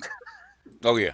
I'll just say oh, okay, P envy. Oh yeah, yeah. Peen. I That's why I mean, say peen. That's why I say peen. Yep, yep. the whole feminist movement going all the way back to the custody of infants, going Mhm. back to the Was that? 18th century. Mhm. Okay, is which is the social contract, right? Which is the women having the same rights, privileges, and responsibilities of men. Okay, but they left out the Mhm. responsibilities. You know, In the BGS. But modern When here's you the thing, though. But here's the thing, BGS. Why? I mean, well, both of you do a play-by-play of this video. The part y'all gonna find hilarious is that this other one of the trad wives, who's a white woman, bring it up to a black woman. She's like, I don't understand why black women wouldn't be a part of it because y'all were the most married before that. Y'all were more that's married. good. I'm gonna love to see that. I'm gonna love to see I that. swear to God, she said it. She She said said it it. because she doesn't. It was the same thing that Moynihan said back in the '60s, right? She didn't understand it, right? The thing is, and the simple truth is, black women never wanted to be married to you in the first place. They had I to. mean, we know that. Yeah. I mean, we know that. But White people really, most people on the planet really do not understand the ADOS black woman and ADOS black structure is because they really don't get it. Okay, how come your women are so obstinate and so aggressive and so whatever, right? It's because they never wanted to be with you in the first place. I mean, yeah, we know that, and that's for us, for the initiated. But I'm just talking about the very fact that this woman brought up to this black woman, brought up to her like y'all were more married before feminism. Yeah. Yeah. She said that, man, and she had nothing for, and the black one had nothing for her. By the way, she had nothing. For that. Well, I think once again, she had it, but things she had exposed herself if she had opened her mouth. and I think let's see where we go with because the real quick, I got you in one minute. Where Savvy Sabs, I don't know if you saw what Savvy Sabs said recently, BGS. Let's say a week ago, a week or so ago, about Steinem, yeah, exactly. Gloria Steinem and whatnot. So I want to see where this goes because we've officially, well, not we, but they've officially hit the wall. Like there's black women not even hit, they've crashed a million miles an hour into the wall. There's no, this election, there's no denying, there's nothing else to take away from this. But everything that y'all been building for the past 60-ish years, 70-ish, it just went up in smokes, right? It's just too blatant. There's no other way to interpret it. So I want to see where they go from here, right? Just as an experiment. It's not like I claim on saving or any of them. Go ahead. When you come to the end of the road, where do you go? You got to back up. Into the wall. I said into the wall. You got to back up. I said into the wall. If you can. Ain't no way through that wall. Yeah, ain't no way through. But now we got to get Naaman before he explodes. But go ahead, Lion. Go ahead. We got Naaman. When you share the video, like now y'all want to talk about Gloria Steinem. Now y'all want to bring her up. I saw your comment. Yep. It's because we and the black academics actually talking about it. They have to talk about it now because we started talking about it. They wouldn't have if we hadn't exposed it. They wouldn't. But talk about being a day late and $1 short. The minute late review, right? Yeah. Now y'all want to talk about Gloria Steinem. Yes, of course. Yeah, of course. Now. Of course. Should you be surprised? No. You shouldn't be surprised at all. Shocked? I'm like, where the fuck y'all been? Joni come lately? That's what I'm saying. I'm not that I'm shocked. I'm just like, no, now y'all want to talk about it. It's because they got to get ahead of the curve because if not, they're going to get run over by it. You was already behind the curve. You got ahead.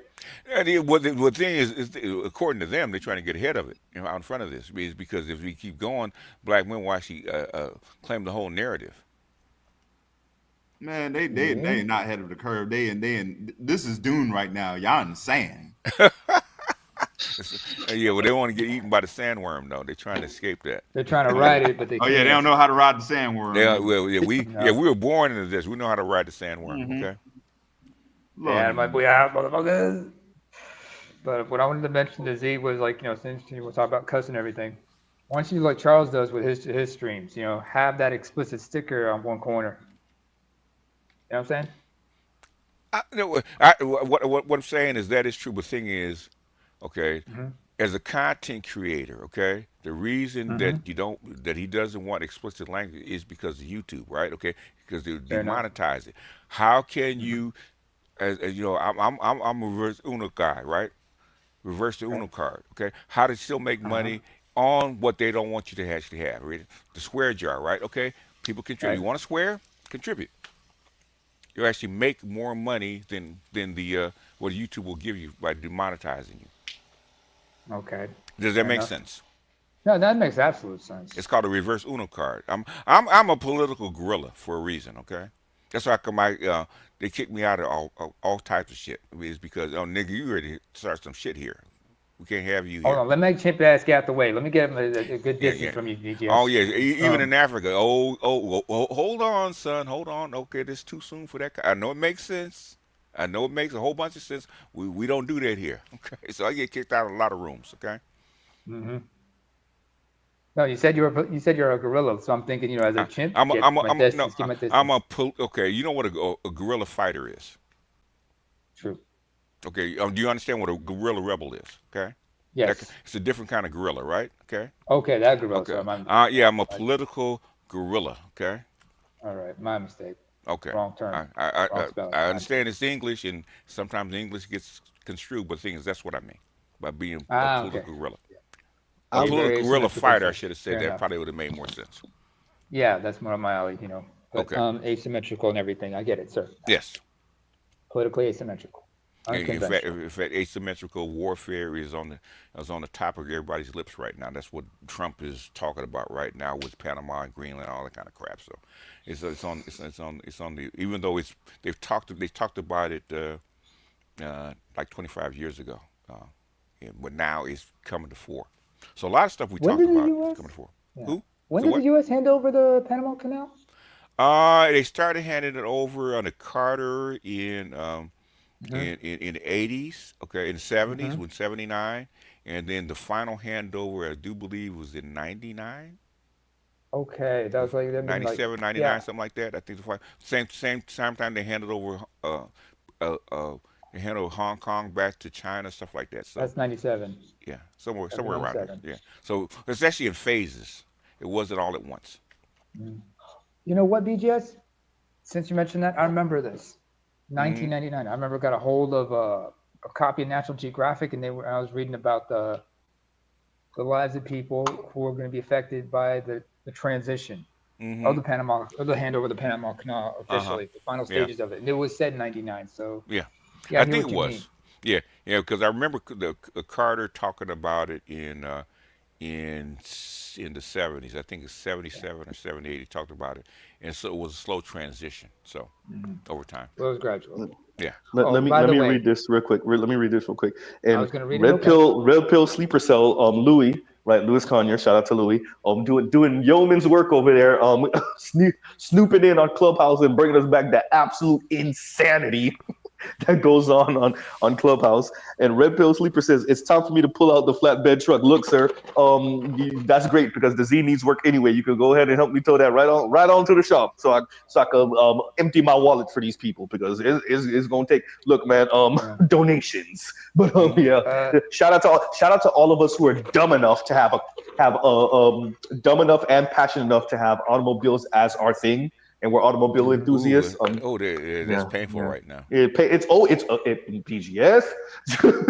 You have no idea. It's like you can't help it because this is what you're into and this is your passion and this is your hobby. But it's not a cheap hobby at all, right? No, it's all. It's getting more expensive all the time. Yeah, maintaining. Yeah. And with the supply chain, especially from parts coming out of the country, it's going to get more expensive. Exactly. Yeah. So I feel for you. Yeah, and it makes it worse when you have a more rare car or something back in the day. It was technologically. Let me tell you something about that technologically advanced and cutting edge tech. It gets old and it just becomes a fucking nuisance. It should be with the CNC machines. It should be a lot easier and cheaper to actually make these parts instead of some of them. Yeah. When they're mass produced, yes, but when they're rare things, if either you have the money to start a business doing this shit, or somebody else gonna beat you to it and start a business and manufacture. Before this confer with China, basically, if you got say you had a bunch of people with rare cars like Z's or something like that, basically, and you got to basically have access to like Chinese or or Thailand CNC machines. You can make this shit cheap. That's what the people that have the MK4, the Toyota Supra that was in Fast and the Furious, the orange one. So so they got lucky because they started doing that for them, and it's slowly trickling down to other cars, the RX-7 from the '90s, the NSX and stuff like that. All those plastic pieces in the interior and stuff like that. That's like, because remember, these cars, they only made, let's say, I think let's say 44,000 for the country, which in the grand scheme of things, it may sound a lot to y'all, but like, that's not a lot when Toyota's selling 300,000 Corollas a year. Right? So, when you go through attrition through the years where these things get wrecked and totaled and yeah, stuff like that, it makes it even worse. It makes it worse. I understand. So when they start making manufacturing these rare ass parts, we get lucky with that. Even though it'll still be a pretty penny, but at least you have access to it. But like BGS was just saying, when these things get totaled, and then here's the thing: once that car touches a lot, we start man. Everybody, hey, you got the hood? I need the headlight. Say that. You get headlight. It's just a down. Yep. So yeah. Literally. Not to Hey, once mention they touch the looking at junkyard. Not to mention looking after all these other old ass cars, because people don't care about their cars when you notice how they drive them. Because the people who don't signal when they're changing lanes. Hell, even the people that don't even yield. Lying, talking about my heart attack. Negative liberty on steroids, right? BG, the scariest thing in the world is when you driving a car, Z. When you driving something you worked hard for, right? You saved, right? You don't drive it every day because you don't want to break it because it's gonna break, right? And then you driving next to a motherfucker in an Altima with the back bumper hanging, and you know they don't care about their life. You become the little old lady from Pasadena, huh? But man, boy, that gets slow real quick, bruh. Headlight hanging off. Got the dent. No, especially the worst ones, but the ones with their trunks all caved in, and they got a rubber band on it. Look. When the back end is messed up, and there's a pun in there. When the back end is messed up, that's one thing. But when the front end is messed up, you're like, oh, bitch, you crash the people. You hit people. Right, exactly. Like this one with a Mustang, like you looking at the straight radiator. When the bumper isn't on. Somebody got like this one, like where I live. This is one with a Mustang. It's a nice Mustang too. He got the what's the name? He got the lower lip like constructed there. Yeah, he got a badass thing on the driver's side of it though. Like you can't. It's in white, so you can't ignore it. So in other words, he was sliding or drifting, or he lost it and hit a pole or a tree or something. He hit something, but he didn't hit it hard enough to kill himself, but he hit it hard enough to mess the door up. Yeah, it was one of those. Yeah, it was one of those moments, man. Well, first of all, that's a rear-wheel drive car. Secondly, that's a Mustang thing. Mustangs are it's funny but not funny. Mustangs are pole magnets. Pause. Yeah. Motherfuckers do they gravitate to poles and trees and shit. Call the Mustang. Right. But yeah, let me read this from Leon. And Leon says, and thank you for the super chat. DI equals D. Smiley face. What was the and then the carrot? What's that? Eggplant, carrot. Eggplant and a carrot. I'm sorry, but it's the phone. But eggplant and carrot. And we said envious industry. He laughs and he puts clown face and the skulls. Definitely envious. Diversity, equity, and inclusion, sir. Diversity, equity, and inclusion. But he says something else. But go ahead. I get what he's saying. Oh man. But yeah. I went out for about a good 3 minutes because Miss Z called me earlier, so I missed some of what you guys were talking about for about 3.5 minutes. So yeah, had to have a conversation real quick. And once again, Leon, thank you for that. And Afro National, thank you for the super sticker. But yeah, we gonna wrap it up in a minute, you guys. But yeah, so overall, the picture that I painted here with the Dr. Richard Wolff, with the women in the struggle, with the stuff that I played earlier, is to say this environment is changing really, really, really, really fast. Yes, it is. And if you are not careful, you will catch yourself taking care of some chick that really don't give a fuck about you. Anyway, and I would rather not watch another generation, particularly in this moment, drown trying to save women that don't care about them, that see them as this is your job, and I actually I actually don't have any gratitude for what you're doing for me and my kids I had without you. Oops. Right. So I just there's something I'm paying here. Go ahead, Abby. Don't talk about Shaq like that. Ooh. Yeah, don't talk about Shaq like that, man. Come on. That's I mean, she did say it. She said I never. Did she say I never loved him? That's what she said, right? Considering that she was already married, if I'm not mistaken. Yeah, when he met her. Yeah. When he met Shaq, yeah, she probably never loved him. Don't talk about Steve. Don't talk about Steve Harvey's wife like that. Ooh. Shout out to Marjorie. Hold on, wait a minute. Didn't Steve Harvey's wife leave him for the chef? Or something No, she like smashed that? No. She ain't go. She ain't leaving that money. Not like that. Not yet. Not yet. Anyway. Yeah, not yet. Anyway. Ain't no way. Look, man. Ain't no way for Marjorie to go. Here, another one. I raised you another one. Don't talk about Boris Watkins like that.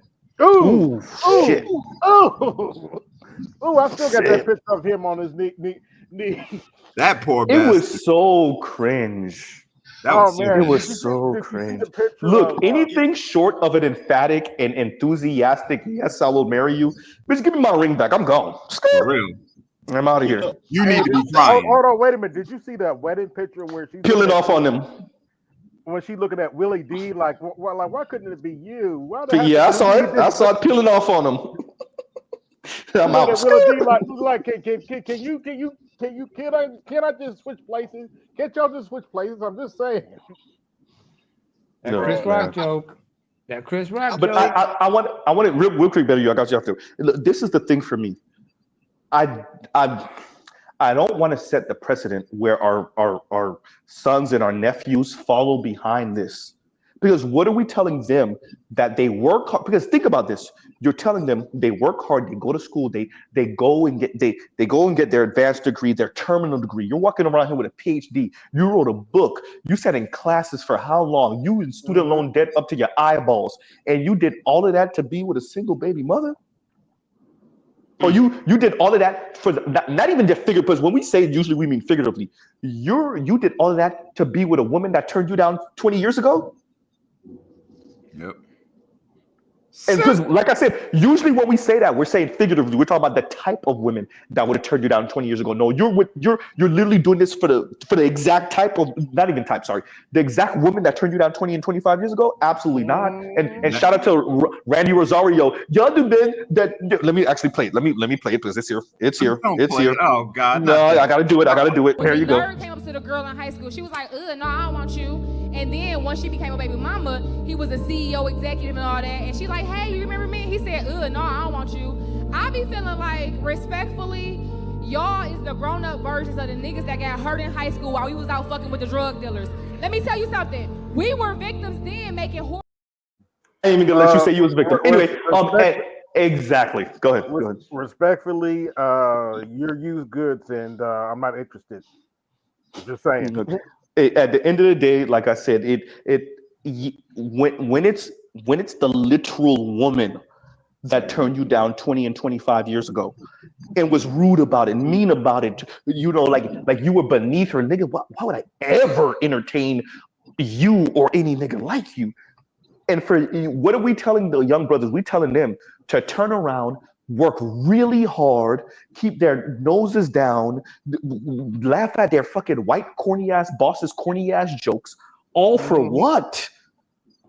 To end up with you 20 years later when you got a kid or two from the next nigga?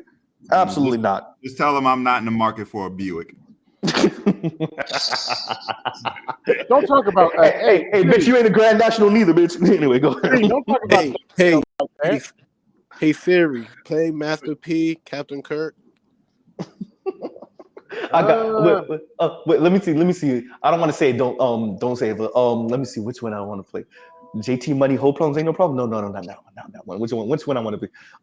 You know what? Play Project Pat Gorilla Pimpin'. That's what we're gonna play. Because that's what's gonna be about to end up with you. I got a better song. Go ahead. Play Dr. Dre Housewife. No, I got a better one. I got a better one. I haven't heard that in a while. Back then, I got a better one. Back then, hoes didn't want me. Now, yeah. You know what? That's actually perfect. Yep. Anyway, but right.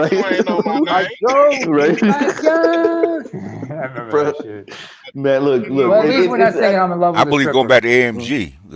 better have my money. You know, hey, really, going back to the question that was posed to BGS earlier about Stacey Abrams, that is what BGS would be saying if he had to sign that contract. That is what he would be How many saying. zeros do you need behind the counter? But by the way,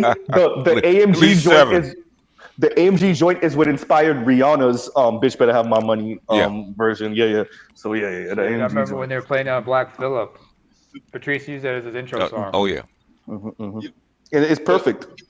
Go ahead. Before I forget this, when I look at Boyce and kind of some of the shit he's been through, like it's almost like watching a man with like a spiritual necrosis of some sort. It's like you have no self-respect for yourself, man. That's Paw Paw. That's the original simp. Okay.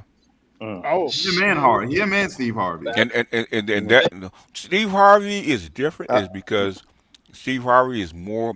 He pretends to be that, but Steve Harvey is the calculation. She had money and connections. Okay. Okay. Well, that explains a lot. But he has to sell it a certain way. Yeah. Steve Harvey's closer to Derek Jackson than he is to Boyce Watkins. Let me read this from Spain Man. And Spain Man says, you doing all that for a used fleet car? God damn it, I'm using that. Put it in the book. A used fleet car, Rich? Yeah. Used fleet car. That's the whole black community, really. Used fleet cars, black women. Yeah. Boyce Watkins is the shout out to Enterprise. I mean, a lot of these most black chicks had what 20, 30 bodies before they get out of high school, so they come out use fleet cars. God damn. Yeah. That's true. And they're the biggest and the most baby mama. Go ahead, Bitter. You trying to say something? Jesus. Oh no, I was just simply saying with Boyce, like if there is such a thing as hypnosis, like he is it, because oh my God. What you said? That's Paw Paw, huh? Yeah, you break out that song, No Rhyme, No Reason. Okay. Yeah, look, it's like bad. It's bad. Like I said, we all saw the pictures. Yes, I saw the wedding pictures. Yes, I saw when he was proposing. We never saw her say "I do." We just saw her looking kind of weird. Okay, cool. Anyway. But you wasn't getting coochie then, but you're getting coochie now. Get over it. Okay. Yeah. Hey, BGS, when he was on his knees, she had a look on her face. I got nowhere else to go. I got nowhere else to go. For me, it's okay. You know what? I'm actually okay with Boyce making that decision. Like that. Yeah. Okay, that's on you. But don't For sell me, it. it's a thank you. That's my point. That's my point. That's my point. That's the problem. You keep trying to sell it. You're trying to sell it to us. Stop selling it. The thing with Boyce's lady, in the few of the pictures I saw, the look on her face says, "Somebody, please make me a better offer." No. It basically is. She had a better offer. That's why she married the first guy. But is this it? I couldn't do any better than this motherfucker. Is this it? This is where I am. Like what's her name? Yes, that's where you are. Melissa Ford, right? This is where I am. Really? Yep. Yes, that's your sexual market value. Get over it. Yeah. I don't. Yes, you get. So yes, Melissa Ford, you have to sit there and be subjected to Joe Buttons and his insults, even though he saved your ass because you weren't doing nothing before that. You were sitting on another guy's podcast doing the same thing. But you came to Joe's stuff because it was more popular. And you have to be subjected to what Joe was saying. And the cool part is he's right. And bow down and shut up. Yep. Bow down and shut up. And the cool part is what Joe said. He right. He's right. He's right. Hey, and to be honest with you, you just don't have the capacity to do it yourself. So we don't have the capacity.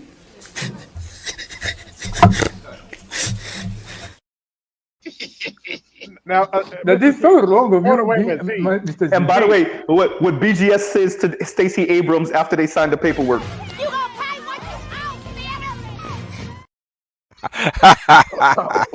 Hold on. Facts. Hold on, wait a minute. See, talking about not having capacity. Don't talk about that big back wannabe rapper like that.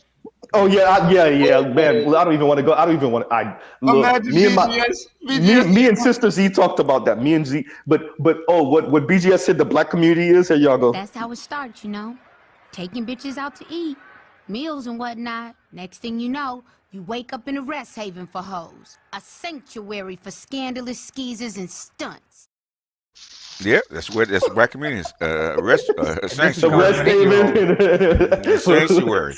Scandalous skeezers and stunts. And Yeah, but it's not even. But here's the thing: most black men would be fine with it if they weren't so overweight and baby mamas. How Lion talks to the overweight sisters when they try to approach him.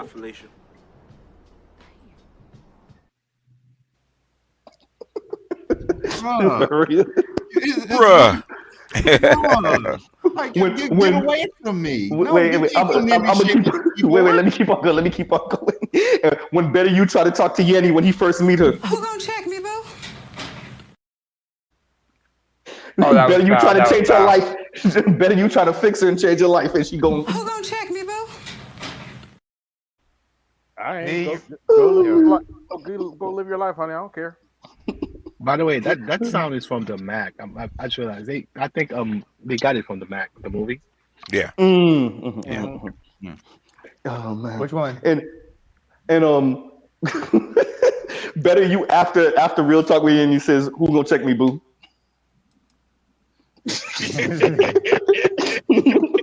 I don't told you stop blowing my spot up, man.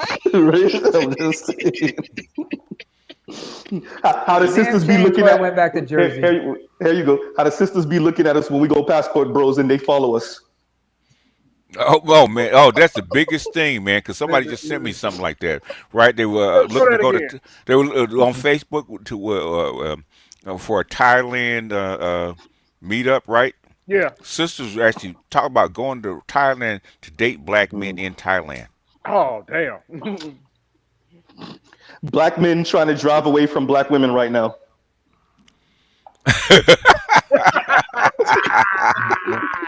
Oh, that's so funny. Nah, why?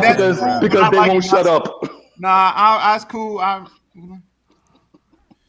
Go ahead, Line. Go ahead. I liken myself more to onto some Marty McFly shit in Back to the Future. Like I'm trying to. Where's the flux capacitor? Turn this shit up. Get the hell out of here. Hey, the KMSs of the world be sliding on them like this. Passport bros go overseas and then sentinels follow them. You can't lead the Matrix. Say that. Hey, Lion just got a promotion. He flexing on him like this. I could never stand when they did that shit, man. The money phone. You want to know why they did it even more? Because y'all told them not to, and it's I know. And they did it even more. I know. And in real life, you can't do that shit because you're gonna attract robbers and cops. Yeah, exactly. You get murked. That's a target. And I'm more like that is such low class. Yeah. How we go? How all of us blue collar guys that they talking crap about? How we gonna look in about 2 years to them? Well, the thing is, what surprises me is how people accept the tangle pathology all the way up to the upper classes, man. Of course. As Clark wasn't that a prediction? Clark was so spot on. Yep. It's funny. It's not even funny. He's so spot on. I just watch how this stuff is still working through and working into other countries now. It's like, God damn, he was accurate. How all the women, not just black women, how all the women look behind the mask. Yep. Oh, they died behind the mask. If you let this lowbrow culture perpetuate, it's going to affect everybody, just like COVID. Hey, by the way, I mentioned it in the chat. There's a black woman that went to Pakistan to marry. Oh yeah. Oh hell. We played her yesterday. Yeah. What? Okay. Yeah. I'll check it out because I missed that DJ, so I'll follow. Pakistan. Yeah, Pakistan. Keisha. Yeah. I can't believe the way she was acting against an elder, man. And she thought she was right. Yeah. Yeah, the Pakistanis were rolling. They were like they were laughing. They were laughing their ass off. They were having a good time. Is she serious for real? Yeah. What happened in Pakistan?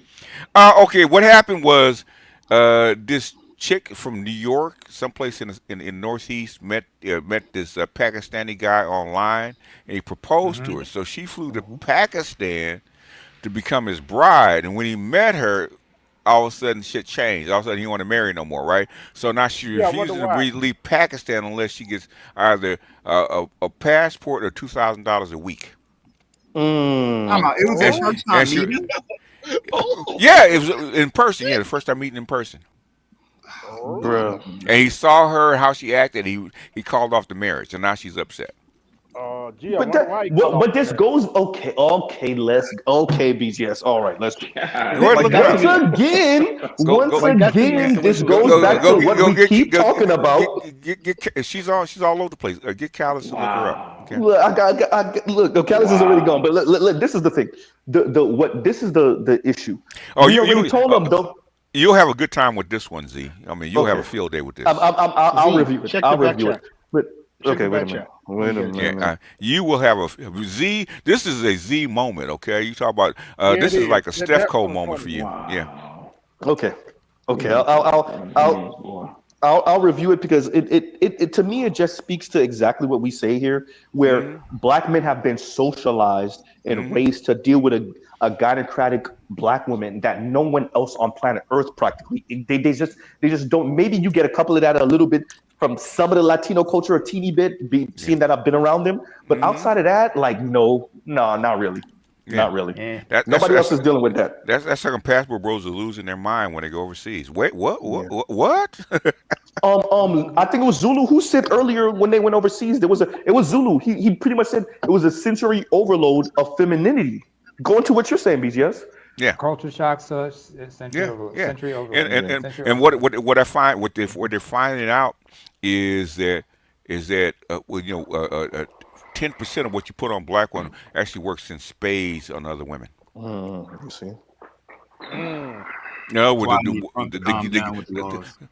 basically for our starting point with a black woman is the ending point for most other women, right? Okay. Look, if black women think they're gonna come over here without some work, I'm just saying there'll be a lot of No. You know? What I'm hearing now is black women have resigned themselves, and when they go overseas to become passport sisters, they got to open their wallet. They got to pay for it. Yeah, what is it? Y'all sound like the women's circle. Right? Oh yeah. That's one of my favorite. Yeah, that's one of my favorite things.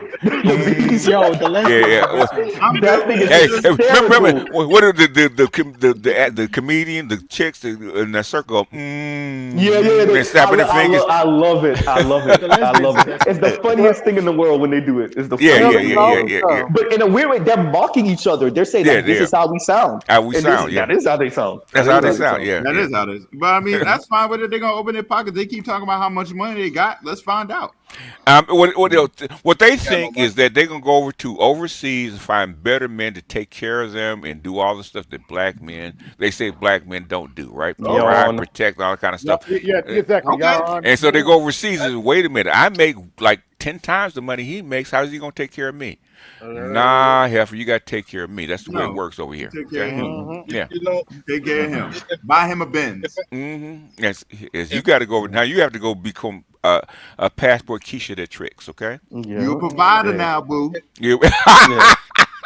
Shout out to hey, clip that one, man. You got to clip that one. We gotta give the proper credit. Lion said it, but Indigo been saying that in the comments for the longest. I know. But you have to clip it. They already had to clip the audio. I got you, Lion. I'm like, no, this is gonna be my audio. It's going in the book. Send it to him, Lion. You're a provider now, boo. Hey, BGS, whatever happened to that video where a girl telling the dude you don't get a green card because you don't eat coochie? Oh yeah. She's been around. By the way, send that to me, BGS, because there's so much to say about ADOS FBA women going to the Caribbean talking like that. More than likely, nothing gonna happen to you. But the culture is different. There's men that have been socialized to eat that. Let's be very clear. In Haiti and Jamaica, we got parents like that, our mothers and aunts like that too. But then there's the other half of the islands they don't play that. They don't play that, and you will get your head taken off, literally. Especially not in public. Yeah, exactly. What you do in private is one thing. What you do in public, out front, you can't embarrass your man like that. Yeah, exactly. What were you saying, Ben? Go ahead. She said she's a content creator. She said she did it on purpose, but I think she meant that too. She meant it. She meant every word of it. She meant that. And hey, look, man. Ben, you already know how they work in the islands. It's a whole different culture over there. Look, The crazy talking in public. It's yes, it happens, but like a black Uru would say, hey boy, you gonna get some of that act right. You go to the wrong dude with that. He would have swam back over. He would have got off the boat Definitely. and swam back. You would have get that act right. Left her in the sea too. Hey, I'm just saying. I wouldn't do it. I wouldn't do it.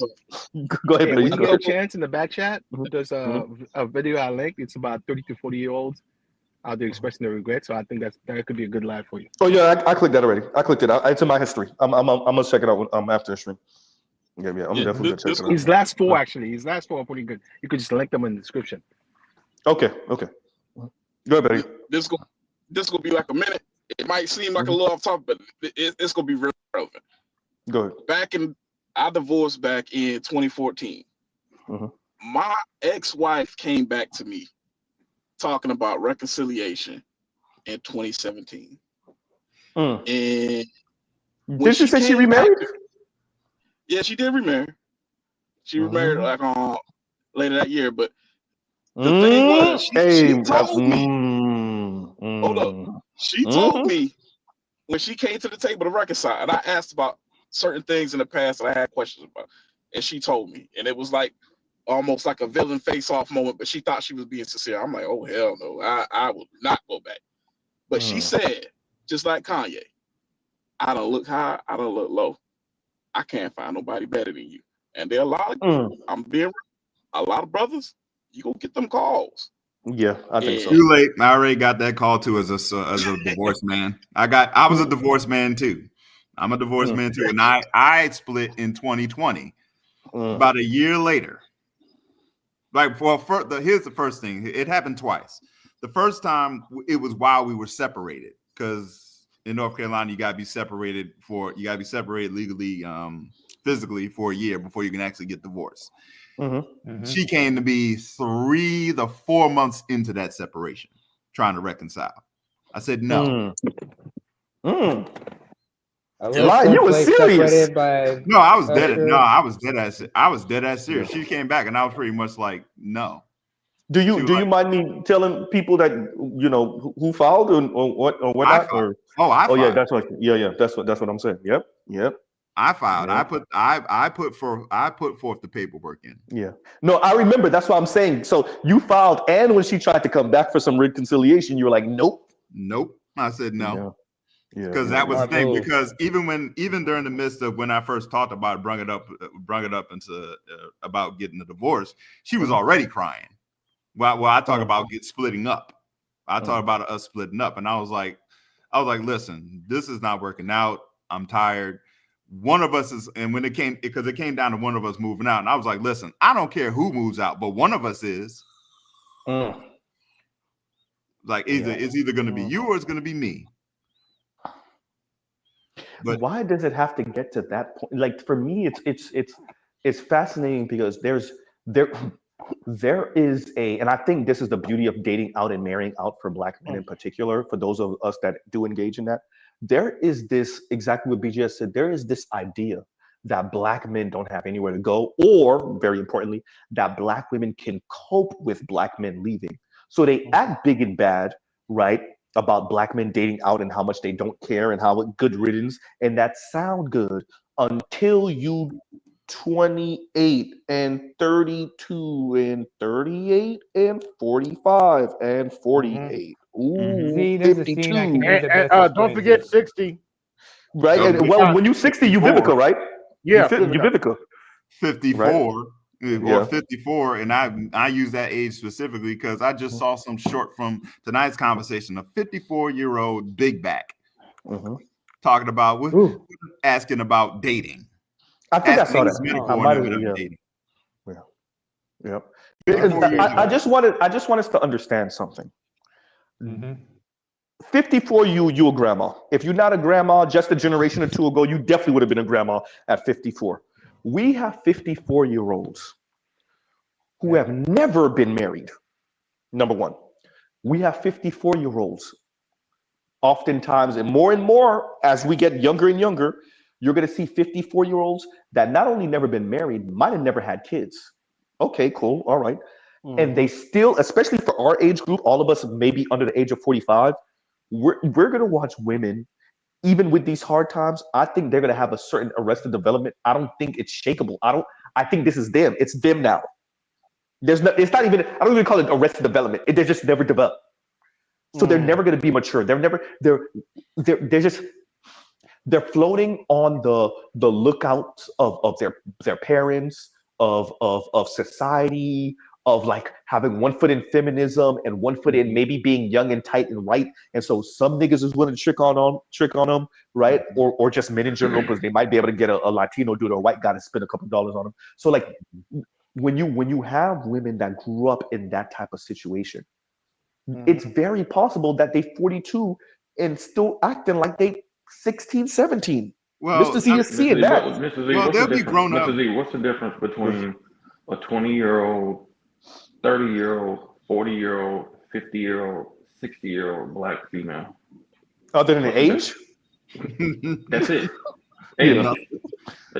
My point is the same behaviors that you see in a 20-year-old black female, you will see in a 60-year-old black female. For example, now 54 back in the day used to be old. Like you were pretty much kind of on your way out. Mary J. Blige put out a picture recently of her after she's like 60. I think she's like 60. She just turned 60. Like from the look, she looked good. I mean, 60 years old, she looked banging. And what's under the hood? But what I'm saying is that we if I look at the pictures of my great grandmother and I look at the photo albums, there are no pictures of her like that at all. Yeah. There's nothing like that, and that's what I'm saying. A 60-year-old black female now is not the same as a 60-year-old black female in 1950.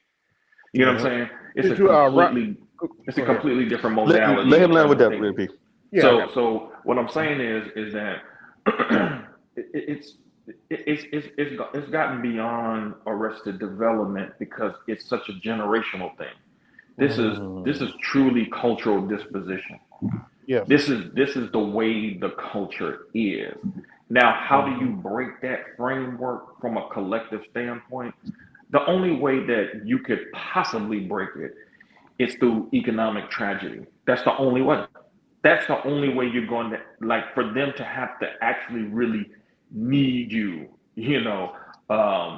Like Edward said something a long time ago, and he said it in a way that was so funny the way he said it. I don't think a lot of people caught it.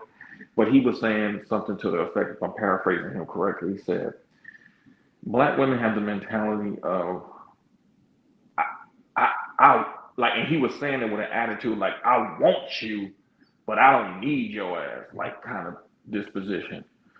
It has to get to a point where they truly, not just on some cleanup man shit, like they have to really truly believe that their existence, their success in their existence is tied to your success. If they don't believe that, if they don't believe that their existence is directly and inextricably linked into your success, they're never going to change their behavior. And that's the devil in the details as it relates to something like the welfare state and stuff like that. It's literally an insertion point into which where the behavior that she would have to naturally be disposed to orienting herself towards you and your mission, she does not have to do that as long as she's getting that federal, that public funding. So she gets to act out her most base desires, and we already know what that is.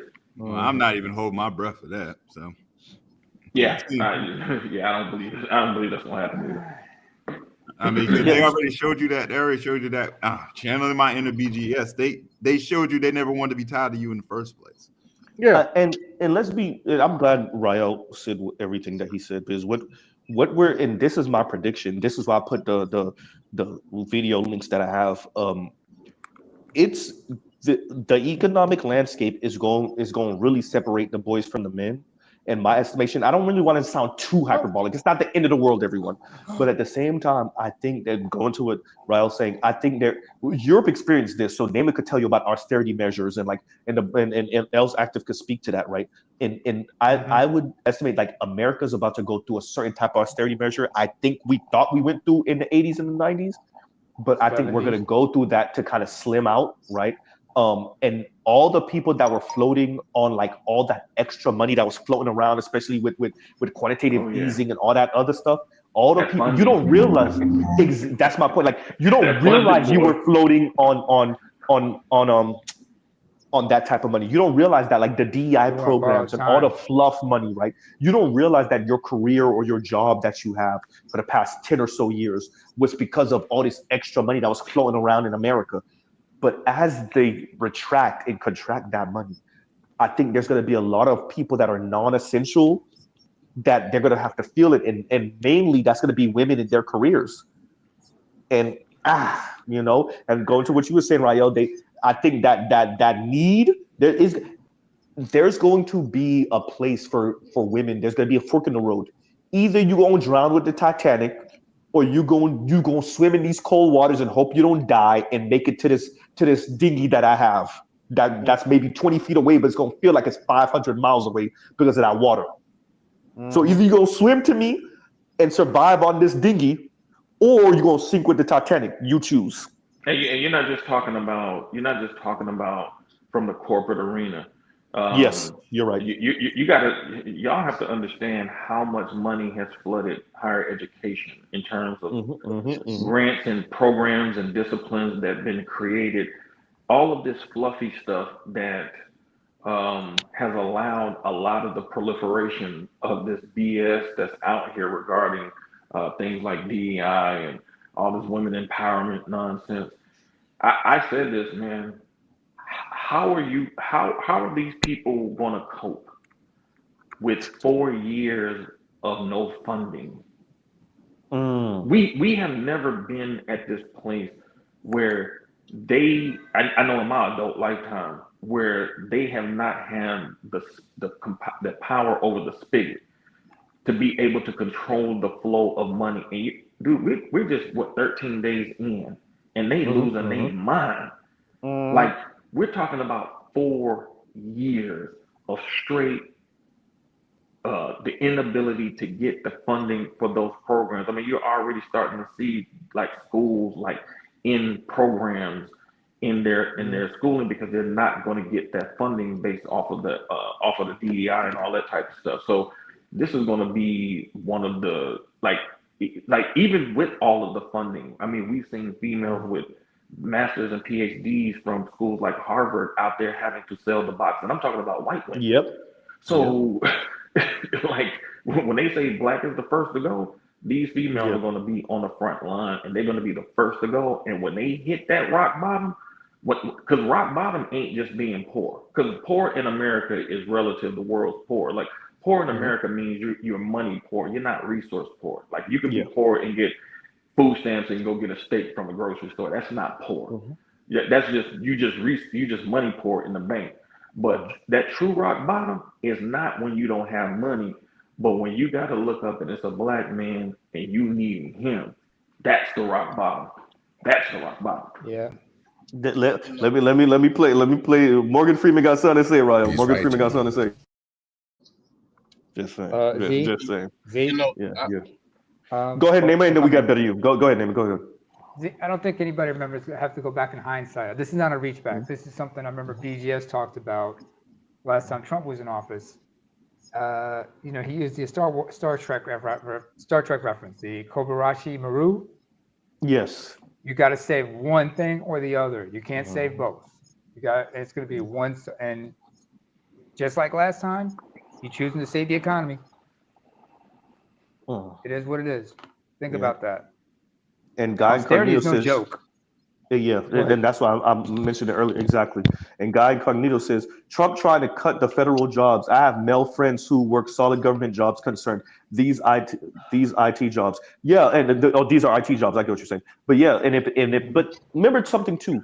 We speak about these things here. We're in the know. We're in the cutting edge of the conversation, to be honest with y'all. The sisters are just living their life, and they might get sideswiped by the 18-wheeler. And when they get sideswiped by the 18-wheeler, they'll be like, what the hell happened? That's what it is. We're talking about that over here. For them, right? So go ahead, Better You. Yeah, I feel like we talk about the state coming in and taking the place of a role, but in terms of the Black community, I feel it's deeper than that. The state has been seen in certain ways to replace relationship, and what I mean by that is like your neighbors, the people in your community, having an actual community. Like, there are certain groups of people who are not going to be affected by anything Trump does. And the reason is because they actually have networks where, hey, you know what?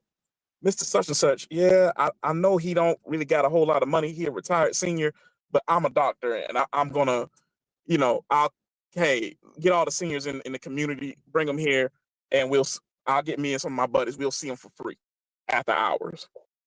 All right. And, it's so many things, like so on and so forth, that insulates you from crazy ass motherfuckers and Buckra doing what the fuck they do. But when you replace those relationships and distill it down to just simply a dollar value on a check, now you've really put yourself in a dangerous place, because what happens when the tap goes off? Oh yeah. Well, a lot of these people, well, a lot of these females specifically. Okay, so historically, when they started pushing in our group for Black women to go to college, it was never for the intent for them to get a degree and then turn back around on Black men and think they were better than Black men. Specifically, when it came to even their own fathers. Many of these fathers, worked a lot of blue collar jobs, and they saved money and they paid for their, daughters to go to school. And because a lot of the work back then, it was more trade oriented for Black men. So to look down upon a blue collar Black man as a Black woman, when historically a lot of your opportunities in life came because of those men, is the ultimate slap in the face. So the point is to go to school, get something that you can do to bring money back to your group, so you can have those resources to ultimately push your group ahead. It was never meant for you to go to school to get a job and just for you to say, well, now I don't need men anymore. Like, that was never the purpose. And so now because that has failed, and we got to be clear, because a lot of times, we'll talk about boomers, and boomers have their place for criticism, but the people who really don't really get much attention, that we really do need to give more attention to, is silent generation women. And I say that because silent generation women, many of them were the ones who were whispering in boomer girls' ears, telling them to go get that degree. Don't depend on a man. They were the ones who were actually the ones who primarily started, but nobody really pays attention to them and their contribution to the efforty that we see from a collective cultural standpoint. So the reality is that your resources are supposed to be, are literally, this is not even philosophy. This is not even theoretical. Your resources are supposed to go to the betterment and the improvement of your family and your overall group dynamics. That's how all groups are supposed to operate within each other. And unfortunately, that is the opposite of what happened with them. And so a lot of that Black money that used to circulate more times, our dollar used to circulate more through more Black hands, through more hands in our group, more than any other group at a certain point in this country's history. Because that was a time when Black people's economics were more, their politics was more tied into their economics and vice versa. So we did things a certain way. And unfortunately for a lot of these females, they got away from that modality. And now, because remember, a lot of these, up until the election, a lot of these females were thinking like they were going to win. So they were very arrogant. And now that they lost, now it's not just a bitter pill to swallow. It's a crude reality that is hitting them. Like, damn, we gotta respect these dudes. we actually need these guys. And you're seeing that kind of fallout. It's really it's kind of like them going through kind of like a grieving process almost. They got to just go through the stages, man, because they're going to recognize that the people that don't get the money for them, because a lot of people were using them for useful idiots, so it didn't work. So they couldn't get the benefit from using them as useful idiots. So they got to take care of their own position. So they ain't gonna even really have time to be worried about black women. Let me call it. They use black women as goddamn mascots for the bullshit, and now black women were left holding the bag while white and Latina women ran off the back door, many white women with all the goodies. Asian women wasn't fucking with y'all since the beginning. Anybody want to tell me I'm wrong? You're wrong. Hey, you open the door. You open the door. Right. Give me the opening. But that's what it is. Black women were the mascot for the bullshit, and like now, this is the thing: white men outmaneuvered black women. Not black. Well, they did outmaneuver black women. White men outmaneuvered their own sisters. White women ran the Democratic Party and the left into the ground because they didn't want to talk about the money and the politics part, because that's the hard part. They wanted to talk about the culture war part. That's where you get all the gay and the trans and all that soft bullshit. The money part is the difficult part. White men outmaneuvered white women, which left black women in the lurch because they were the mascots for the bullshit, because they were riding on white women's coattails, quote unquote, upward. White women got outmaneuvered, so that left black women in the lurch because black women don't got nowhere to go now except back to black men. For many of them, reluctantly. Now it's up to y'all whether y'all want that reluctant vagina. I don't want it, but some of y'all will take it. But that's in my information. This is what happened. They thought that they were good because white women were making advances and black women were making advances. But we already know that there's a dichotomy in that, where it was a certain type in elite black women, and the rest of them were pretty much told to live vicariously through those people, while the rest of them were in 60 and 80 and 150 and 200 and $250,000 in student loan debt. But you were supposed to live vicariously through Oprah, right? Everything came crashing down with the second election. The first one, yes, but the second election of Donald Trump. This is when everything came crashing down because there's nowhere to go now. There's no money to float off of. There's no, excuse me, let me get this up. There's no money to float off of. There's no schemes. It's done.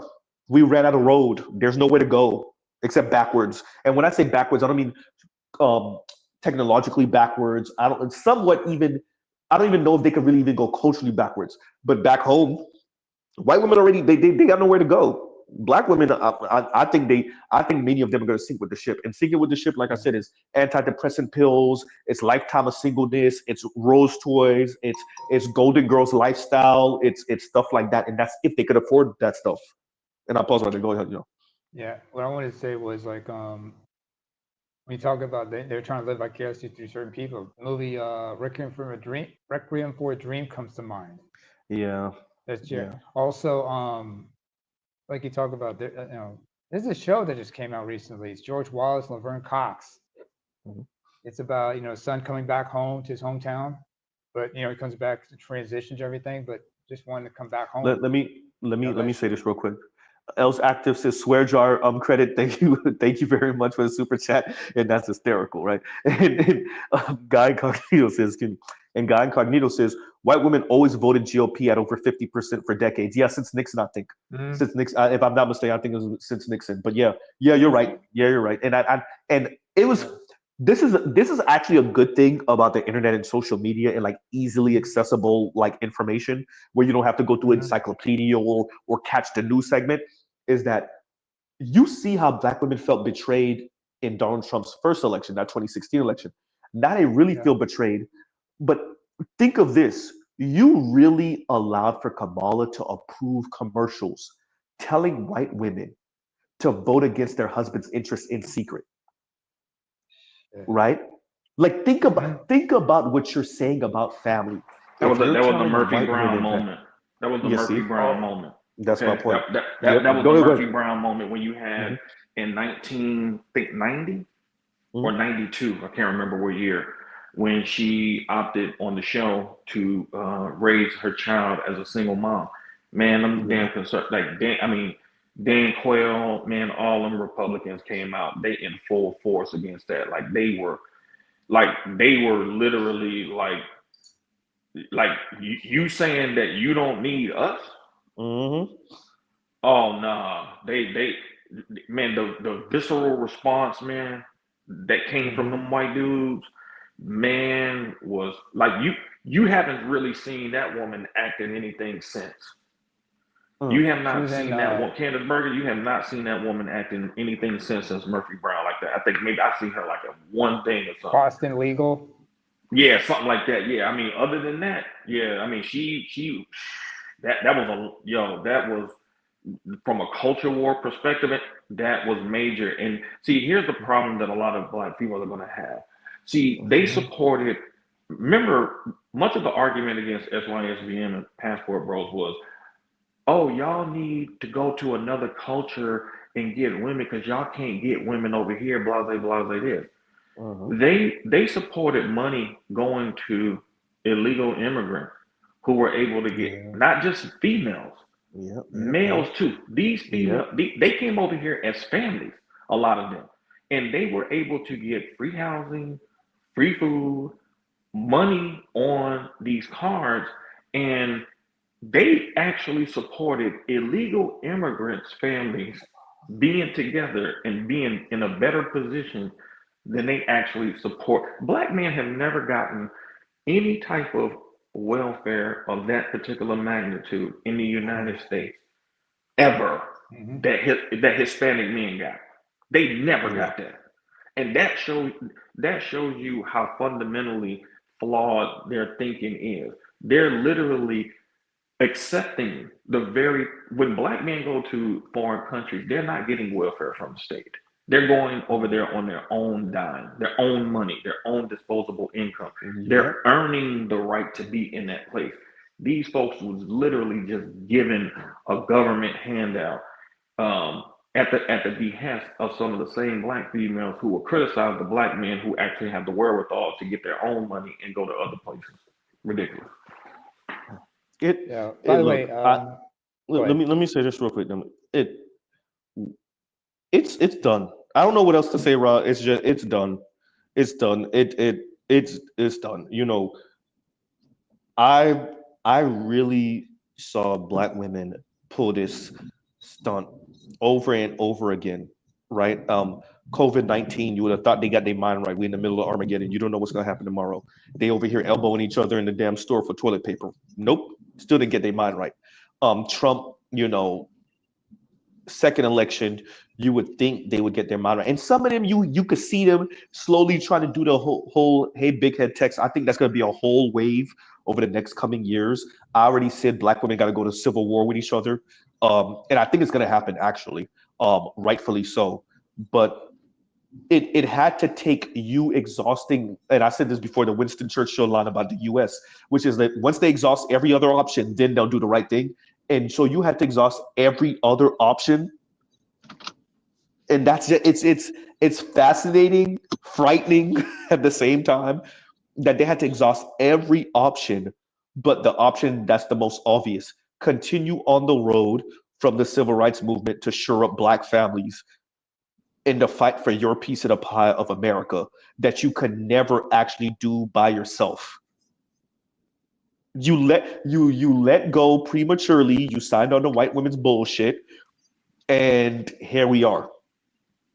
A couple of middle management jobs, a couple of baby Benzes, a couple of houses in the burbs and condos in the inner city, and what else? Yeah. I want to go back to something that Rael and then we'll get mentioned Louis, earlier. and I'm gonna close out in a minute. Go ahead.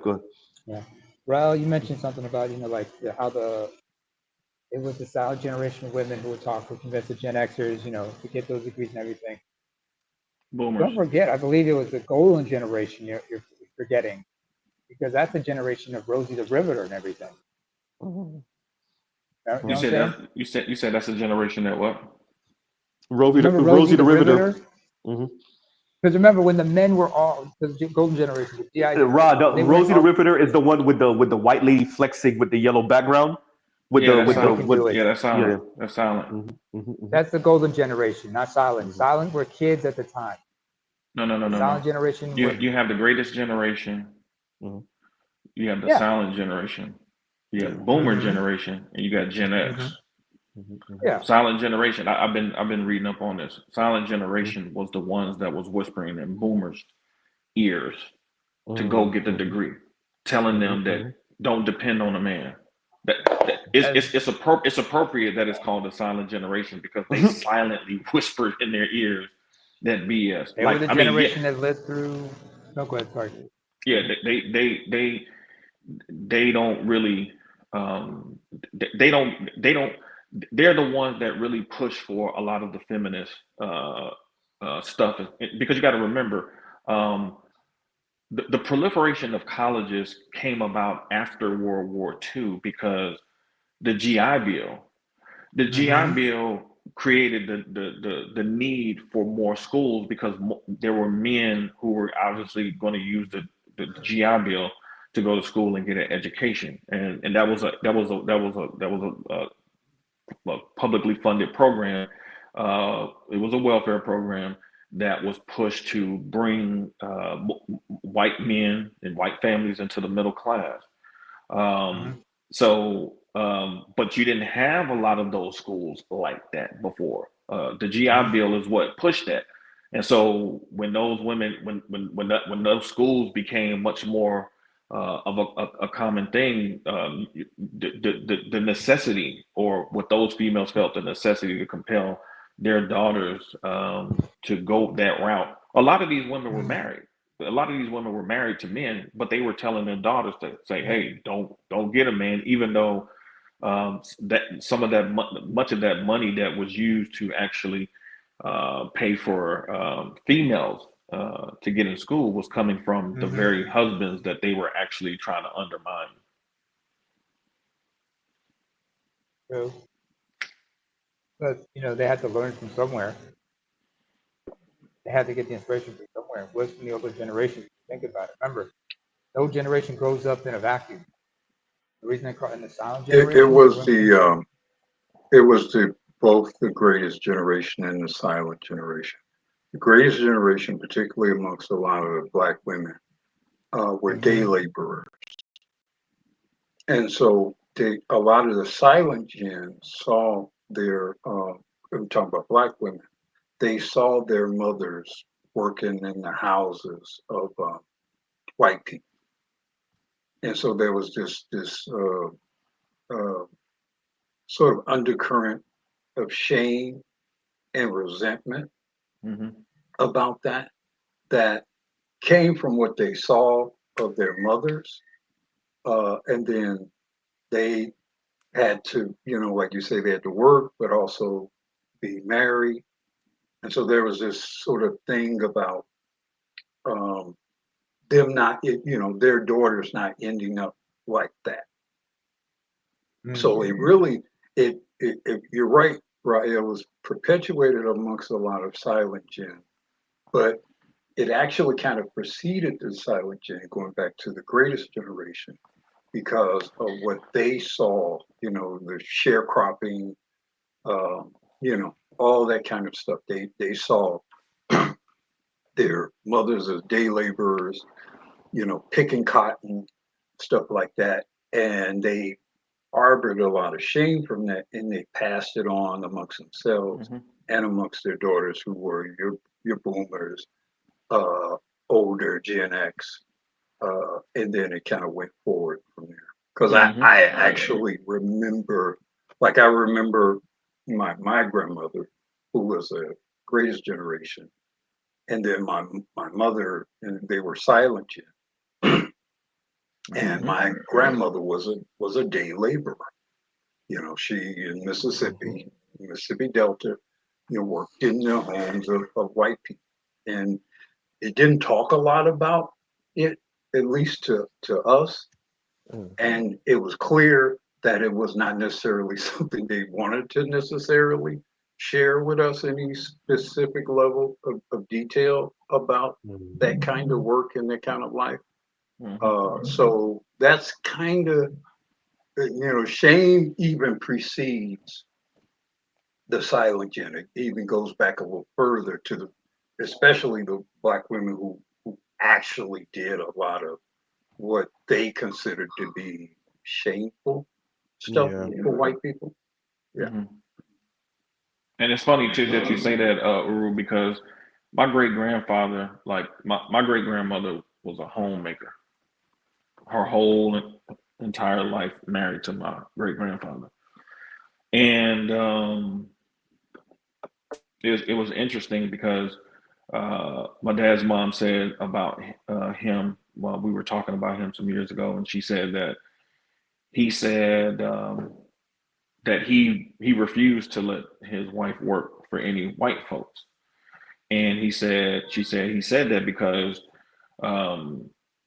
if any of those white guys came at his wife wrong, he was gonna kill them.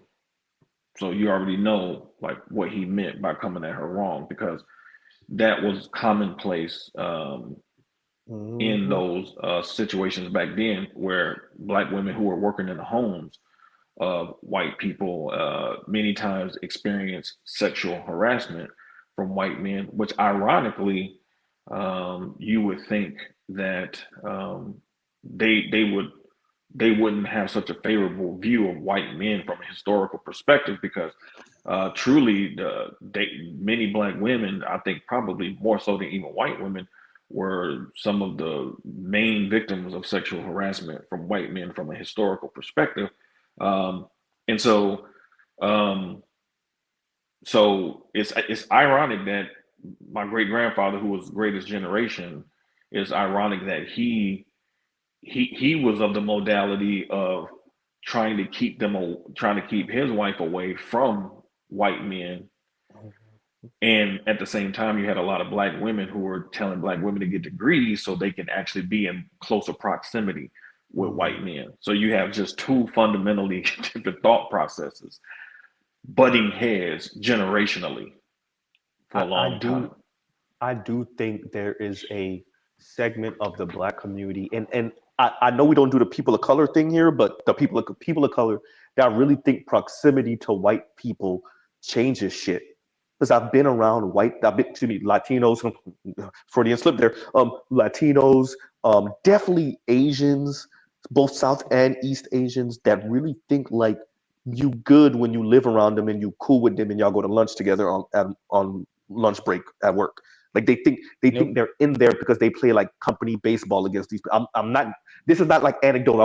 This is anecdotal. I'm not just throwing this out here as like theory. Like these are conversations I personally had, and they really think they're good because they poking on some white girl, right? Like it's crazy to me, and I think there's a whole different conversation to be had about like the white flight you see white folks are doing to Asians right now, because their kids can't compete against their kids in the schools, right? So like there's a whole, so I think people of color in general, in this case for when we talk about Black women specific, they got to get over to like this weird psychosexual like thing when it comes to white folks and like needing that acceptance. Like your humanity isn't complete unless you have that from them.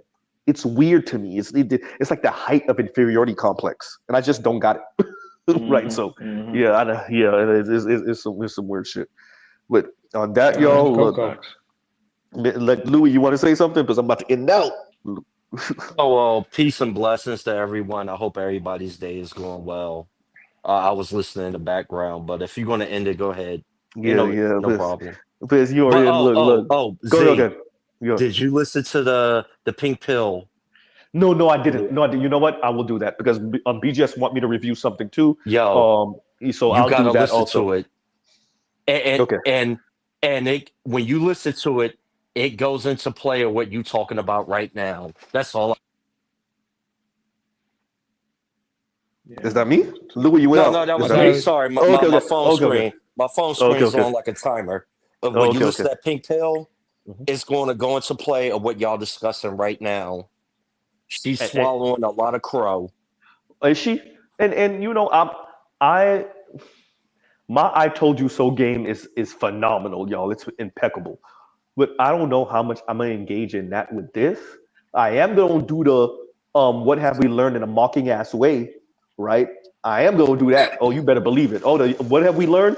Y'all seen it? We all them. I played the video here where the Russian dude fucking slapped fire to that goddamn German lady, and you saw the other dude that was sitting next to her while she landed, and the look on his face of what did we learn? That's Mr. Z. That's Mr. Z. So we gonna be talking about it, like, and because, like, to be honest with you, the I told you so. Yeah, I know some of us gonna get our 5 chuckles in, and it's warranted. Don't get it twisted. But the what have we learned? Because I want you to, like, this is about to get some real precarity right now. What I think we're going through economically. Not all of us are going to be passport bros. Not all of us are going to be SYSB, and not all of us are up on game and deal with the Black manosphere and what we talk about here. Some of your cousins, they're gonna try to float a baby mama with 1 or 2 kids against your advice, right? And so I'm also about putting Black women in a position in their headspace where she don't become such a burden on him that she drowns him, right? So that's where it's not about us per se, because I think we up on game, and we're gonna, for those of us that interact with this type of content, we for the most part, I think we're gonna navigate these things pretty well. All of our male cousins and our nephews and our brothers and stuff like that, maybe not so much, right? And so, sometimes about being the shepherd and stubborn sheep, you still gonna have to make sure they don't end up slaughtered, right? So, or end up in some damn wolf's mouth.